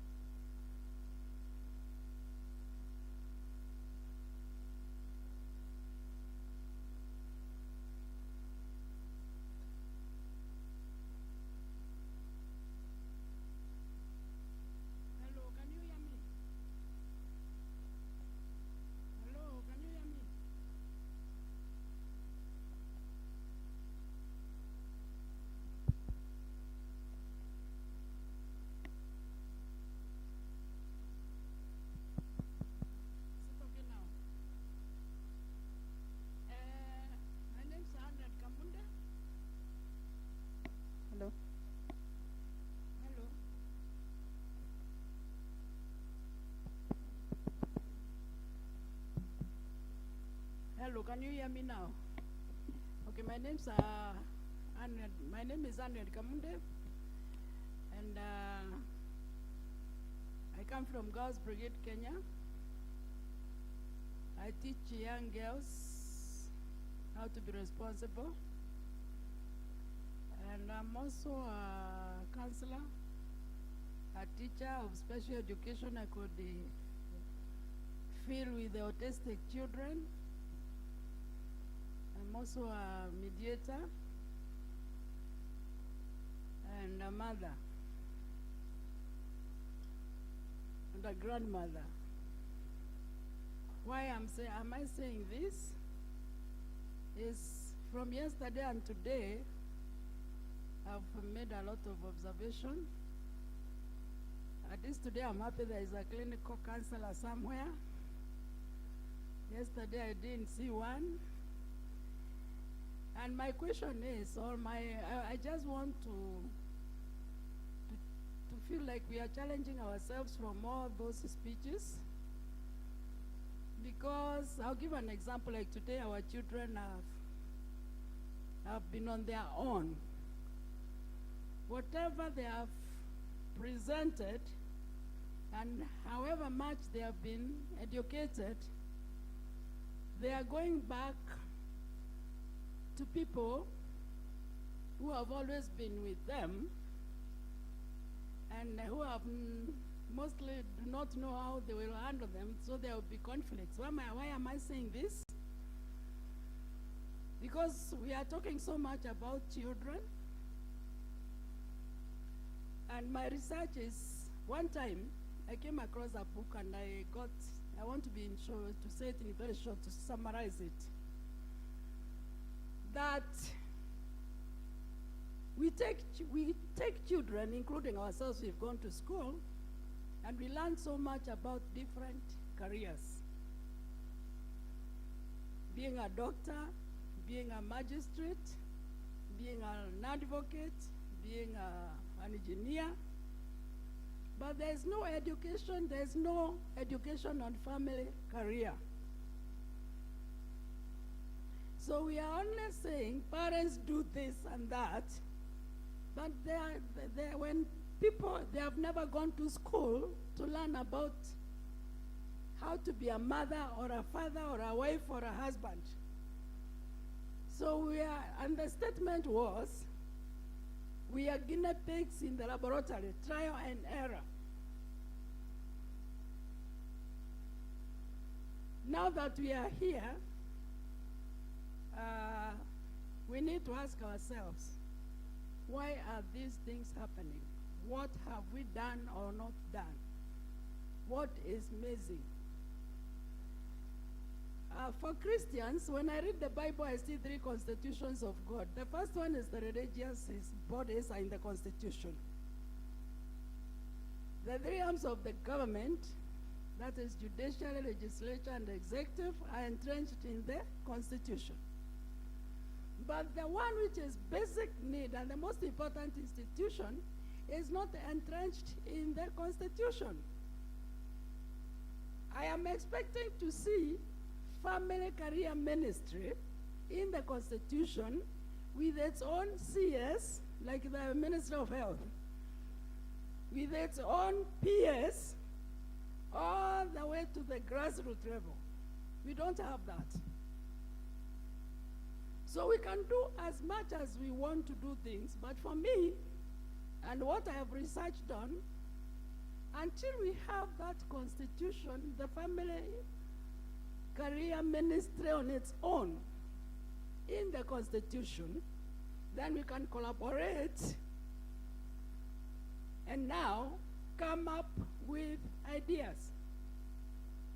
Policy alone will not be enough. Going to the community to educate people will not be enough, because how do we reach everybody? When people are going to get married, who educates them? Who tells them how to choose a partner and what to do when you are dating? Nobody. Who tells them what is marriage? Who teaches about parenting? We need that that one so that we can have that family in the Constitution that has the same characteristics all the way to coast and western and everywhere else. I did religious studies, and in the African setup, I'm not saying we go back there, children up to age 12 were living with their parents. Then they were divided, boys with elders, girls with elders who are women. Do we have that today? Do we have that today? So when we just deal with the children alone, like the ones who are there now talking about all their issues, they'll go back to environments which will be not conducive from this wonderful education that they are learning here. That is my concern. Thank you so much. Panelists, I hope you've heard the question. The moderators will direct it to one of you. Other questions from the audience?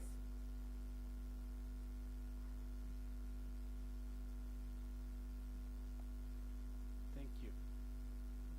The question goes to Honorable Jacqueline.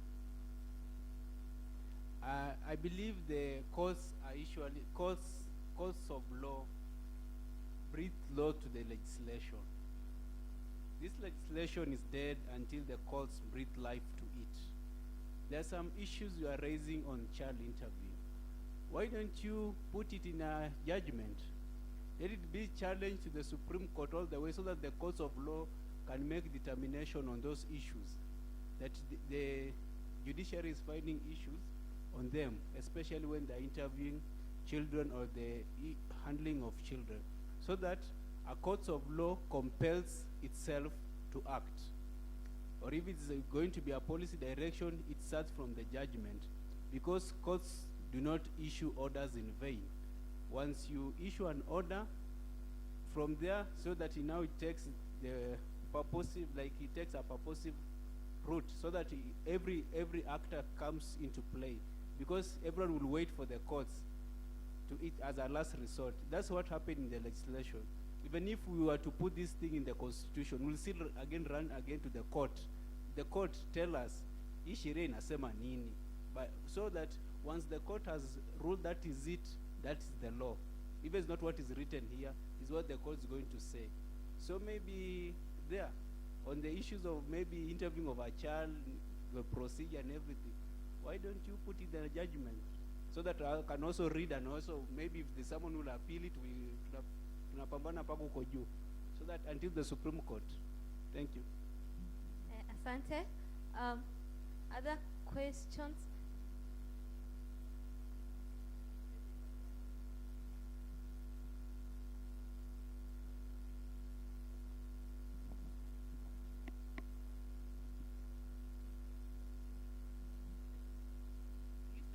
A judgment, maybe I can't remember the citation, where I was saying that when it comes to interviewing children, even for Wadaya, is it Wadaya or Wadir, whoever speaks French can make it better, that courts may not be the best placed persons to interview children, to determine their intelligence, whether they are, what is that, those things that we are asked to do under Cap 15, those things, determine whether a child is knows the truth, knows how to tell the truth. Because we ask them, do you go to church?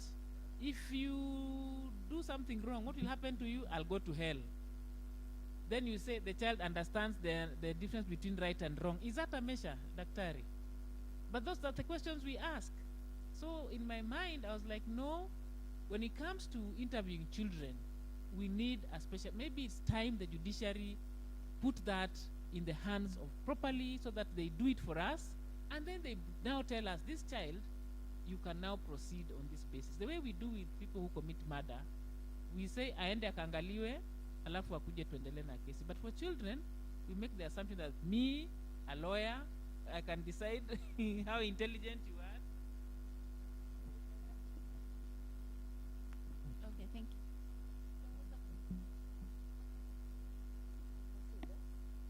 Okay, my question goes to Honorable Kibosia. Thank you, Mheshimiwa, for the innovation you've informed us. I'm wondering whether that best practice is only at Milimani or it's being practiced all over the country, because we have so many courts across the country. Then there's another question for the ODPP. Thank you also for coming up with the diversion policy, which will help our children instead of ending up in the institutions. Then maybe they'll be taken back to the society. My question is, do you have any follow-up to know whether the children who have been diverted, they ever end up again reoffending? And if there is, can you kindly inform us so that we are aware about it? Another question goes to the legal practitioner. I've forgotten the name. Huh? You talked about YCTC. Actually, I come from the Kenya prisons. And one of the challenges we have is that majority of the children, we call them youth offenders. I don't know whether that's a liberal name. They are not represented in court. So what are you doing as a representative maybe of the children and also endless? This is a challenge. You've been saying that you don't have resources, you don't have capacity. The act came into place 10 years down the line. What are you doing as endless to ensure that the children who are in conflict with the law are represented in court?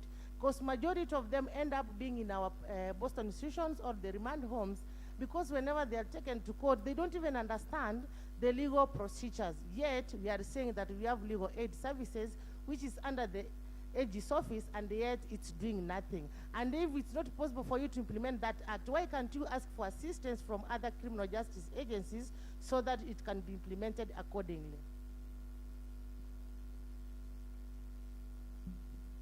I will answer for endless later on. So there's a question here on the floor first.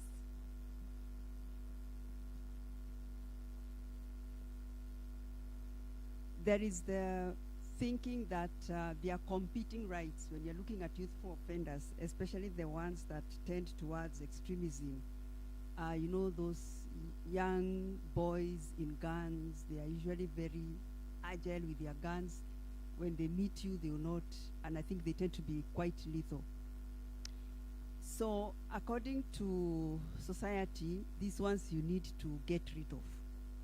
And I'm addressing now my question to maybe the human rights or my friend Bwana Karanja. How do we manage, how do we balance those rights to ensure that the rights of these children, we don't seem to be mollycoddling people who ikiingia usiku kidogo watapita na kichwa yako. Yet they are children and would want to, you know, rehabilitate them so they can become useful members of the society. Remember that perception is very, very important. We can be accused that we are the ones that are encouraging these things. So how do we manage? Everybody has their rights to life, to property. How do we just balance that? Thank you. Thank you. I am taking it back to my co-moderator. I think we can, let's pick all the questions or we answer those ones first. Right.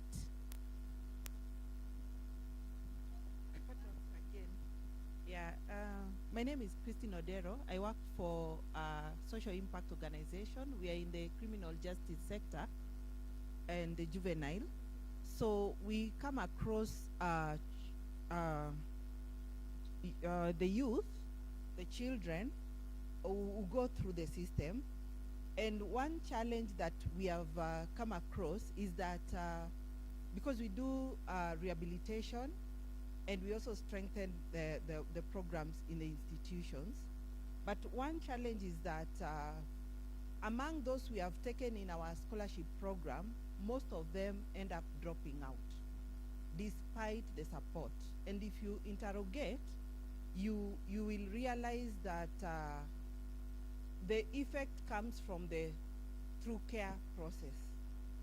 Now, we have, I know there is the through care guideline procedures, but now my question goes to Maggie and maybe Honorable Kibosia and any other panelists. What would be the innovative approach? Because there is clearly a gap somewhere.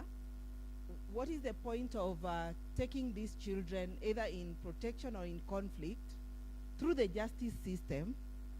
They are kept there for 3 years, and you remember those who go through the justice system, their education level, usually if you are in class 8, you go back to 6. And the formal education there is not also strengthened. I don't know if currently the ministry is working closely with the institutions. So what are the gaps? Is it that all collaborators are not brought on board? Could it be that Ministry of Education, either they know and they don't know? And what about the counties? Because we have the county social welfare services. Do they even know? Are we working together with the probation unit? Where is the disconnect? Because even, for instance, in prison, because we are main stakeholders with prisons, we receive youths from the Boston institutions. But now, we ask ourselves, it's like you're given a problem. Take this problem and start. So what is the essence? Why do they end up there? And for those who have completed school and completed successfully, we also had challenges along the way. And now that makes us question why? What is the point of institutionalization? And that is the critical question we need to ask. Because no matter what we say, the procedures in the court, the procedures through the system to the institutions, if we cannot take them back safely, if there are no mediation, intervention, because reintegration begins from the, what Maggie said, and Honorable Kibosia, from the point A, till the end. How do we manage these children? That would be the core question. Okay, thank you. There was also some question on this side. Good afternoon. My name is Mary from Dagoretti Girls Rehabilitation School. I don't know whether it is a question or a concern. As much as we talk about the diversion, to me it seems there is some problem because most of these children, they come from malfunctional families, broken homes, abusive homes, and maybe a child has been arrested and has been taken to the court and committed to a rehab school. Maybe at this case, the child won't be committed to rehab, will be taken back home. My worry is the child is going back to the same place that the child was abused. The same problem that made the child run away from home, it is still there. So I think what the government and the stakeholders can do is first to investigate and do a research about the home. Maybe the family is poor. What can you do to the family so that it can be able to support the child? Because even if you take the child back to the family, the abusive family is still there, the poverty is still there, we are not assisting this child as much as it would have been in the institutions. I'm not supporting institution. In fact, I'm a beneficiary of institution. I was in Kirigiti Girls at the age of 7 years old. I'm an orphan, my parents died and my aunt took me there. And what I say, if I did not go to Kirigiti, maybe I won't be where I am today or what I am today. And even for some of our children, the institution, sometimes it becomes it's like a helping hand to them because they get the education, they get the food, the basic that they don't have at home. I think what we can do is we start from the families at home. Before we take them there, let's ensure that the environment is conducive for the child. That's what I can say, because for me, I'm a witness. I was 7 years old, very young. I had not committed any offense, and I was feeling very bad. I used to cry day out and day in, and nobody used to visit me. I stayed there for 7 years without being visited by anybody. I was all alone. Those times, the situation was so hard. There were no sweaters, no shoes, but I thank God. That time I was so bitter. But when I look back, I thank God because I know maybe if I was not there, I won't be where I am today. Today, I'm here because of the institution, the department. Regardless of the innocent that I was, it has made me to be what I am. So even before, when you talk about the diversion, because even that time, if I was taken back to my aunt, I won't be where I am today. So even the children, before we diverse, they take them back home. Let's first find out the background, the environment, and what the effect it has for the child. Thank you so much. Thank you. Quite loaded there, both observations, comments, and input, as well as a question. She has something she wanted to add on her previous question, and I think this will be the last. Then we go to- Carol, we have another one from here. Okay, let her add, and then we get back to you. Yeah, I forgot something, and this goes to Honorable Kibosia. We have children, children in the prison, and I am asking her this because I know she's passionate about this topic. And these children, they accompany their mothers there. Now, a lot has happened, and we are making progress, and you know. But now, the problem, and I've tried asking learned friends, the people in the judiciary, and nobody seems to have an answer. These children at the age of 4, it is required that they are separated from their mothers. Now, who takes liability? Who takes, because as we speak now, children have been coming out. Thanks, we have people like the nests, you know the nest. And I doubt if the government has a protection approach. We cannot account for these children. Even if today you asked the data of the children who have come out, their protection issues, the families that are taking them, are they even aware of the dynamics of these children? These are children, they join families, they don't know this is a cow, this is a cat, this is a what? In prison, they call every man daddy. And I'm specifically concerned about this because there are those SGBV issues. Who takes care of them? Who protects them? Who ensures that these children will not be violated, mistreated? That is a very, very core issue. Back to Patricia for the other questions. Hello. Good afternoon. My name is Sharon. I work with neuro kids. Those are disability kids, hydrocephalus, spina bifida. So I have this question. First is my concern about the box that was there. I'm asking, when the child is being put to the box, how can, let's say like he's a deaf or she's a deaf, she wants to read the brief that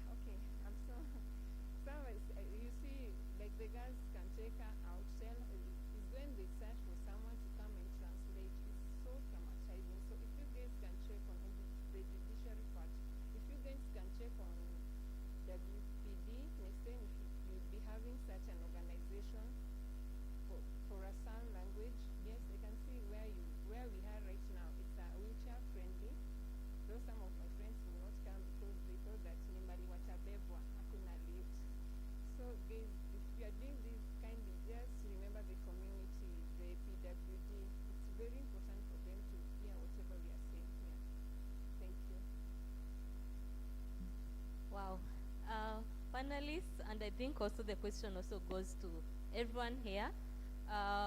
We'll be getting answers and maybe also deliberations on how we can address the concerns that are raised.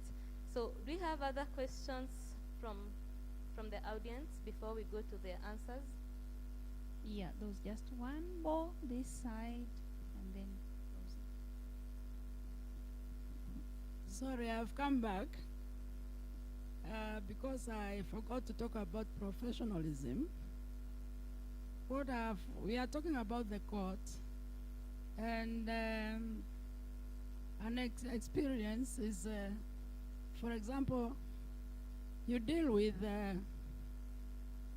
a parent who has died, and there's this man who has been left with two children, 2 years and another one 7 years old. The mother of the wife comes and says, can I have these children for a short time? At least I stay with them for some time. When they grow up, then you can have them, and then you'll be visiting them and all that. So, and that is the court. And the man says, they are my children. How is this person followed to know how he is taking care of these young children, especially the 2 years months, very young children in our African setup? And we know that women are the ones at the time. So, what do you do about that? In the collaboration, I think we are talking about mental health. And then we have another association called Kenya Counselors and Psychologists. How much do you use that association? When you go to schools, we just heard about the law, don't beat children. But if you go to school, you find children being beaten so much. Even the parents themselves abuse their own children, thinking that they are disciplining them. And the statement that you get, especially as Christians, is spare the rod and spoil the child. How much should you give? How much discipline should be given to children? Why not use the counselors to be able to train people? When you go to the Ministry of Education in the schools, you find the counseling department is given to a teacher. A teacher is not a counselor. I am both a teacher and a counselor, so I can tell the difference. It's a very wide difference. And then, so we need the religious people to tell us what it means, spare the rod and spoil the child. So we need a lot of education. For me, it's a lot of education and intervention between the courts and the other people. Children are suffering in the hands of the people who are supposed to protect them.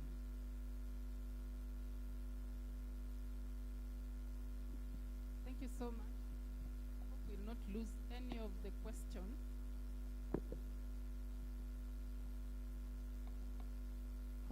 Yeah, this is better. So you've listened through the questions that have been posed to us, and I love to start with the first one. And please help to keep track of all the questions so that you don't lose out. There are so many, as I said. And we're starting with the first question that you raised. And this first question can still be matched with her last question, if that is agreeable. And the question she was asking about the children being born to parents who never went to school of parenting, and whether there is one in the first place. And the big concern of right now, there is this advocacy to the children themselves. They're empowered, they know their rights, they know what the Children Act is saying, and they're going back to the same environment. And it's a challenge actually that was thrown to us.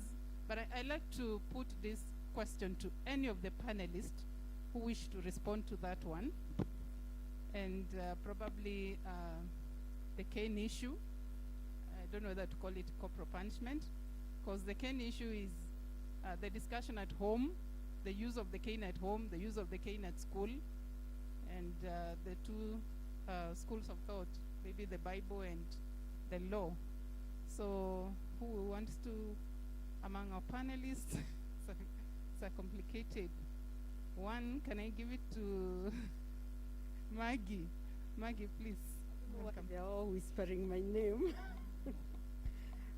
Thank you very much for your questions and the issues that you're bringing out. I know a couple of years back, the Ministry of Education, and I think through TSC, there was a policy about counselors in schools, and especially in secondary schools. And I know that policy, I think, has never really been implemented to the letter, such that we have counselors whose role is just to do student counseling and not to do the teaching. And I think it's because the TSC talks about the not having enough capacity and resources to do that, because you're right, teachers should not be counselors. The only institutions that have managed to do that perfectly well are the universities, where we have fully fledged student counseling centers, and the people in those centers, the only thing they do is student counseling. That works very well. So that dual role is quite some dynamic to navigate. And I think because we are talking about children, maybe one of the recommendations from this summit is to push the Ministry of Education to actualize that. Maybe it's something we need to think about. When we talk about children and we talk about discipline, caning is, and I am an advocate that caning should never, ever, ever be a way of disciplining children, because as a child therapist, I'll say that it's a form of abuse and physical abuse. And usually what happens is that when you're talking about caning in children, it's a form of adverse childhood experience, and it's happening to them at a young age. Children don't need to be caned in order for them to be disciplined. By the way, that's not disciplining, that's punishment. And there's a difference between discipline and punishment. And as parents, and even as teachers, there are different ways of disciplining a child.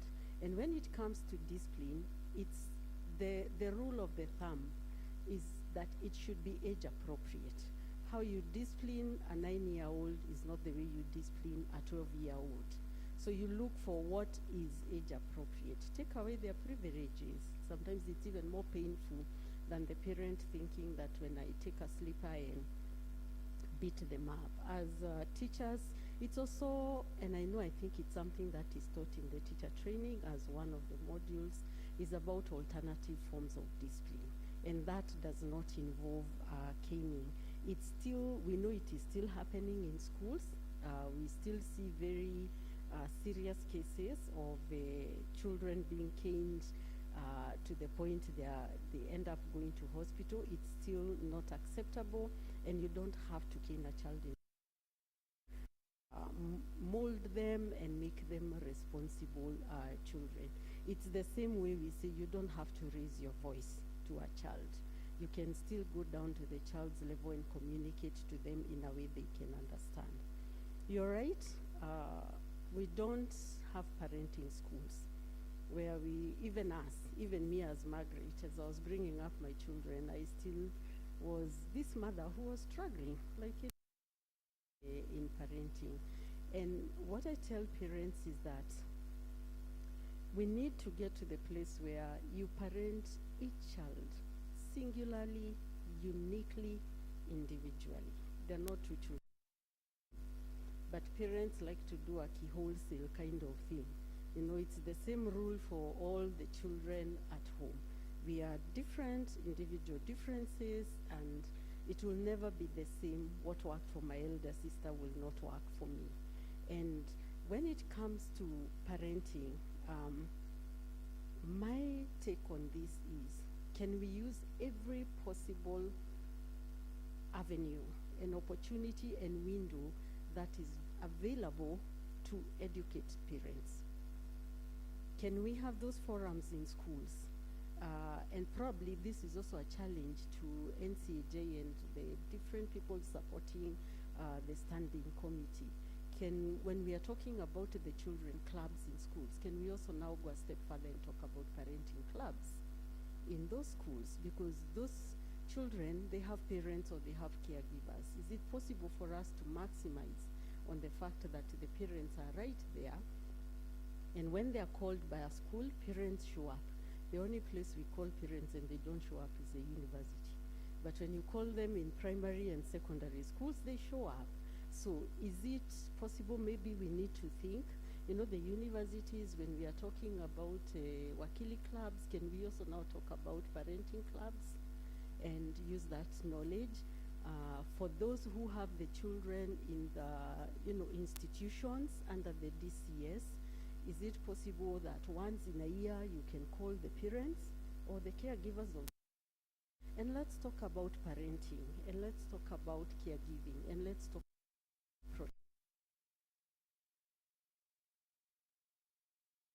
to educate and to pass on the information to the parents. Let's exercise that. I mean, for those who, in our faith community places, and people came, they bring themselves to the mosque or churches or whatever other places of worship or faith, can use that and use those forums and use those moments. I remember when we were really, really big on HIV, the churches would talk about using the pulpit to talk about HIV. Can we use the pulpits now to talk about parenting and talk about child care and child protection? So I think the opportunities for me are very many. It's just that probably we are not maximizing on those opportunities. So anytime you have an opportunity to educate a parent, please don't let that pass. Let me answer the question from Christina, about children. And we go back to who is the child?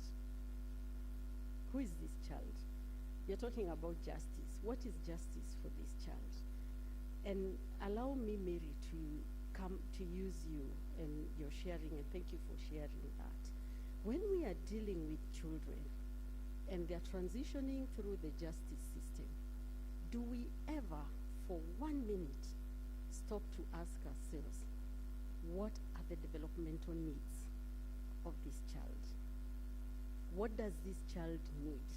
And we're already saying, as long as a child is transitioning through the justice system, there's a system failure at the family level, at the community level, at whatever level. There's just a failure. So when we are talking about the children leaving the juvenile institutions or that are leaving the institutions under the DCS, that process should have started with mitigating. What are we going to do as a society to make sure that children don't end up in the justice system? We start from the mitigation. Then we also come to look at, we need to identify who are the children at risk. The orphans, those who come from extremely vulnerable family backgrounds, those who children are coming from dysfunctional families, those children who have special needs because that makes them vulnerable children.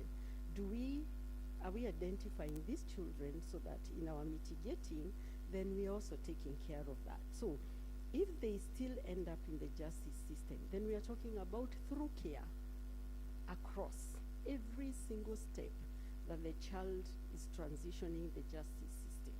Is every person they're going to meet asking about their developmental needs, working towards meeting their developmental needs and their very specific needs. And then we also need to think, every child who entered the system has an exit. Are we talking about and thinking about the exit strategy? And the exit does not start at the exit point. The exit strategy starts at the entry point. So what is the re-entry process of this child? They're going to leave Kabete Rehab. They're going to leave Boston. They're going to leave Kamai. They're going to re-enter back into the society. What is it about the re-entry process, and what are we doing to prepare the child and to prepare the community for the child's reintegration?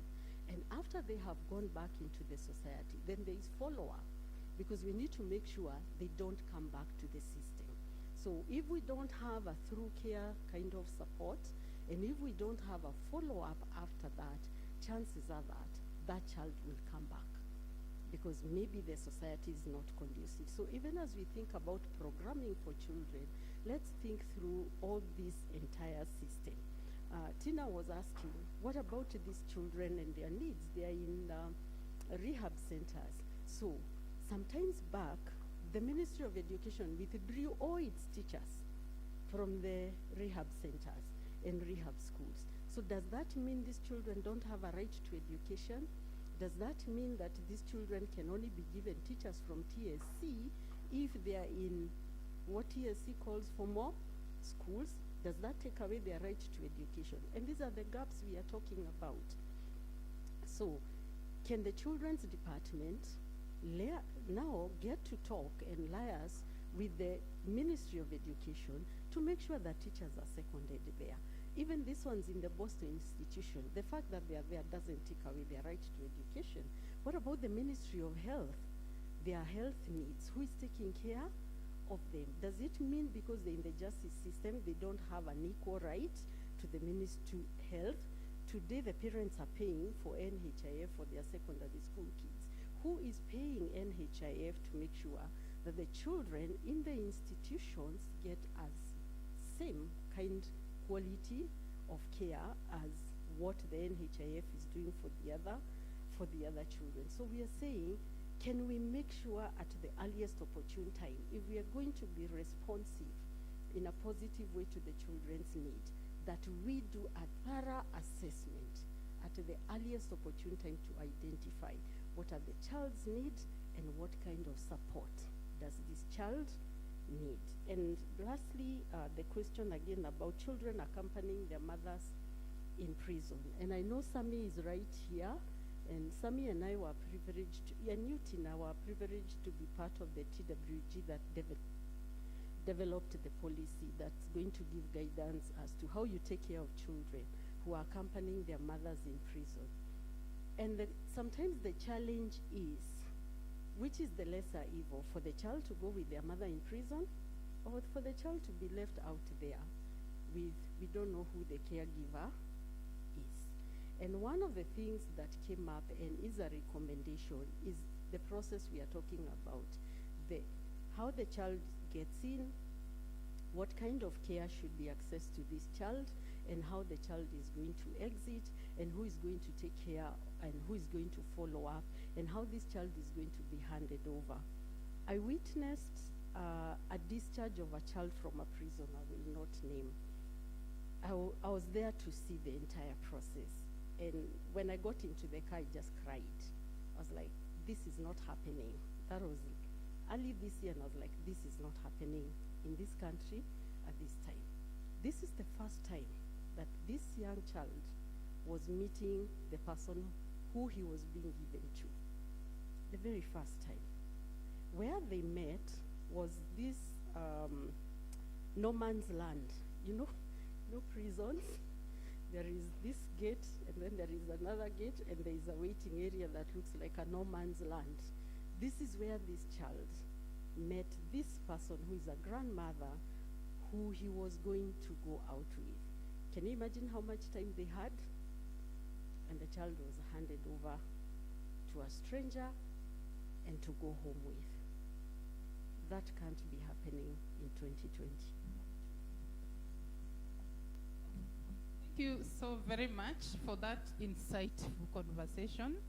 And just to conclude on that particular issue, I know that the DCS has been tasked actually to give us insights on how they manage children who exit institutions, and also considering the issue that was raised about our colleague who found herself at the age of 7 in an institution and who benefited.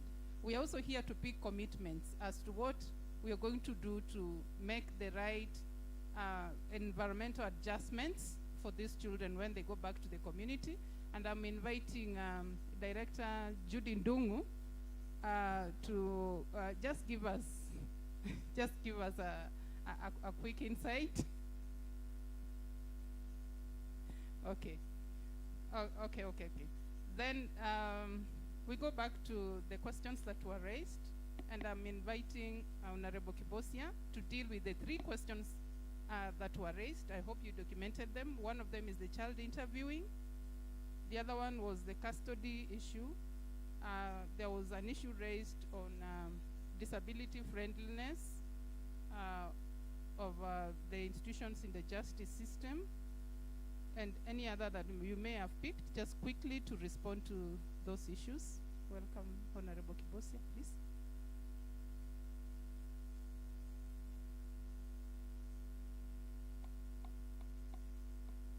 There was the issue of judgment. I don't know, the person who asked has left. Whether the interviews we do, whether we include them in our judgments. Yes, I do. I must explain what I did, how I arrived at my decision, and at times I even refer to the paper as an attachment. So in my judgments, I include the interview proceedings and how I reached the decision. So I'm still waiting for the High Court. The matter has not gone on appeal, so I'm still waiting for the High Court to give directions whether I did the right thing or not. But I usually cover myself under Article 53, and I use the right theory of assessment. I'll go back to Jean Piaget theory of cognitive development. I rely on that a lot, and I'm still waiting for the judge to call me to explain the theory. And innovation, unfortunately, there is no, the innovation is just a Kibosia innovation. I am waiting for it to be challenged, but so far, I think for the past 6 years,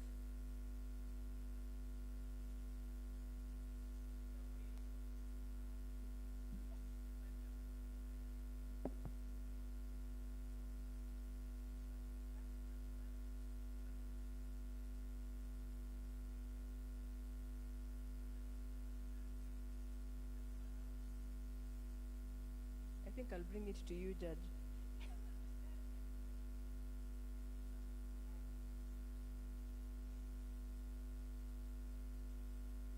Yeah, I have quoted Jean Piaget, and I am still waiting for that theory to be challenged by the High Court.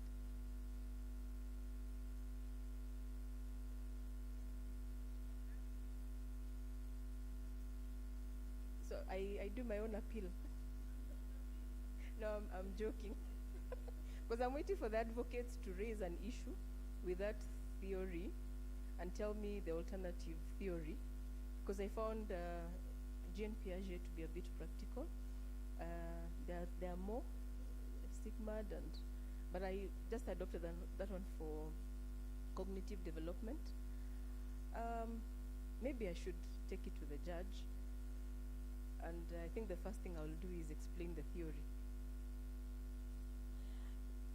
So innovation, I told you, it is just my own innovation. I'm still waiting for it to go to the next step, which is the High Court. Then maybe it can become a judiciary policy. I don't know. But at least the NCAJ has adopted it. So I am yet to defend it in a panel. So maybe this is the panel to defend. Then there was the issue of Tina, you raised issues. I have a problem with our the corrective approach does not include education. Unfortunately, a place like YCTC would do rabbit keeping. Who would do rabbit keeping in this 2022 if you really don't want to be a farmer? I'm not saying farming is bad, but the first thing you all do is rabbit keeping, and there's no computer. There are no computer. Actually, we used to do packages. Just introduce those packages. Excel. That is the bare minimum. These days there are no packages, but you can introduce Excel and spreadsheet. I mean, those are just basics. Or if it's rabbit keeping, then it can be done through artificial intelligence. an advanced way of farming using AI.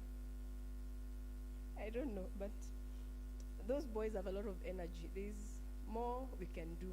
They need to go to the lab, they need to innovate, they need to have a teacher there, you know. I at times send them there, and I know, unfortunately, even this week, YCTC is not an examination center. It's so unfortunate. They are being escorted by the police to their original schools. And it's very sad because of the NEMIS, because there is no center there. You cannot transfer. The system is not transferable.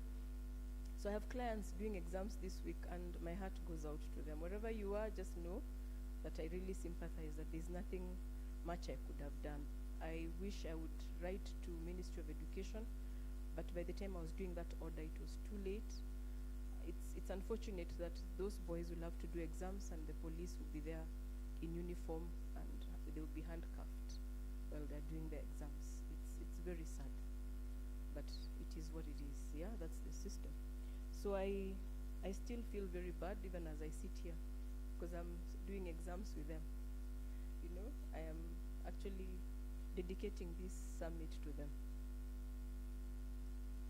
Then Makadara not being friendly, PWD friendly, we found the building like that, but what we did in Makadara, I think she will attest to it, is the court used to come wherever you are. We would actually go to where they are. And there was somebody at the customer care desk. I don't know if it's still happening, but I would tell customer care if there's anybody who has any challenge to ask the court to come down to where they are. So yes, we had court number 1 that was preserved for that purpose, and the court would actually move where that person was. We rarely had people coming upstairs because of those structural challenges. So I don't know, maybe we can still follow up. But even like Milimani, where I am currently, at least we have lifts. But again, the court is very flexible to move. You can sit anywhere. Then the issue of custody and the father taking the child. You see, the law is clear, although at times they say that is cliche. But 50-50 parental responsibility. When the father is the only parent, that means they take the 100%. But what I've done in court is I have included something called the bearer of the maternal instinct to be part of that child's life. And we would nominate someone to be a constant caregiver for the child, normally the sister to the mother. There's that connection that you cannot take away from. Even if you introduce someone new, maybe the father would move on and get another wife. The maternal instincts are still with the mother's side. So what I've done is donated 25% to that side from the 100%, so that the father will have 75 and the grandmother or the sister or somebody else from the other side to take 25. Why? There's something that the doctors are now using to gauge even treatment. They use maternal instincts. Medicine has gone back to the mother. You go to hospital and they ask you, do you think this child is very sick? And the mother said, no, this one just give Panadol. So there's a way mothers know, you get to the house and you say, this one must go to hospital now. There's a way, I don't know, you can't explain it. It's the way the lioness will carry her cub with her mouth and doesn't injure it. It's still a mystery, isn't it? Have you seen the way they carry their babies? So you can imagine you carrying your baby with your mouth, the way the lioness does, but she does it so gracefully. So I don't know, maybe we need to be told, is it the teeth that carry, or which part of the body that carries the cub? The human, we are all animals, so there is a way mothers know. The grandmothers who raised most of us here did not even know about medicine, but they would tell when a disease is critical. If a playful child is not playing, you want to ask, are you okay? Then you ask this mother, why did you ask that particular child while you didn't ask this other one? So the theory now which we use in court is, when the mother has passed on, we should not kill that side of the family.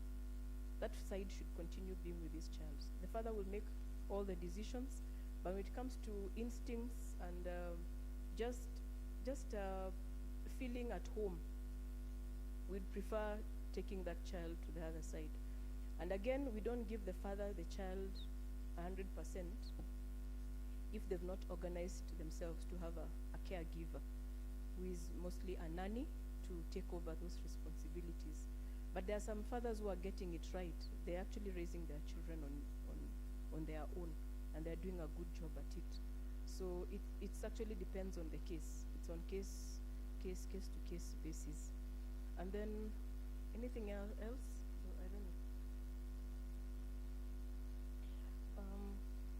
Addition to the disability aspects that you've touched on, Honorable Kibosia, I was given a write-up here that includes consideration of toolkits such as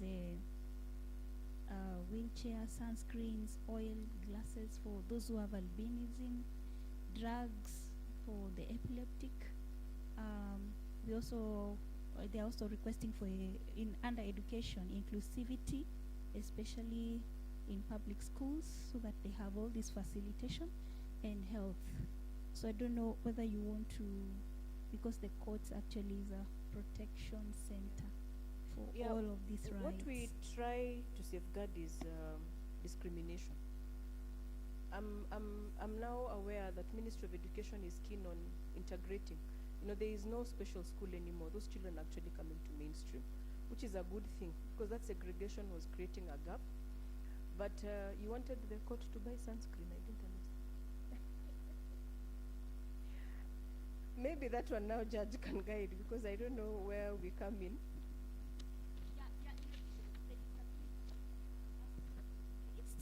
I was given this list that there should be a consideration of provision of all this, especially for those who are suffering different kinds of disability whenever they come in contact with the justice system.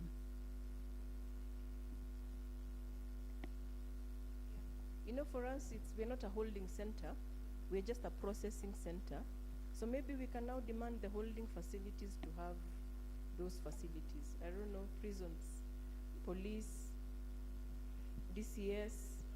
Kindly make sure in the next budget we have sunscreen, we have wheelchairs, we have braille, you know, and everything else. I think that one is you're the duty bearer there. And just pray that they do not come to court for a constitutional petition to say that they're infringing on those rights and there's discrimination of facilities. But that should happen. I know there's an order I made for a child to be given a wheelchair, and Kenyatta National Hospital, I did an order and said this child to be facilitated. They were given, the operation was done by KNH, the wheelchair was given, and then they filed a report.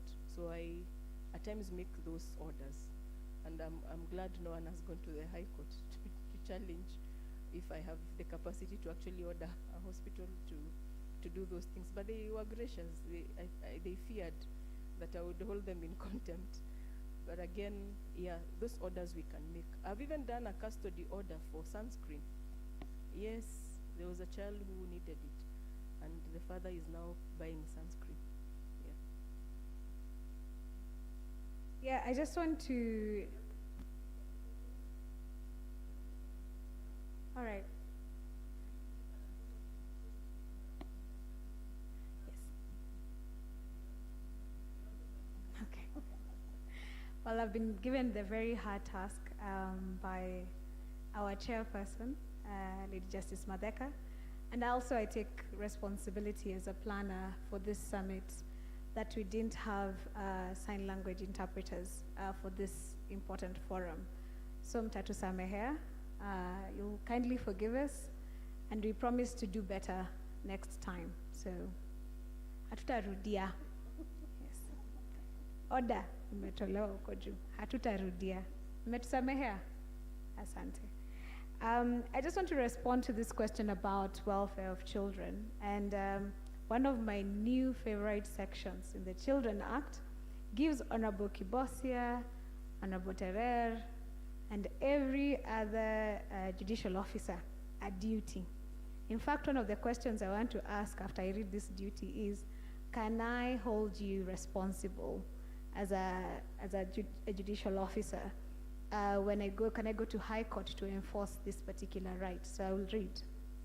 Every court in dealing with a child who is brought before it shall have the regard to the best interest of the child, and shall in a proper case take steps for removing him or her from undesirable surrounding, and for securing that proper provision may be made for his or her maintenance, education, and training. So this is now a duty.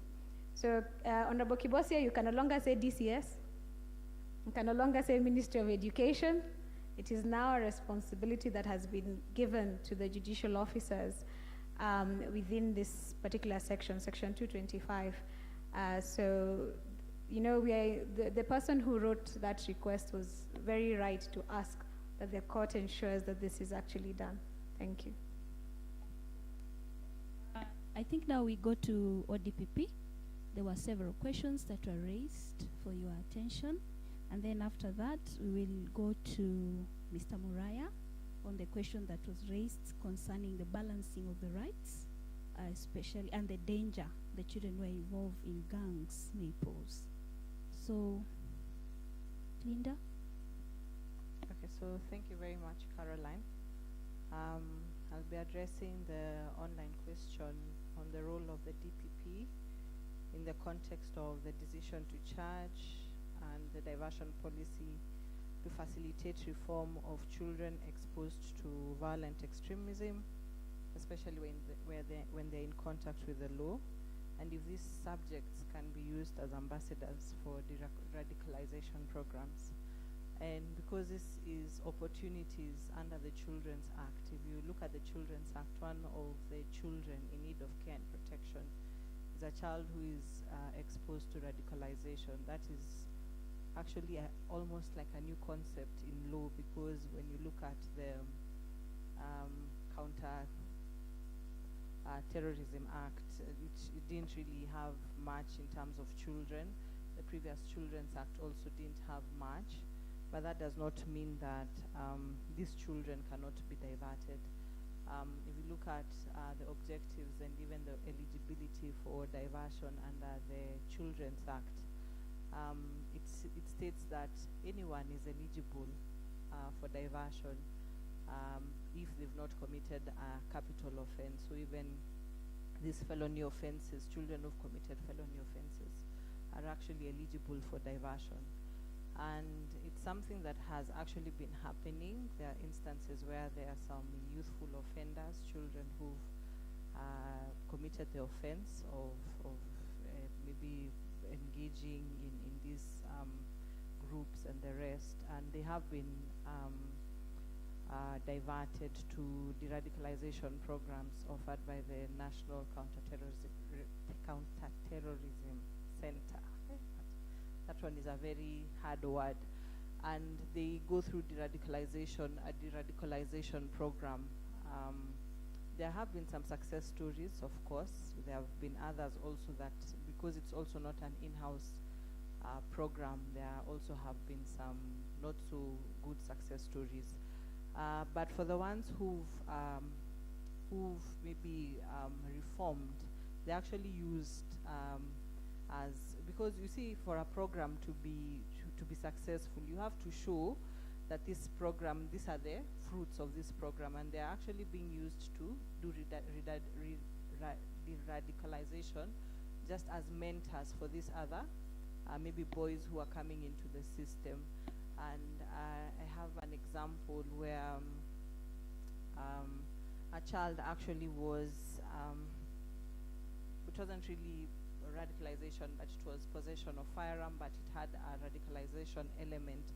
And this child, wherever they are, they actually a model student. They're actually they're doing their exams at this particular time, because they'd said they'd gone to Somalia, then he was a returnee, he came back, then he was in possession of a firearm, and he was caught. And he's actually a success story.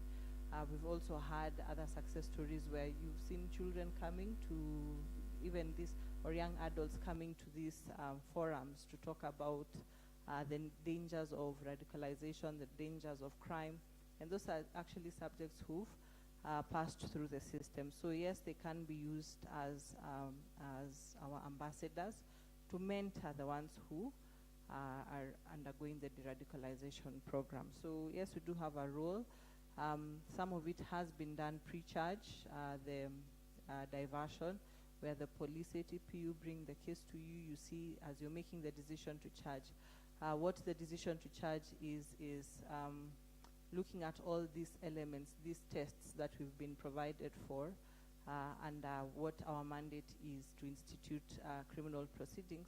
We make this decision to charge, we see is there enough evidence, so the evidential test, the public interest, we did, because of course, like in a terrorism case, there's public interest to charge this person because you don't want people to be bombed or, you know, for them to escalate and all that. But if you look at all these considerations, you also look at the social welfare, and that's why the Children's Act is really, I think, profound in that it brings about assessment reports so that you're able to, because you see for most of these boys or even girls who are getting into radicalization, these are children who come from very poor backgrounds, and that was one of the questions I believe has been asked.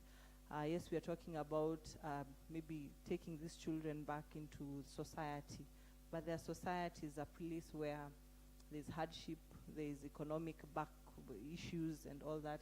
That's why the assessment report is important, because it gives us a socio-economic background of this particular child, any risk of reoffending and all that. So the assessment reports help us with that.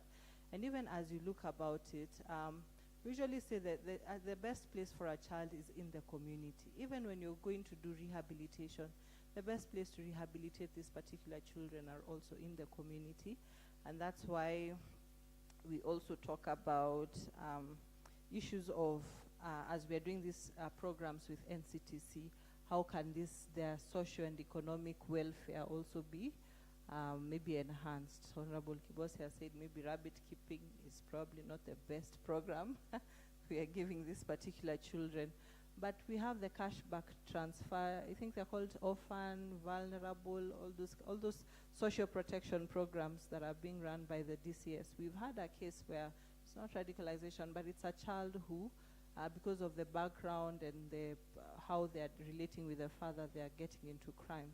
And one of the things was, can these social protection programs that DCS runs, they believe DCS has all the programs. If you ask me by there, I don't think we need to really look very far. DCS has all these programs. So, and one of them was now issues of maybe money. Can the family be equipped with money, or can the boy be equipped with maybe a program? We talk about, is it called NITA?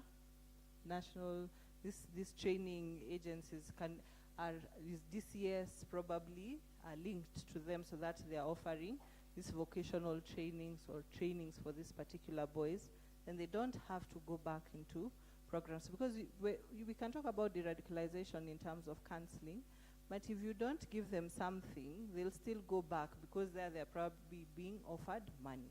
So in terms of maybe DCS having a MOU with NITA or these other polytechnics that are around that can provide for these particular children, I believe diversion can actually work.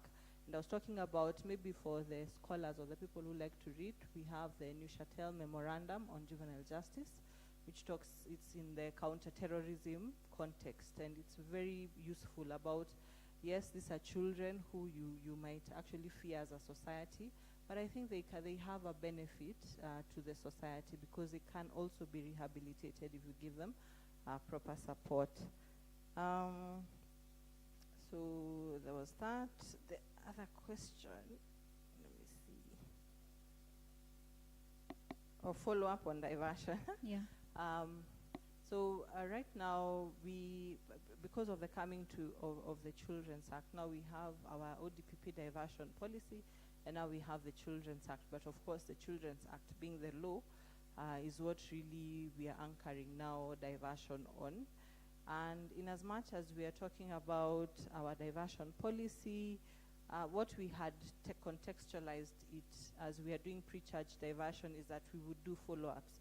So that once we give someone to maybe do supervision, they will bring us a report in terms of monitoring and evaluation. They'll bring for us a report, like what now probably happens if we are maybe doing a de-radicalization program. ATPU bring to us, we tell them that this is probably a child they can take to NCTC, and NCTC, they do the de-radicalization program, then we are just given a report, then we will probably not charge that particular child. So that's how we do our follow-ups through the reports that we get once we say diversion is recommended in a particular case.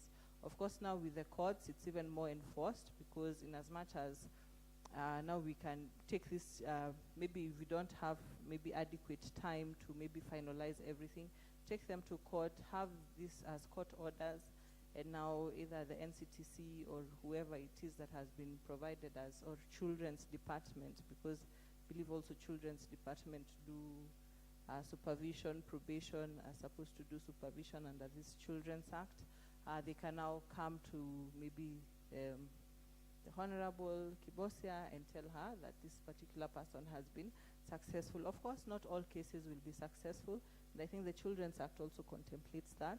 That if a case is not successful, one of the first things that you need to do is find out why isn't it successful, because it's not, it might be the programs. Maybe you were in haste to give this child a particular program, let's say supervision, and probably this child needed counseling in addition to the supervision. So the first instance, if they come back because it's not successful, you get the reasons why the diversion was, that is the court.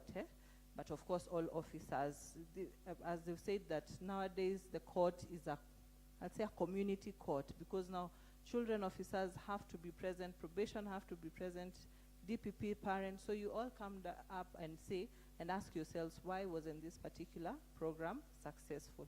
And if it was because maybe they needed further programs, further options, then the magistrate can provide an order for a further option. Maybe they say, in addition to the supervision, maybe 3 months counseling at Dr. Margaret's office, or something of the sort. So after they finish that 3 months, then it's actually closed, because they've been able, because the levels have a definite time frame. So 3 months, 6 months, 12 months, and the rest. If at all, it's because of the child now maybe refusing, because we've also had a pre-charge diversion for, it was still radicalization, but pre-charge diversion, but this child did not go for the de-radicalization program. So when it came back to us, we actually recommended for the child to be charged. So I think also I believe the Children's Act also contemplates that. What happens if these programs, the options, yes, you've given the options for this child, you're trying to give them a second chance, but you see some of these offenses are very heinous offenses, isn't it? So you're giving this child a second chance and they are not taking up the second chance. So you can still come and bring it, then we will charge. So I think that's how we are going up in terms of monitoring and rethinking. There are so many things that I think the Children's Act has brought about. Thank you so much, Linda. We are wrapping it up because of time. So maybe 2 minutes for Mr. Muraya to just tell us about the balancing of the rights, especially for those children who are involved in gangs, and how about the community. And then we go back to Juliet. There was a question on academia. That one was a written question. My co-moderator will read it out for you, because then we need to answer and let our audience feel we have taken care of all their concerns. And finally, we'll have Madam Goretti to complete and wrap up for us. Okay, I can see Patricia is really, yeah, she has something, an input. Maybe before Madam Goretti, who will tell us about rehabilitation and wrap it up for us, we will have Patricia. So we start with Mr. Muraya, we go to Juliet, we come back to Patricia, and kindly observe time. I think we are constrained with time, and then we finalize with Madam Goretti. 1 minute. There was also the issue about pre-recorded evidence.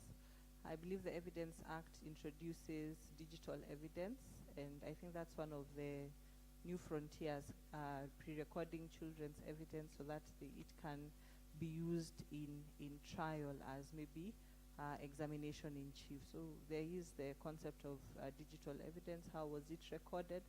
And I think that's where now we need to be going as a country. Thank you so much.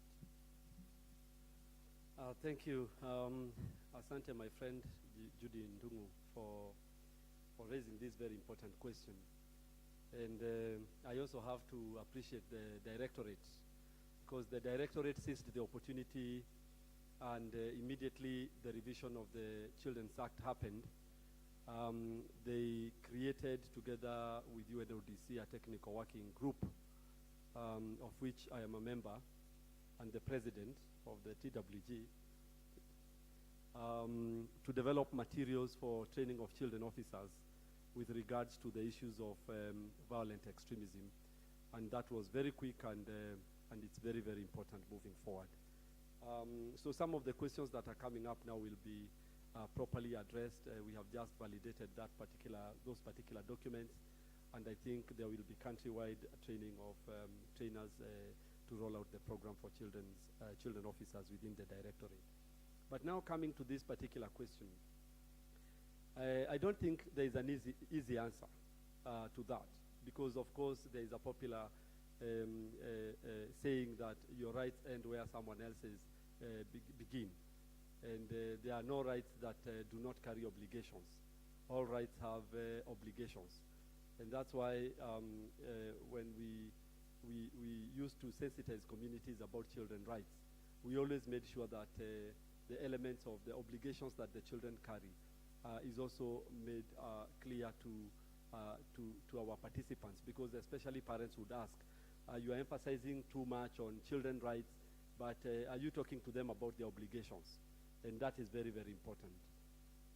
Yet I also have to mention that for a child to have reached that particular point where they have become offensive to the norms in society, then it basically means, as someone had mentioned earlier, that there is a failure within the system somewhere.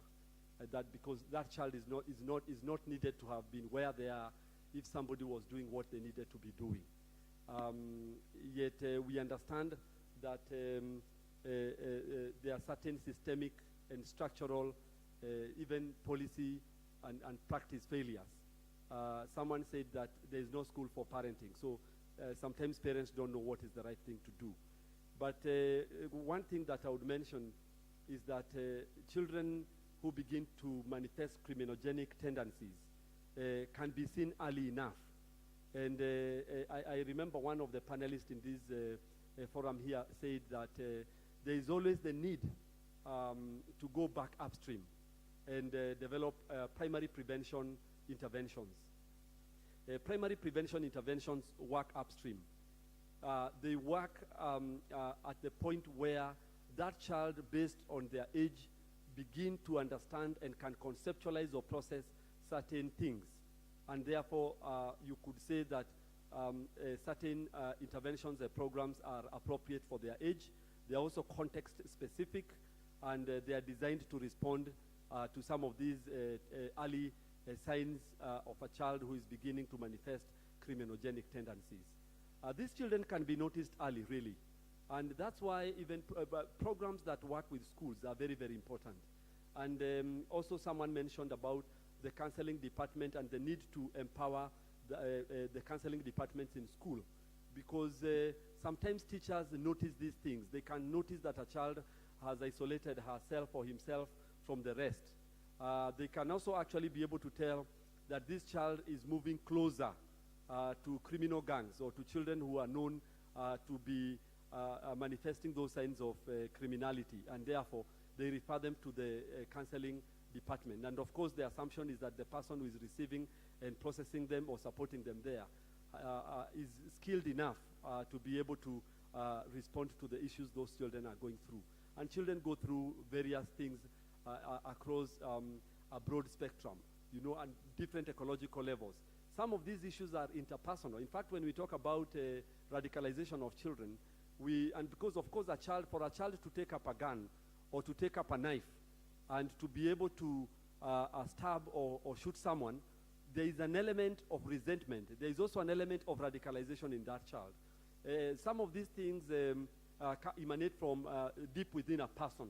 There are certain personal drivers, and the personal drivers can be compared or contrasted with interpersonal or even communal, the drivers that exist within the environment in which that child is growing. The personal drivers are difficult sometimes to be able to pick, and they are difficult to be able to address, and that's why you may need therapists to help you through that particular process.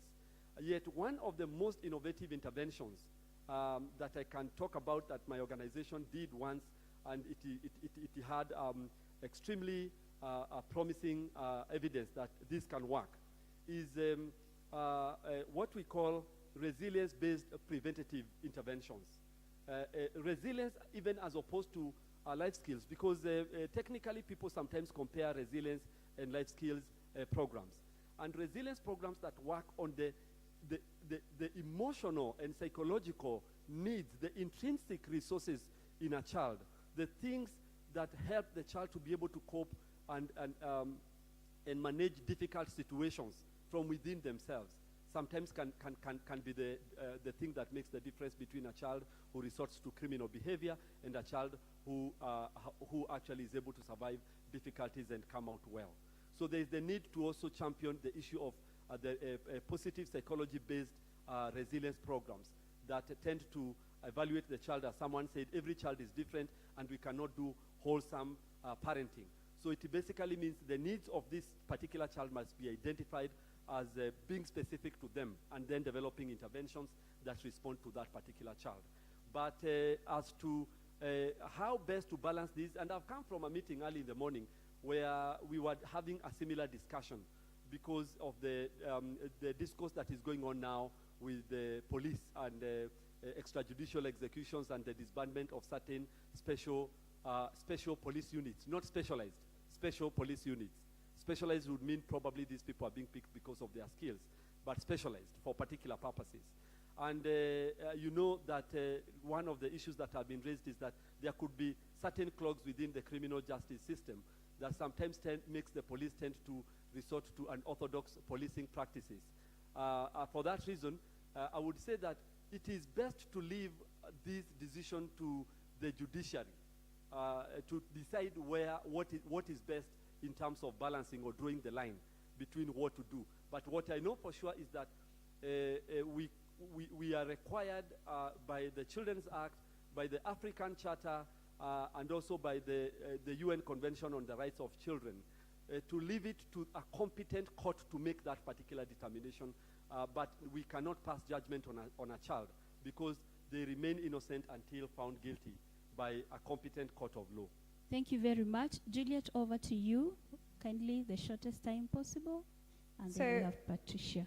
All right, thank you. Simone asked, the role of academia for the design and implementation of the law was highlighted.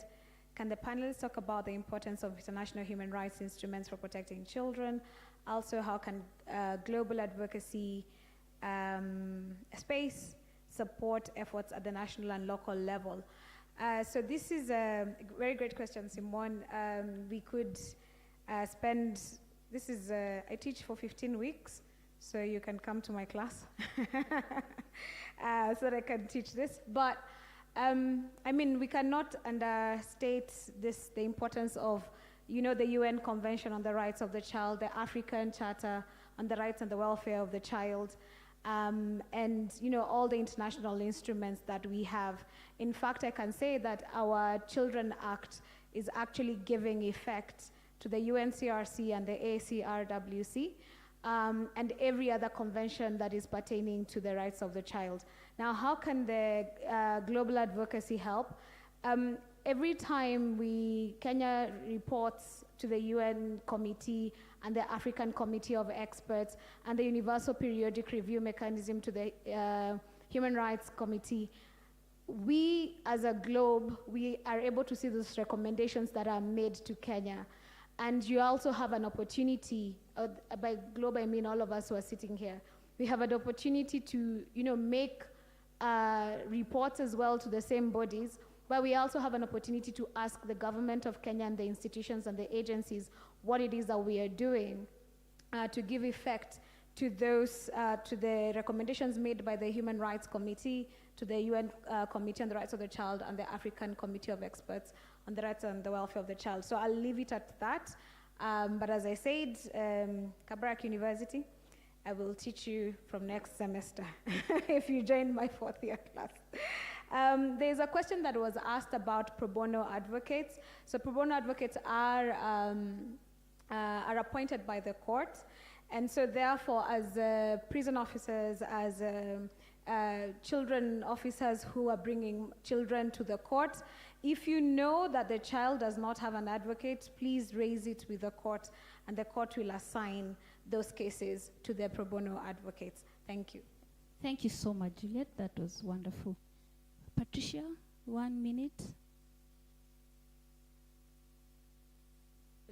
Requested Juliet to answer that on my behalf, so we can now move to next person. Thank you so much. And as Madam Goretti prepares through the chair, we have our Deputy Commissioner of Prisons. She wanted to clarify something, so I'll beg 1 minute from us after Madam Goretti so that she can say something. Do I have the 1 minute? Thank you. Thank you, Caroline. I just wanted to indicate how we do our rehabilitation and reintegration from the rehabilitation schools based on the question from Faraja and a bit of what Mary contributed to. So when a court determines that the best place to rehabilitate a child is in a rehabilitation school, the child is received at a reception center. They don't go directly to the rehabilitation school.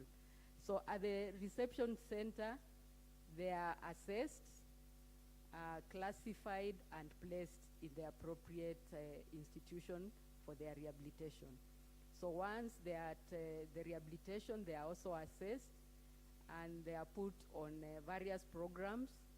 There are programs for behavior adjustment, formal education for those who require that, for vocational training, and they do the NITA exams, and many other market courses.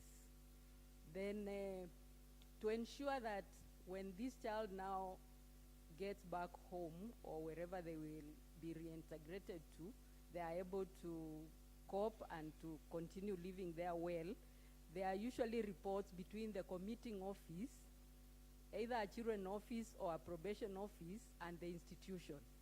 And these reports are called environmental adjustment reports. So the committing office is supposed to be working with the family to ensure that they prepare them to receive the children after their term in the institution. The institution also sends reports to the committing office to tell them of the progress of the child. So that both offices are now working together to rehabilitate the child. Then during the stay of the child in the institution, there is interaction with the family. So they are allowed to make phone calls. They are also allowed to be visited, and they are also given leave of absence to go and live with the parents, mostly during holidays, so that there is that interaction, the contact is maintained. On discharge, we don't just tell a child, go, your period with us is over. They are handed over to the committing office and the family. And then they are put under supervision, either with a court order or without court order, for a period of time, depending on the case that took the child to the institution. Then the child is monitored and supervised by the committing office, either a children office or a probation office. Then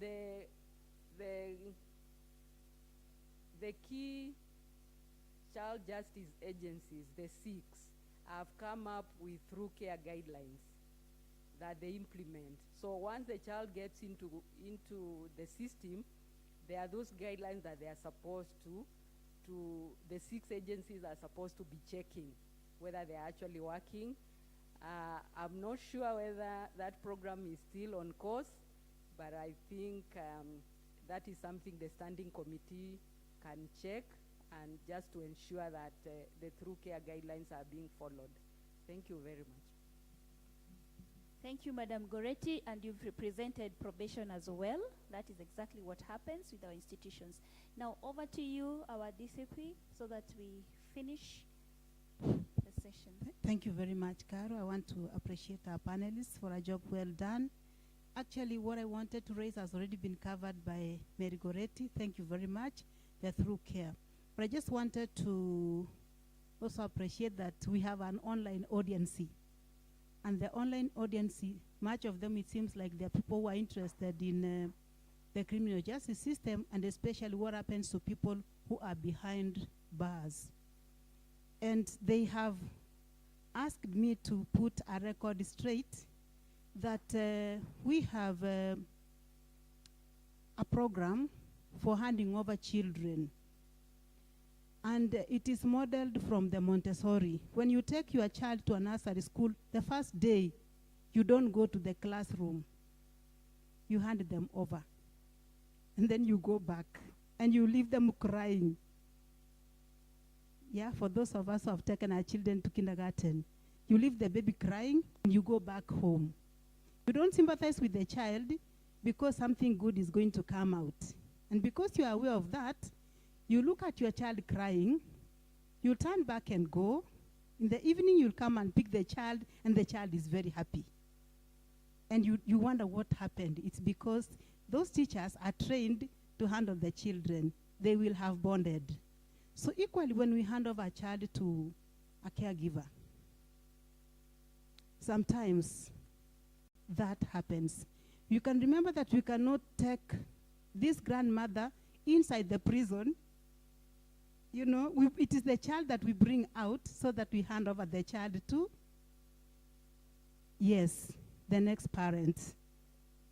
Then from there, the child, of course, will cry because they've been detached from the mother, but after some time, the child will be in good hands. And after the child care policy, I want to appreciate the technical working group led by Sam and the Africa Child Network. We have started sensitizing officers and actually implementing the policy. And now we've developed what we are calling the parenting inside out. Parenting inside out is where you link the parent with the person who will take over the child when the child attains the age of 4. We have remote parenting, we have open days, and the purpose of this is to ensure that the person who will be handed over to the child will be interacting with the child remotely. Thank you. Then we have examination centers, and one of them is committee. Actually, I've been asked to clarify the fact that our students even right now are doing the exams in committee because committee is a NEC center. There are boys and girls who were arrested when they had already registered for exams. These ones will definitely be taken back to their schools because they did not register with us. I hope that makes sense. Because YCTC, boys only stay for 4 months. There's no academic year that takes 4 months. So for those 4 months, you're actually supposed to kind of put them back on track and then hand them over to the parents after all the conferencing has been done. And this is done by the probation department.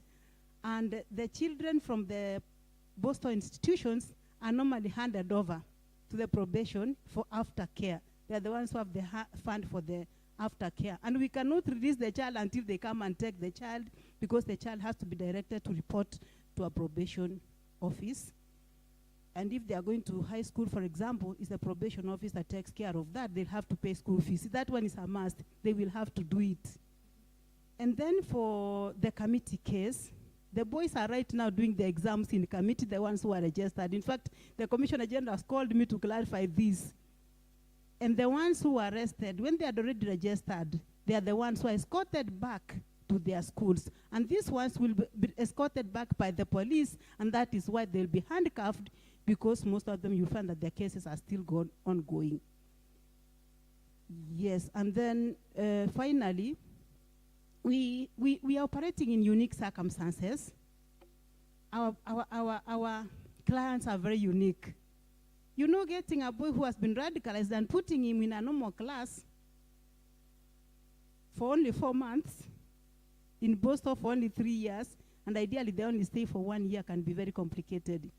But we have a way of doing it, and our curriculum, there's a way that it's been worked out and it's domesticated to fit the unique circumstance of our clients, of our boys and girls. Yesterday I said that for us, they are students in school. Actually, we rarely think of them as offenders. I want to appreciate DPP because they're the ones who have provided us with the computers. And the rabbits are part of what they have to do. Those rabbits are for us to compete in the International Trade Fair in Nairobi. And our policy says that they can only be kept in Committee YCTC because, you know, we are part of the giants in the International Trade Fair. That is why we keep the rabbits. And by the way, Committee, Medium Prison, is a field station for Egerton University agricultural class. Thank you very much. May God bless you. Wow. Thank you so much, DCP. We have heard you, and I think we have all done well. We have all done well. We have represented our institutions, and the point has gone home right from the court, the children's services, the probation services, the DPP, LSK, advocates who are here.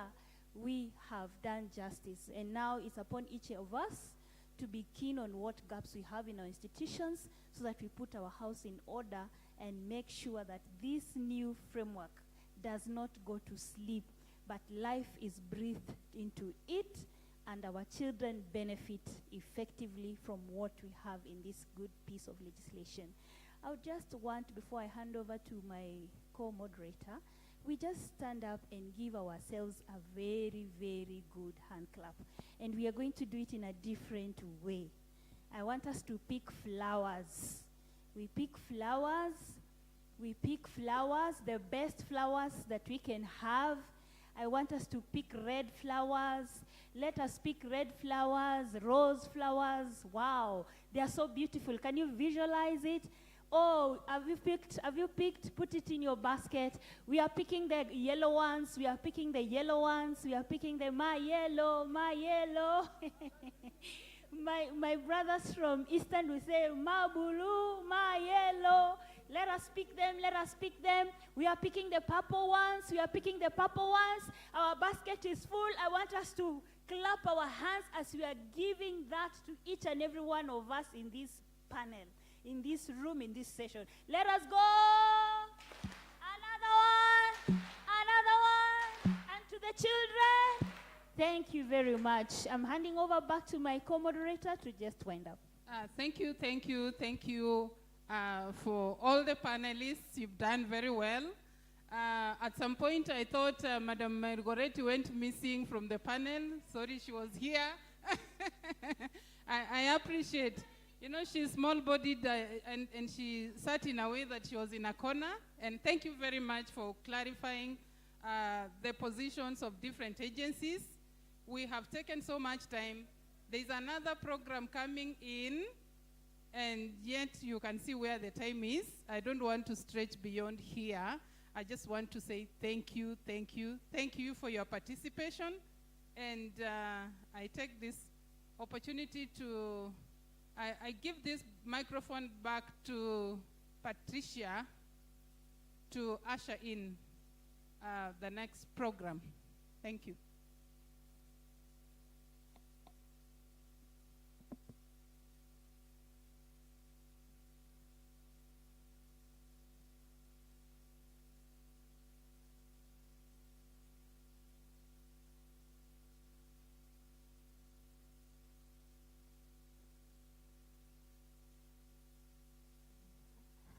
Good evening.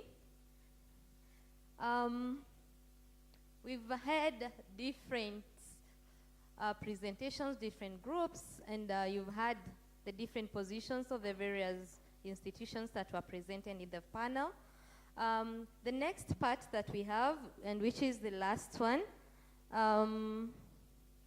is presentations from universities, and that is from academia.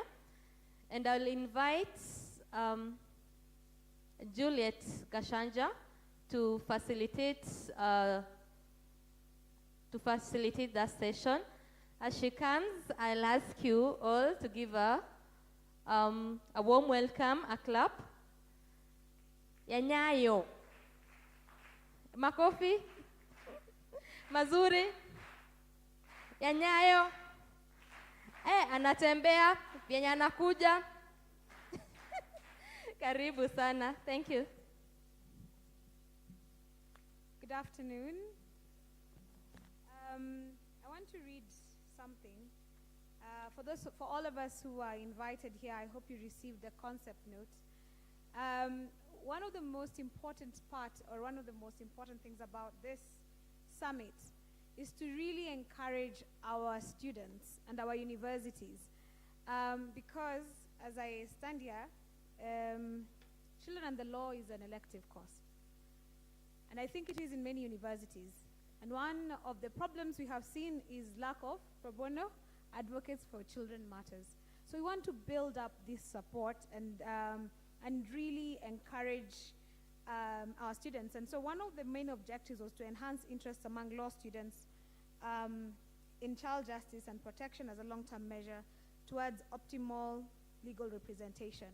And today we have our students who responded to our call for papers.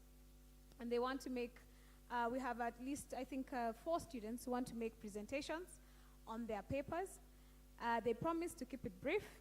And so therefore, I want to invite them to make their presentations, and we shall critique.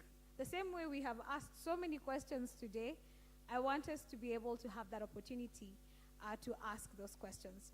So our first presenter is Hafsa. She's here. Please join us here. We shall, as we set up your presentation. Please come and introduce yourself, and as we set up your presentation.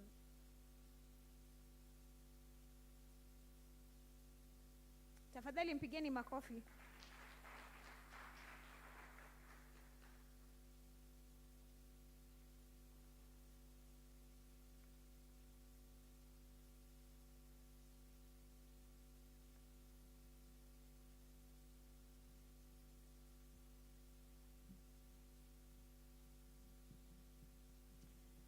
Good afternoon, everyone. My name is Hafsa Abdullahi Omar, and I'm currently in Strathmore University. And the call for writing this paper, I want to say a wild thing about it. So it was actually sent to all students of Strathmore University and not law students. And it was just to encourage our interest in mediation, and particularly child-inclusive mediation. And so I'm not a law student, surprise. I'm a computer science student. But like, I have interest in mediation, so that's why I'm here with the child-inclusive mediation paper. And I actually wanted to show you a bit of statistical study from other jurisdictions of child-inclusive mediation. But I don't think the projector is working. I don't know. Is it working? Okay, it's not working. Yeah, so the PowerPoint actually consisted of a lot of the statistics of how other jurisdictions researched on child-inclusive mediation. But let me just have a brief introduction for the ones who don't know of what is child-inclusive mediation. So child-inclusive mediation is when separating parents particularly, give their children the opportunity to privately talk to a mediator who is specialized in child therapy and child psychological aspects, so that the child can be able to express what they feel about the separation and what they feel about post-separation and who they want to stay with, what are the security issues they are concerned with about their safety and about their emotional safety too. And just a bit. So all the models that are compared in the paper is Norway and Australia, mostly. And there's also a comparative analysis with child-focused mediation. Child-focused mediation being that parents don't give the opportunity to the children to speak directly with the mediator without them being in the room. So mediators speak with parents, but under the assumption that the parents know what the child wants. But the child is not given the microphone, he or she is not given the opportunity to speak. So, so the comparative analysis, I'll just list down the findings that were specific to the research of child-inclusive mediation that were not there in child-focused mediation. So there was less tension between fathers and their ex-spouses. The fathers expressed having a stronger parental relationship with the children because, as observed in child-focused mediation, even with a court ruling which expressed that every parent had this minimum amount of hours with their child, mostly the primary caretakers are the mothers. So you'll find that a lot of the time, as time went on, as years, as months went by, the child will have less contact with the father. So that impacted the children a lot. But in the child-inclusive mediation research group, the children stated that their fathers were more emotionally available. The children's comfort level with their contact and care arrangements were better, and they expressed satisfaction. Also, in the year that followed mediation, in the two research groups of child-inclusive and child-focused mediation, child-inclusive parents were half as likely as child-focused parents to file new court proceedings about parenting disputes. So the costs of litigation and the costs of trying to find new custody for the children and dissatisfaction were lesser in child-inclusive mediation types. So a recommendation for Kenya and possible concerns is a suggestion of implementation is borrowed from the court-annexed mediation that was introduced in 2015. So if parents who are seeking custody arrangements in courts are referred to child-inclusive mediation, which may be established with proper mediators being given proper training in child psychology and family matters. So the aspect of that can be borrowed from the court annex mediation which currently exists.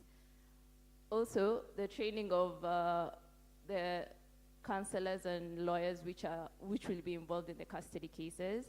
Additional public education of the public to inform them of the possibility of child-inclusive mediation. Also, the concerns are financial load surrounding the training and the training of the mediators, but the cost-benefit analysis emphasizes the advantages of avoiding astronomically high expenses of litigation and custody through the courts.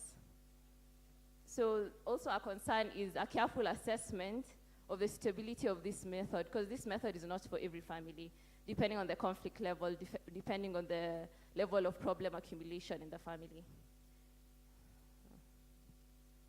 Yes, any questions?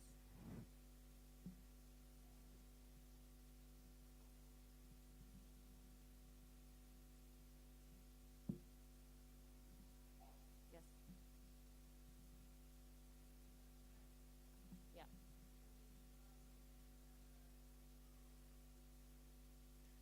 Norway, Australia. Yeah. Okay.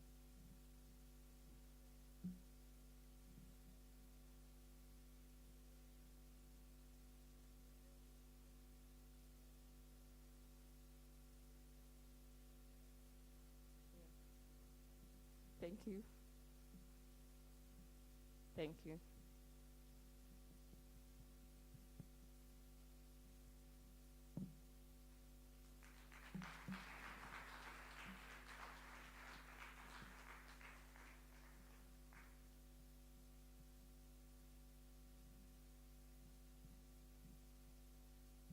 Sorry, we're trying to get the online, the other two presenters are actually presenting from online. So we're just trying to make sure that we're able to plug them in. In the meantime, I want you to tell your neighbor 3 things that have been said from this, and this will be part of the communique. 3 commitments that you have picked from all the agencies that you have, that we have heard from yesterday. And this will form part of our communique, which the Honorable Judge will actually speak about. So converse with your neighbor. This one has no neighbor. Okay, please, karibu hapa.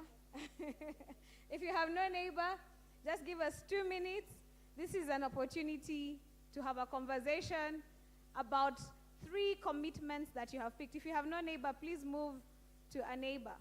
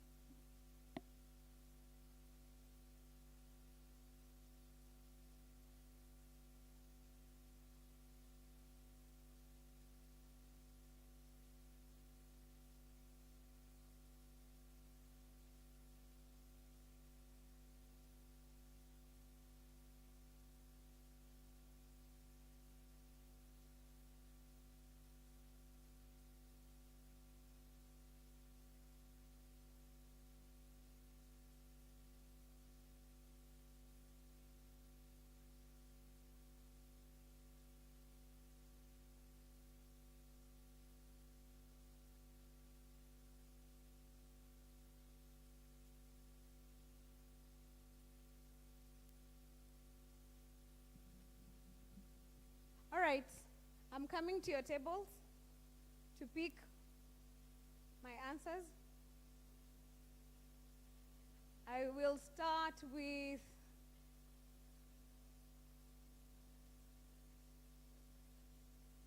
Evelyn.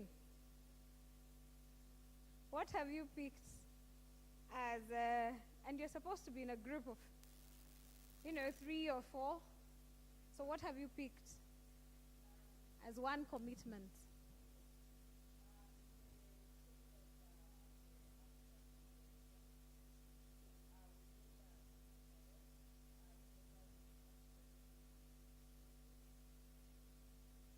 All right, so multi-agency cooperation. I am walking around and to the farthest,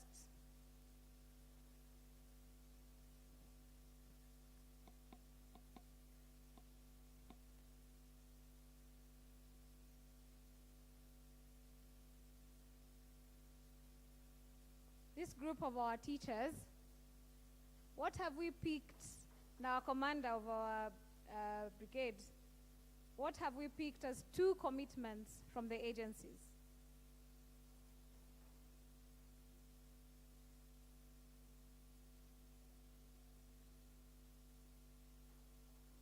Yes? We're still deliberating? See, being a student is not as easy. So I want to invite Aniel Ogutu from Catholic University. Aniel Ogutu from Catholic University. He's going to be speaking to us about sentencing of child offenders who have turned 18 during the time of trial. There's actually a question that was asked, what is the magic that happens? A child is 17 and a half, right? And immediately when the birthday happens, they go to court and now they're treated as adults. Have they changed? You know? And that's, I think, one of the things that he will try to tell us about.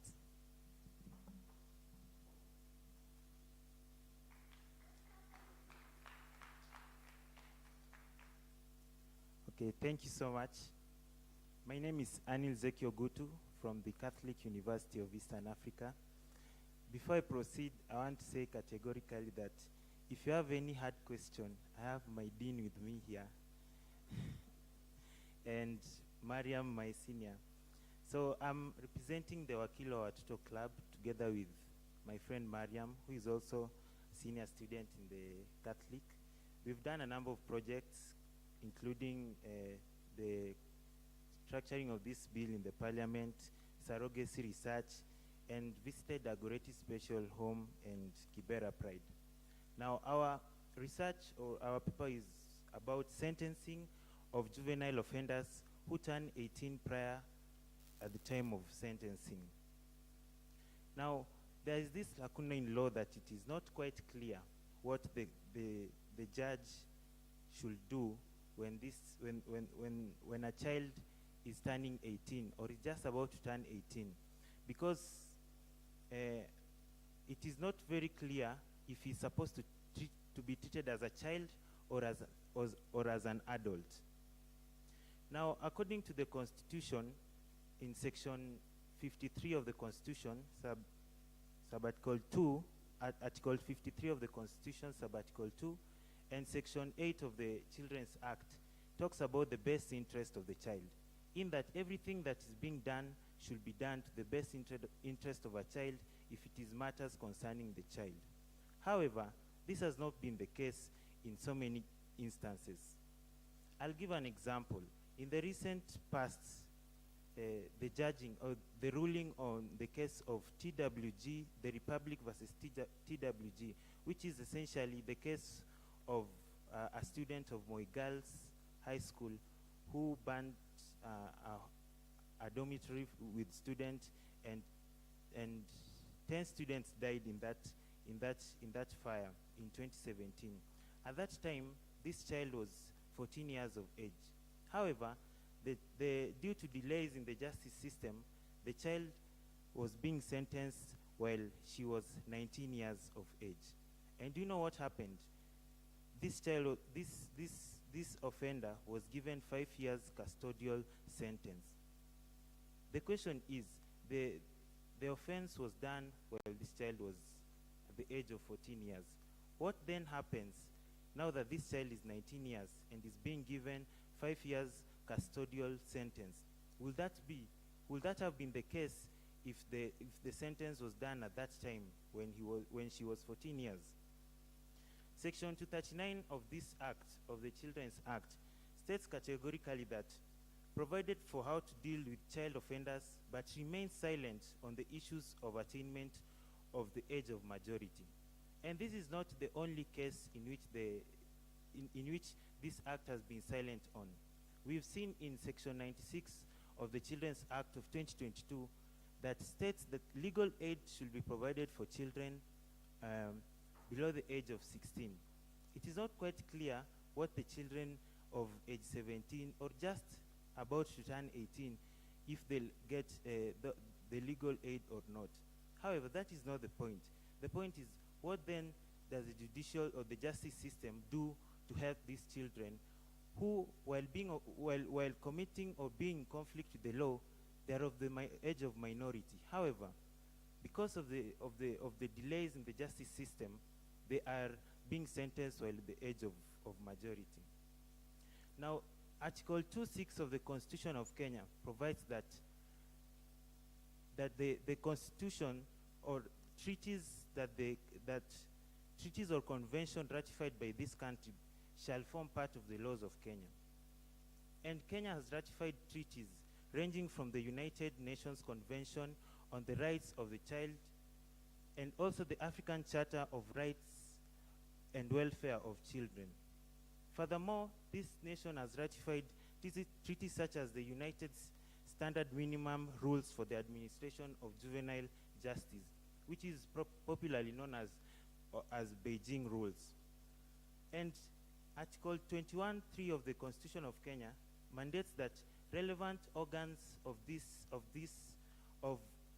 state will act to protect the interest of minorities or the interest of vulnerable groups. Children are part of these groups. And if you look at these treaties, they provide on ways on which children should be dealt with. And I'll just mention some of the things provided in the Beijing Treaty, which says that children should be rehabilitated. Children who are in conflict with the law should be rehabilitated instead of being deserted. They should be assisted as opposed to be repressed. They should be deterred generally as opposed to being incapacitated as child offenders. So this is the status quo, that it is not quite clear because there is a lacuna in law regarding the sentencing of child offenders who turn 18 years of age at the time of sentencing.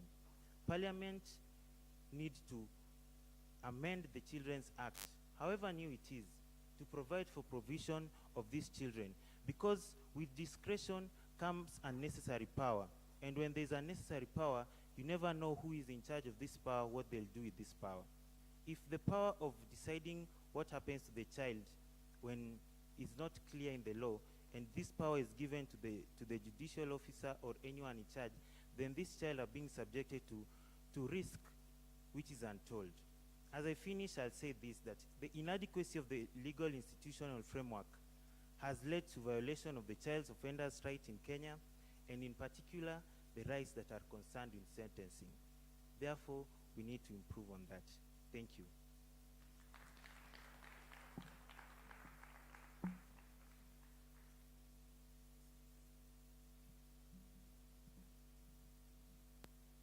Thank you very much, Anil.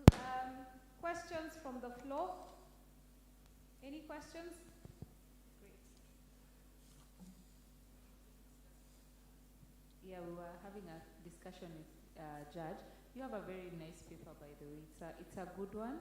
Thank you. In fact, it's a question that we've really been grappling with, and I hope that you're almost graduating so that we can start working on it together. Yes. With PIL. But if you look at the Children Act, Section 221, have you been able to look at that? Okay. On criminal liability of a child, subsection 3. Okay, subsection 1 is the one that talks about a person under the age of 12 years shall not be criminally responsible for an act or omission.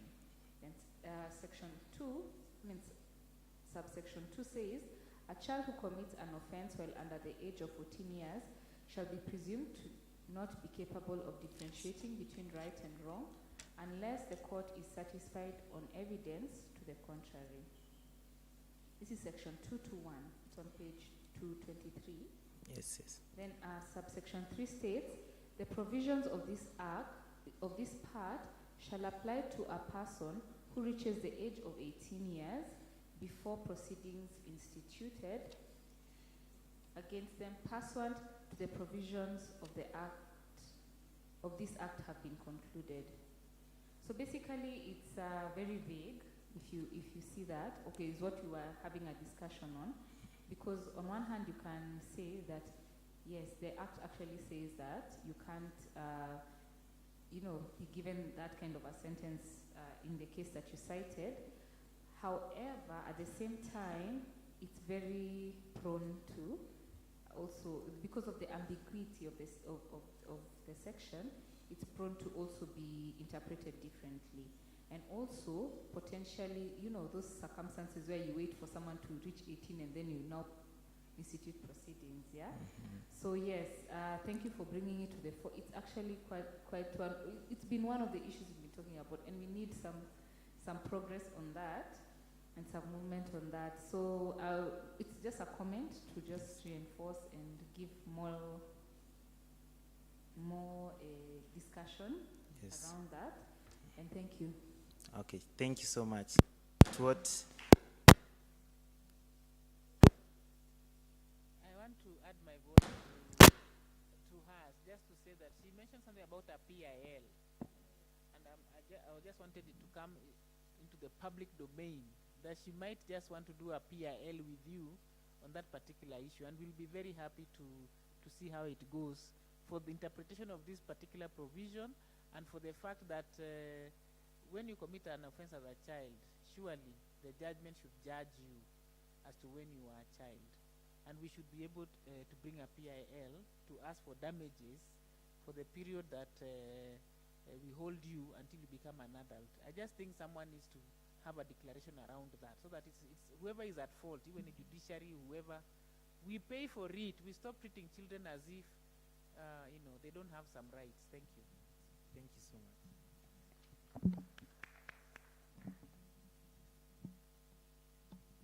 Would you want to respond?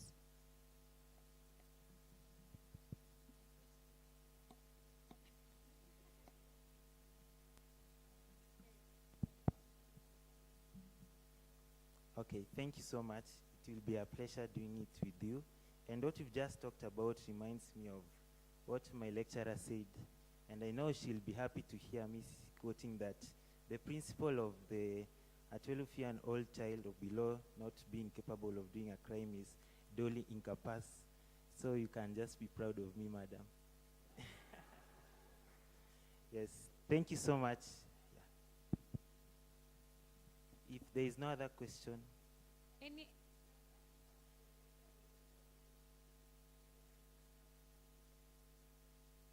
Yeah.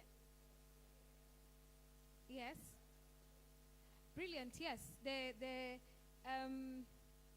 Patricia and together with the students of Catholic University will file a PIL for an interpretation of that particular section, so that we are not holding children beyond the requisite time. And thank you so much. Please, let's clap for him.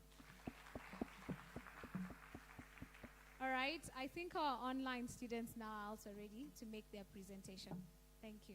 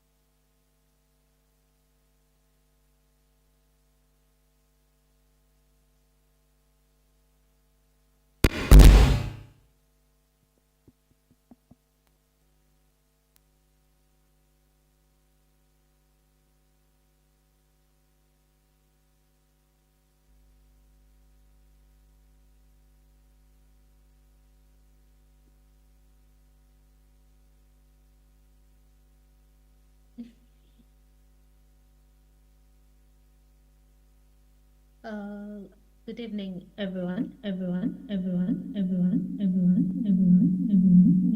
Benefits of experiential decision.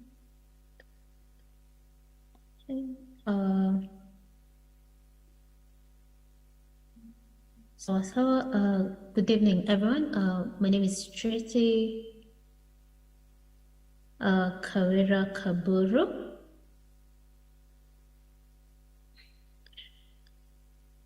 Am I audible?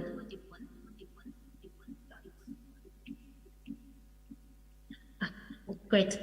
Okay, my name is Tracy Kawira Kaburu, a fourth-year student pursuing law at the University of Embu. My paper was on child inclusive mediation and solely on assessing the adequacy of Kenya's 2022 Children's Act for child inclusive mediation. Next. Looking at the background of the Children's Act 2022 on child inclusive mediation, we find that the Constitution of Kenya actually recognizes that family is a natural and fundamental unit of the society. And under Article 45, it actually guarantees that parties to a marriage have equal rights at the time of marriage, during marriage, and at the dissolution of the marriage. However, the Constitution fails to actually acknowledge other interested parties, such as children, when defining the rights of parties to a marriage. As such, we are left to actually rely on the best interest of the child, which is quite instrumental in ensuring that the voice of the child is actually heard and their wishes are considered, especially during separation and divorce. When we also look at the Children's Act 2022, we find that it falls short of actually providing for child inclusive mediation. It only gives out a basic principle under Section 8, whereby in all matters concerning the child, and the voice of the child shall be heard with regard to their age and and all that. So we find that clearly it just gives like a whole blanket of a principle without necessarily going deep into the procedures and all that. So when we look keenly at, or rather assess the whole Children's Act, we find that some of the inadequacies with regard to the child, with the Act, with regard to the child inclusive mediation, is that one, when Section 8 speaks of in all matters concerning the child, it shall give due regard to the child's age and degree of maturity, then one can state that the Act ought to actually provide a definite age on when these views of and opinions of the child actually do matter, or rather should be considered. But on the other side, on the positive side, one can state that it really, we need not to actually give a standard age on when children should participate in such mediation processes, especially during separation and divorce, because children are unique and cases should actually be heard on or rather issues of separation and divorce where a child is involved, they should be heard on a case-to-case basis, and there's no need to have a standard age for when a child should actually engage on the same. And also another inadequacy with the Children's Act 2022 is on legal representation of the child on civil law matters.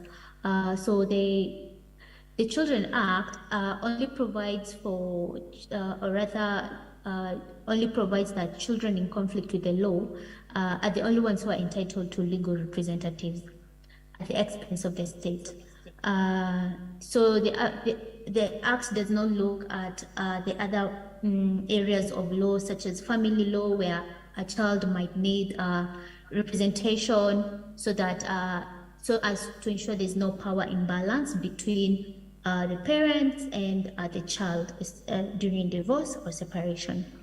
And also by the act actually not providing for legal representation of children on civil law matters, it actually fails to meet its obligations under the African Charter on the rights and welfare of the child, whereby it provides that children need to be represented with an impartial legal representative at all times.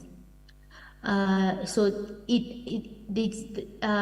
that means that in both criminal and civil matters where there are matters concerning a child should always be represented. And also the Children Act really does not provide definite procedures on how to, during this mediation or family mediation processes, on how a child can actually be incorporated and their views heard. Yes, we also take note that mediation is still like taking root in Kenya, but there's need to come up with guidelines on how to handle children during the divorce and separation. And also, my paper also focused on a comparative study on child inclusive mediation that is both in Australia and South Africa.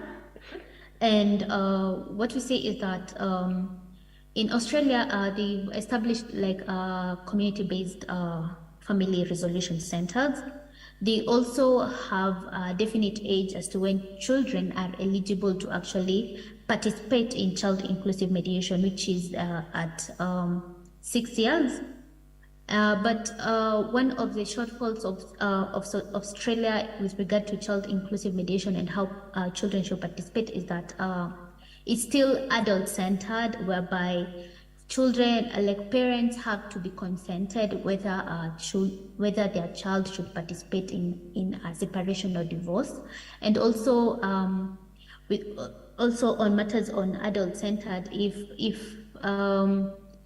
if parents just decide to separate or divorce, then there's really no need of involving the child, so that the child is most of the time left out in such crucial issues.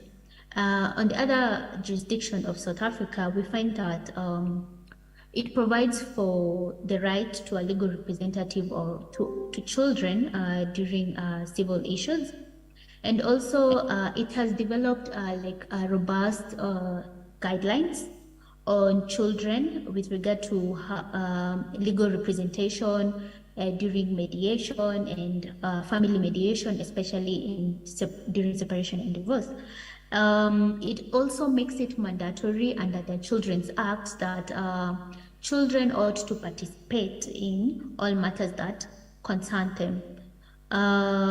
But what we can see from all this jurisdiction is that there's no standard criteria on how do we obtain these views from children, how do we ensure that there's consistency of reports from all stakeholders and all that. So the recommendations, or rather my conclusion in the paper, was that while looking at both these jurisdictions, we also need, as Kenya or as a state, we need to come up with regulations and guidelines to supplement the basic principle underscored under Section 8 of the Children's Act 2022, in order to provide the voice of the child,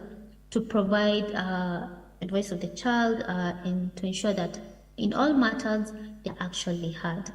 And also that the legislators and other relevant stakeholders should consider having mandatory child-inclusive mediation during separation and divorce processes, and also that the state needs to reconsider their position on ensuring that even in civil matters, children are actually represented. And also, especially because you find that, yes, they are mediators, but there's also need to have a second mediator who is impartial and who is really not dealing with separation and divorce, but is just there to actually just ensure that whatever, like the needs of the child are actually presented. And also, child inclusive mediation is very good because it actually also enriches the discussions, especially during separation and divorce, and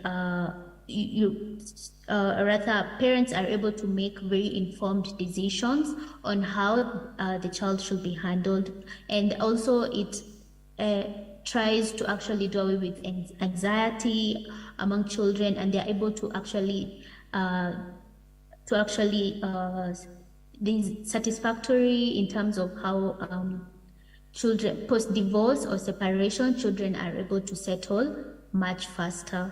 So in conclusion is that conflicts in family are inevitable, and there are no definite answers as to whether to have children participate during separation and divorce. But what really matters is that their voices are heard, and at the end of the day, it's all about ensuring that the realization of the best interest of the child is of utmost importance in everything that a child is engaged in. I think that's it.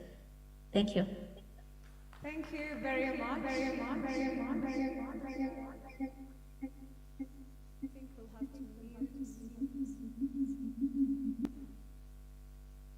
All right. Thank you very much, Tracy.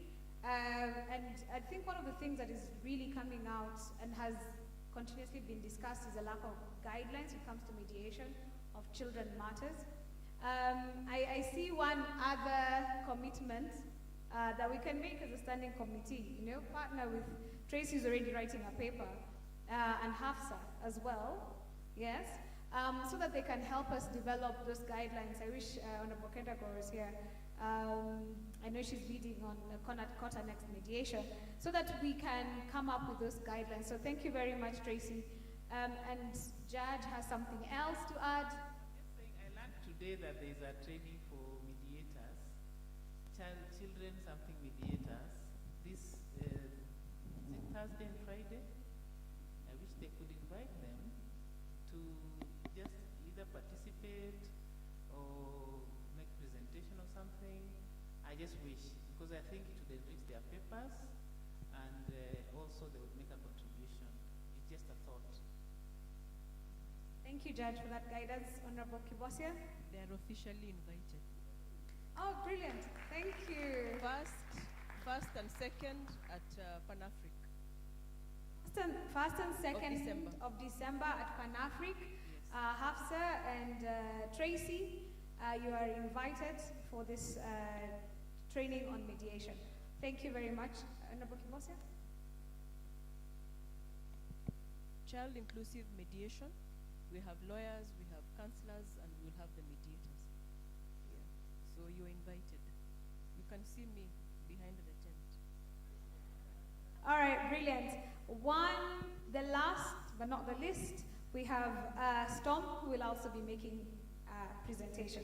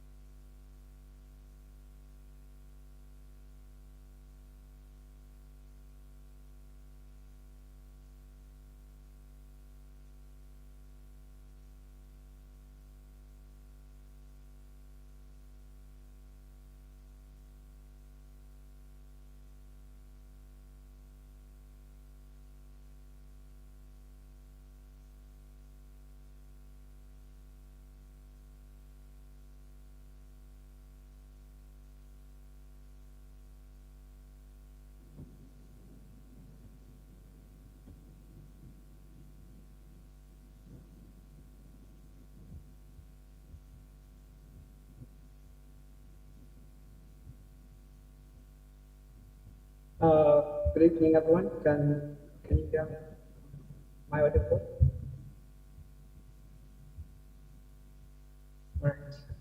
Good evening, everyone. My name is Storm Diaka from the University of Nairobi. The title of my article is A Case for Child Inclusive Mediation in Kenyan Schools. My interest in this particular title was incited by my particular concern for the amount of schools that get burnt due to a few issues that I will identify in my article. I will introduce my article by just defining a few terms. Children are defined in the Children Act of 2022 as individuals who are attained the age of 18 years. This definition is duplicated in other international legal instruments. Mediation is defined in the Civil Procedure Act. It's an informal and adversarial process when partial mediator advises and facilitates two disputing parties to resolve disputes. Child inclusive mediation, according to my article, is a subset of mediation, and it positions the same impartial third party between two disputing. Storm, sorry, we cannot hear you properly. I propose that you just use the microphone on your computer. So disconnect the Bluetooth because we cannot hear you so well. Thank you.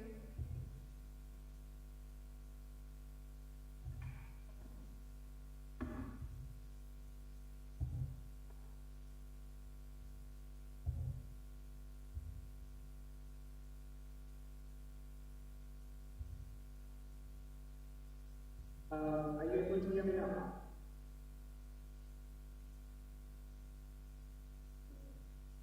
So as I was finishing with the introduction, child inclusive mediation is a subset of mediation that positions the same impartial mediator between two disputing parties with the added inclusion of a child's input, as some of the other described.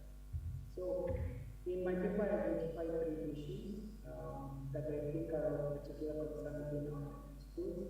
The first is bullying, which is defined by the American Psychological Association as any aggressive behavior perpetrated by a person with the intention of causing personal injury or discomfort.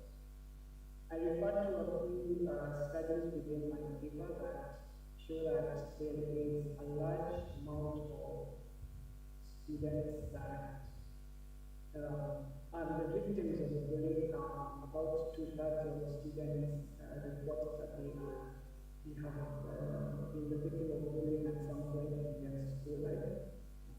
And what that shows, what that demonstrates is that bullying is a significant issue within school. So the second issue that I identified is sexual activity, as well as sexual abuse and harassment of children. I identified certain studies that show that a great amount of students engage in sexual activity, sexual activity between each other. About 30 to 40% of students engage in sexual intercourse. This they do before the age, most have shown that they have had sexual intercourse before the age of 16, with boys showing that they are engaged in sexual activity by the time of 13 years of age. And more concerning is that over 57% of students reported that they have suffered sexual abuse or harassment, with schools being the most unsafe places where they receive sexual abuse and harassment. What the issues that I've identified in slides are just three of the very many effects that these experiences have on children, child pregnancy, sexually transmitted diseases, and incredible amount of depression and difficulty. The last issue that I present is hassle, which is just a bunch of schools. The seriousness speaks for itself as too many children have lost their lives, and if I know school property has been destroyed due to school. There are a few reasons given to excuse why children want schools, means jobs, discipline, some stress, among others. But the consensus is that children are dealing with extreme circumstances in the best possible way. So, having outlined the issues, I will describe a little framework that is implemented to these issues. Implement to one research framework, which is in the Constitution of Kenya, the Convention, the UN Convention of the Rights of the Child, as well as African Child, and lastly, the Mulwa children.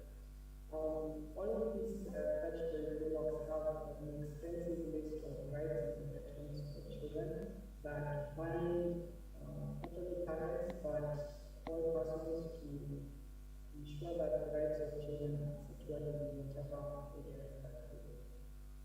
The second legal framework that I attempt to describe is the child process, or the fraud offenders against children as well as child offenders. The framework for the structure of the trial for offenders is very straightforward. It's into two parts. The first part is before the trial, which includes investigations,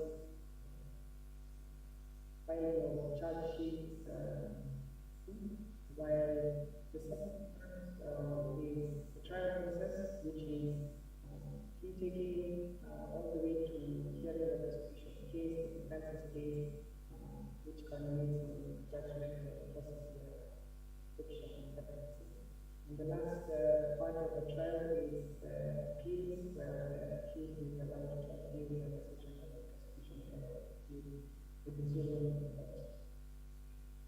So I then attempt to recommend how child inclusive mediation can be useful supplement for the issues that I identified. One of the main issues that I feel that child inclusive mediation can supplement is the inherent adversarial nature of our legal system. That this adversarial nature positions two parties in a criminal case or even a civil case in opposition of each other. And what this does is that it creates a winner-takes-all situation rather than a negotiated agreement where the rights of both parties can be equally considered and the harm done is able to be fixed without necessarily neglecting or ignoring the victims, which is a notable issue in our statutes. So I suggest three ways that child inclusive mediation can be implemented in Kenya, with particular attention given to Kenyan schools and the issues that children encounter in those schools. The first is through restorative justice. I believe that the victim offender mediation, which is part of restorative justice, can integrate child inclusive mediation. Because while most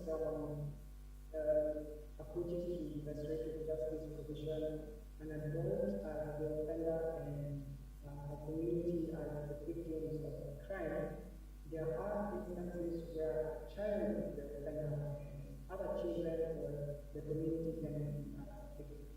But the most important one is that where a child is the offender in a crime, then they would fundamentally need representation or at least the proxy consent of an adult.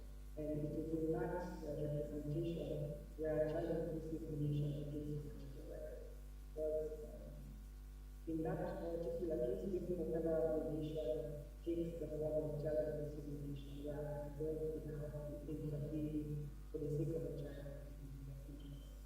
The second I recommend is child inclusive mediation for legal reform. I believe that the public participation process requires child-inclusive mediation approach because it will enable adults, parents, or guardians to present child's issue before any legislative process and consider the input of the child within that process in an intentional way. The last recommendation I made to the child-inclusive mediation is to solve disputes between minors, and particular interest here is what I described as sexual activity between minors that happens very early in their lives. As much as it might happen a lot, so the cases that can be brought before child-inclusive mediation might be real cases. It would still offer a very useful process of allowing children to give their views on the effects of an event that which they are both victims of in the case of sexual activity with minors. So, like I've stated, the legal framework for implementing this is quite extensive. It requires the cooperation of most offices established within the Children Act, outside even the Children Act. But in conclusion, I believe the benefits of child-inclusive mediation can be transposed to these recommendations that I made, that in multiple studies it has been shown that children feel better within after the process of child-inclusive mediation. Parents as well feel like they have reached a more amicable agreement. The mediator themselves have reported that the parties to a child-inclusive mediation have shown better honesty, and they have generally been able to foster much healthier family relationships with themselves. So children face very significant issues in Kenyan schools that the existing legal system has attempted to address and solve, which it has done a very good job of doing. However, we are asking gaps that exist in which it is argued child-inclusive mediation can offer good tool to cover those gaps and provide more security and more safeguards for children within the system. So that's the end of my question.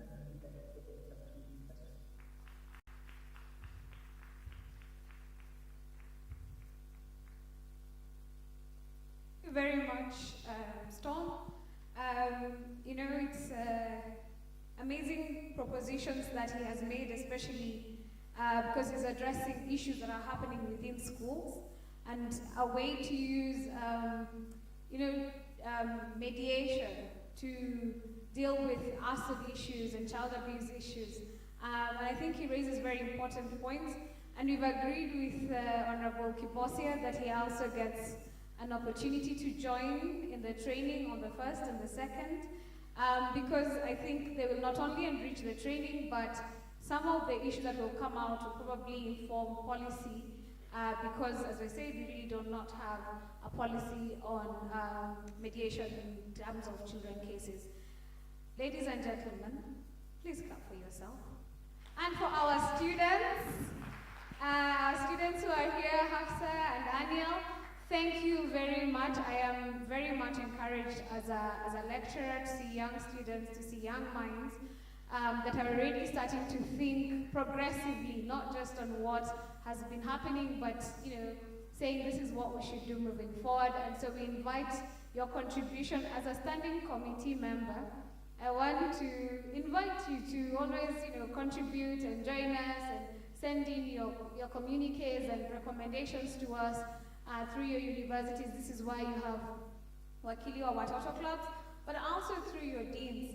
Feel free to definitely email us. I think we will make sure that you have the email address, and we are so grateful and so encouraged.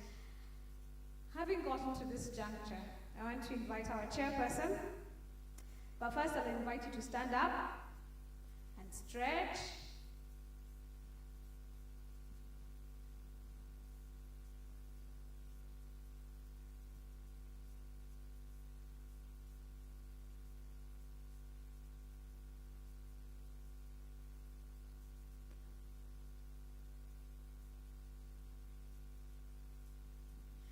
All right. Good. So do we want to spell ABCD with our bodies? I don't know how to do it. Do not ask me. Let's just try A. Yeah? Right? So you write with your body. Try. Let's see the best one gets an award. Small A. So small letters. So we are going to write in lowercase. That's the word. So we're going to write A to E in lowercase. The best one gets an award. Let's start. A, B, come on people, I can't see. C, and Motorel is doing it well. Award yako. D, E, that's the last one. All right, let's try it again. So A, let's start A, B, C, D, E. Thank you very much. Please clap for yourself. Have a seat. As we come to the conclusion of our program, I am told some of our children left. I know they had something to give to us. I'm hoping that eventually we will get whatever it is that they wanted to give to us. If nothing, for now, I'll ask that their teachers make sure they give their communication to our chairperson as soon as they can. For now, I want to invite Honorable Lady Justice Teresia Madeka to close the session for us. Thank you.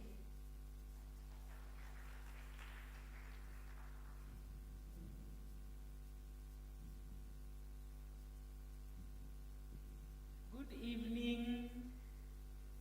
Tumechoka, lakini tumefurahi. Are we happy? If you are happy, let's clap again. Thank you.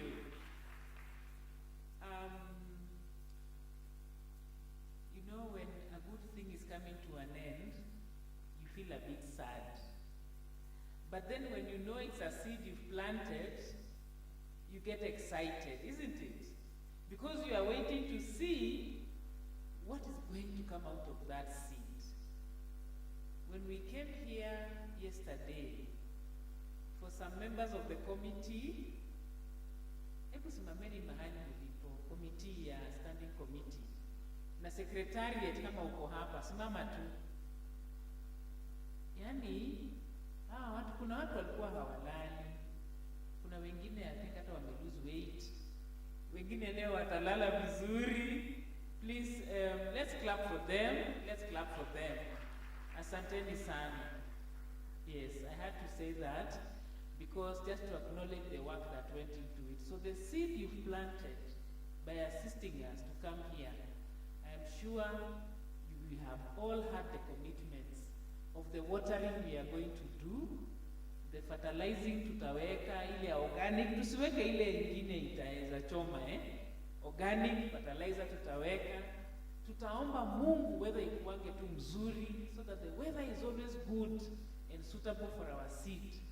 And that seed is this new dawn for the children through the Children's Act. We have come here, we have sat for 2 days, we've sat for long hours, and I believe for each one of us, no one is living here without something to go and do to make these things better. So that tomorrow, because tomorrow najua ni kama kesho kutwa, we'll be back here or wherever we'll be to be held accountable by the children for the things we have said today.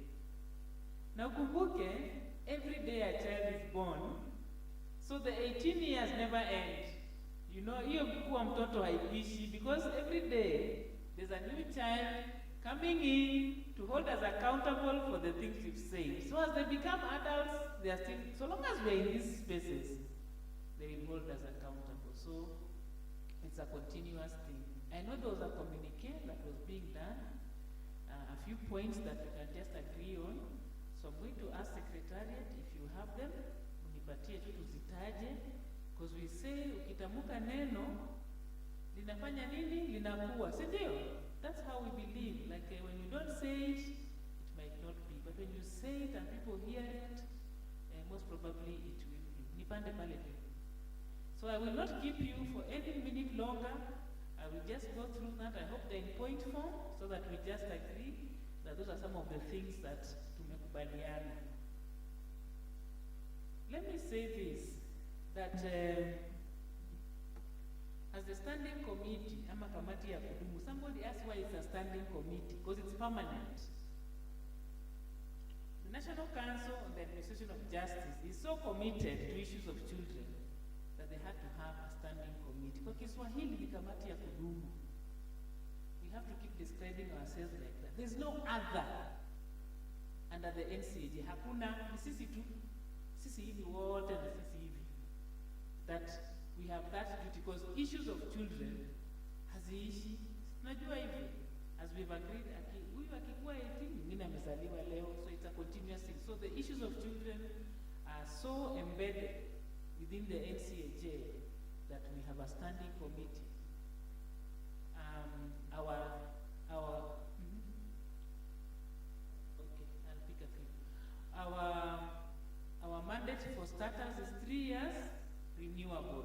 So just know that for the next 3 years, we see this face, God willing, and a few other faces you've seen there, and hopefully more others that we have seen today that are necessary in that committee. For example, the Ministry of Health. Simuliona wanahitajika hapo because they are clearing gaps on issues of health for children in the justice system. Si ndio? Tuliona hiyo. So those are people who need to be there. Education hawakuja, but I'm sure something will be in the offing. So let me not keep you. I just read a few of the things that have been put here so that we just see what has been agreed. Well, what some of the commitments that were made. One, to establish child welfare schemes. This is it touch or sorry, I forgot it is kuniambia ni nini ile ya kufanya hivi inaitwaje, kushikilia hii kitu zinashuka chini na kuna ile ya kuweka kuguza na kidole hii si okay. So there is a code like the Council of Governors. Let me say what the heading is. The heading is the NCAJ Standing Committee on the Administration and Access to Justice for Children, communique and plan of action from the second annual Child Justice Summit held at Safari Park Hotel, Nairobi, between the 28th and 29th November 2022. So we have the Council of Governors. A few things that they say they will do. One, establish child welfare schemes in line with Section 62 of the Children's Act. Come up with more social protection programs to assist the vulnerable and marginalized children. Provide effective and rapid responses for children in need of urgent rescue, shelter, health, and other services, which will be enhanced by rapid response and rescue programs across the counties. To develop policies, guidelines, regulations in relation to various issues affecting children. To set up child protection units and assist in placing children in temporary institutions for safety. And to assist in providing psychosocial support in children to assist in their mental and psychological state. For this year, you had them, but generally, to continue, that is Directorate of Criminal Investigation, to continue carrying out investigations on cases of children, child sexual exploitation and abuse, and to liaise with the DCS and non-state actors in identifying and rescuing sexually abused children.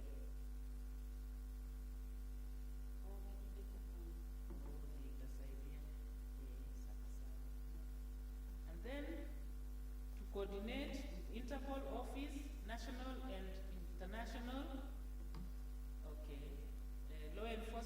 agencies on matters related to children and render professional services to all players involved in child safety. And then for the Honorable Chief Justice, you heard me about enforcing the safeguards of the children under Section 134 of the Act. 134 of the Children's Act and provisions of the Victim Protection Act, collaborate with the Ministry of Health to ensure child victims and abuse receive psychosocial support and counseling, and the others that I listed, so that I don't stay for long here.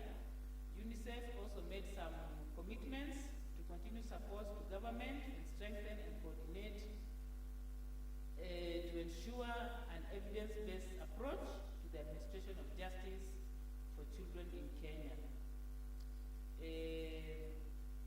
Then on DI, I'm never able to pronounce that word, but it's the word that is opposite to putting children in institutions, that word.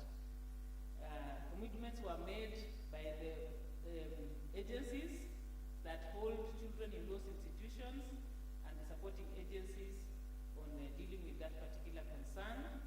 But there is one that stands out, mapping legal education providers and consulting them on reforming the legal education curriculum to include training on alternative justice systems, diversion and plea bargaining, and other alternatives to prosecution and imprisonment or placing children in custody, and reconciliation of discrepancies on diversion for children. That basically means people need to come up with guidelines. Then for victims, witnesses, and children in need of care and protection, the one that stands out is the need for legal representation for children who are in those categories. On the emerging issues affecting children and innovation in child interviewing, we've just been here this afternoon, we heard of the innovations there and the commitments that were made. Then there are issues on intersex persons. Human Rights Commission said some things, but NCAJ to continue sensitizing judicial officers and CJS actors on plight and rights of intersex persons, and their council is ready to give technical advice. Then there is protection of witnesses. Commitments were made by Witness Protection Agency. And then on persons with mental illness, the issue of sensitization is listed there. Then there, of course, there are a few general recommendations. I've jumped quite a bit because there were many things that we agreed on and that came out. The development of an overarching policy framework for NCAJ to define the broad parameters of the agency and to inform the statutory framework, strategic plan, policies, guidelines, and committees. Expansion of the NCAJ and CAC membership through the incorporation of other institutions whose work has a bearing to the administration of justice and access to justice for children. Then there are the issues of policies, guidelines, manuals, all those developed to be cascaded to the national level by various NCAJ institutions, to the station levels.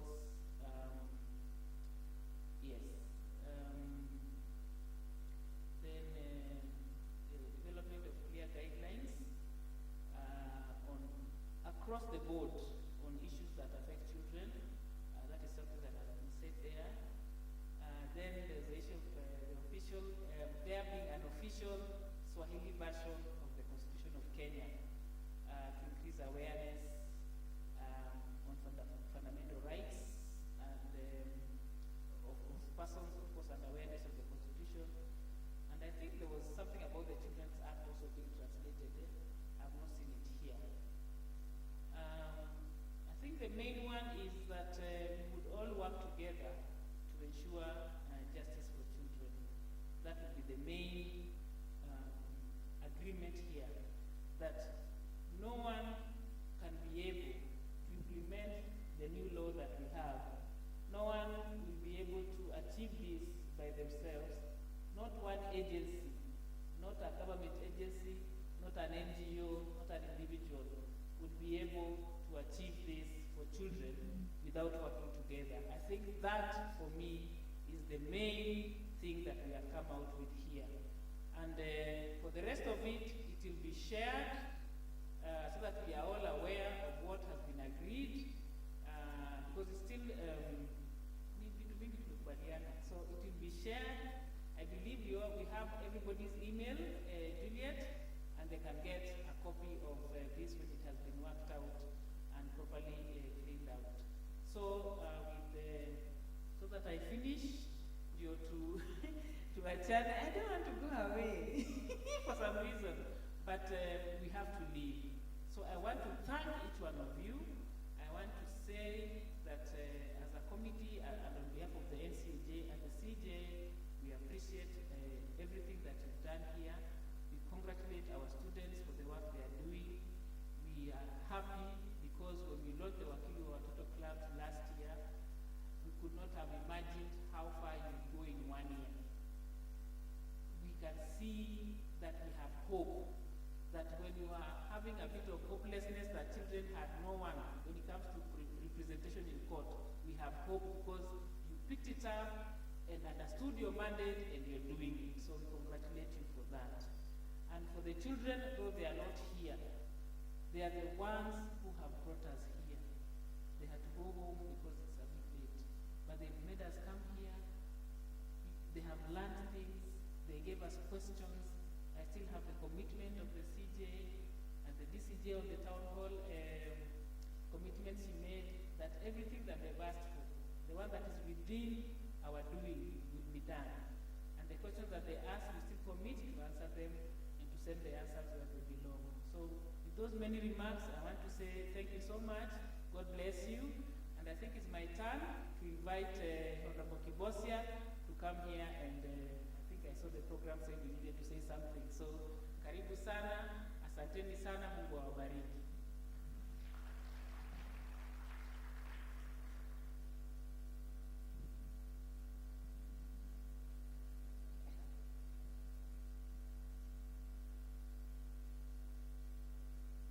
Good evening. Now, Judge, I thought you already given a vote of thanks. I have nothing useful to add. Anyway, thank you so much. In the African context, they say you may invite people for a party. If they don't show up, you have no party. So thank you so much for showing up. Thank you for your time. We want to thank our partners. In front of you, I don't know if you took some yogurt. Dairyland provided refreshments for the children and for us. We are really grateful. We want to thank the children. I don't know, I think they've gone to sleep. It's already almost bedtime for most of them.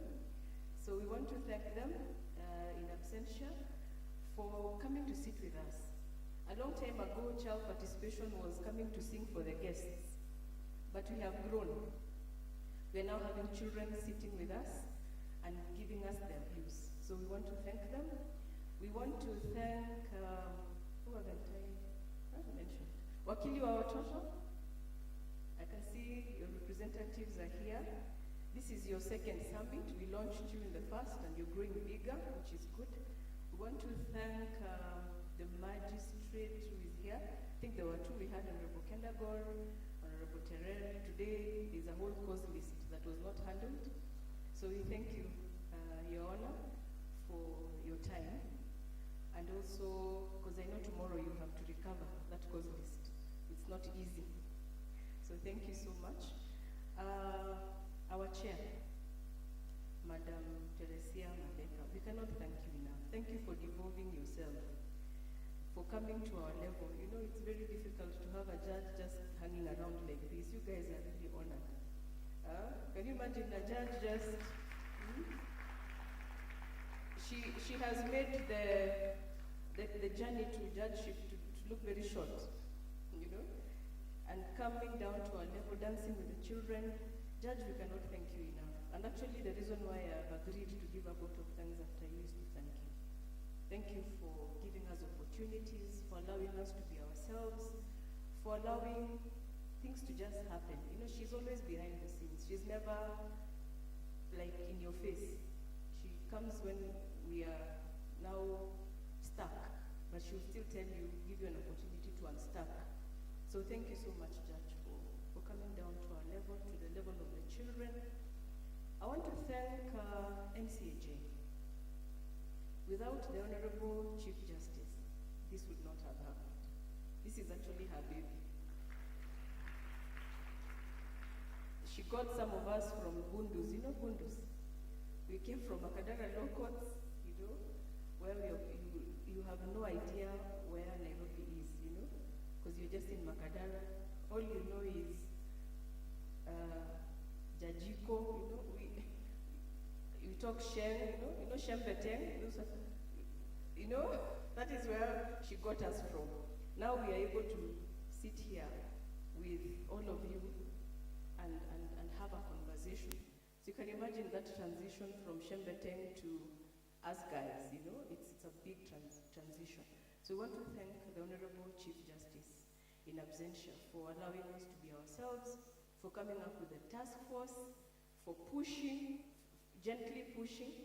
We are now graduated from task force, actually from a meeting in a corner to a task force, and now to a standing committee. So NCAJ has played a big role. We could not be here, actually, be without NCAJ. Last but not least, I want to thank God. Every time it rains, I ask, will the children make it? You know, will they get a cold?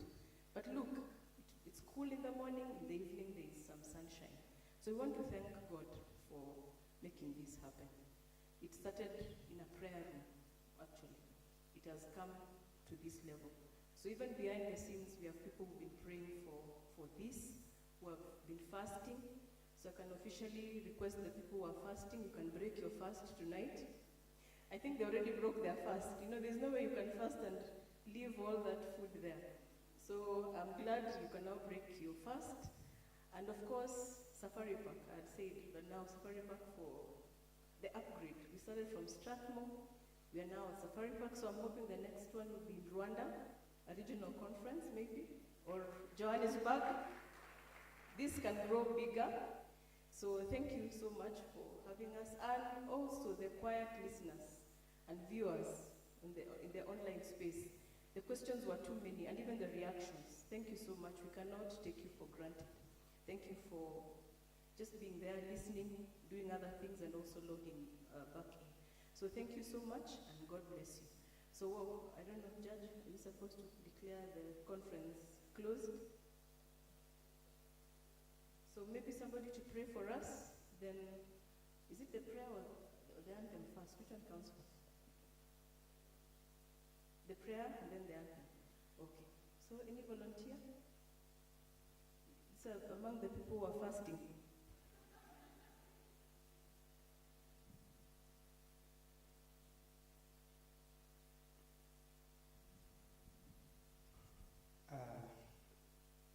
Shall we pray? I'll ask us to rise. Our Father and our God, we thank you for the privilege and the honor, of God, to be here and even to be counted among those who are alive even this evening. We thank you, Lord, for having made the plan a success of the second annual Child Justice Summit. We thank you, Lord, for the deliberations that have been made and the commitments and the way forward that have been charted out, Lord, in this summit. We pray for strength, we pray for resolve, Lord, to be able to actualize this even in accordance with your will. We pray for each and every child within the Republic of Kenya, and we commend them, oh God, to you, that you will take care of them even more than we can be able to do, oh God. And grant each and every stakeholder in the child justice system and all those who are looking into the welfare of the children, the wisdom, oh God, the understanding and the requisite knowledge to be able, my Father, to advance the best interest of the child. As we leave this place, we pray that you will accompany us and that your presence in your glory shall be with us. And may you prosper us in our various places of endeavor, for it is in Christ Jesus' name that I do pray with thanksgiving. Amen. Amen. Yeah, we can sing national anthem. Emu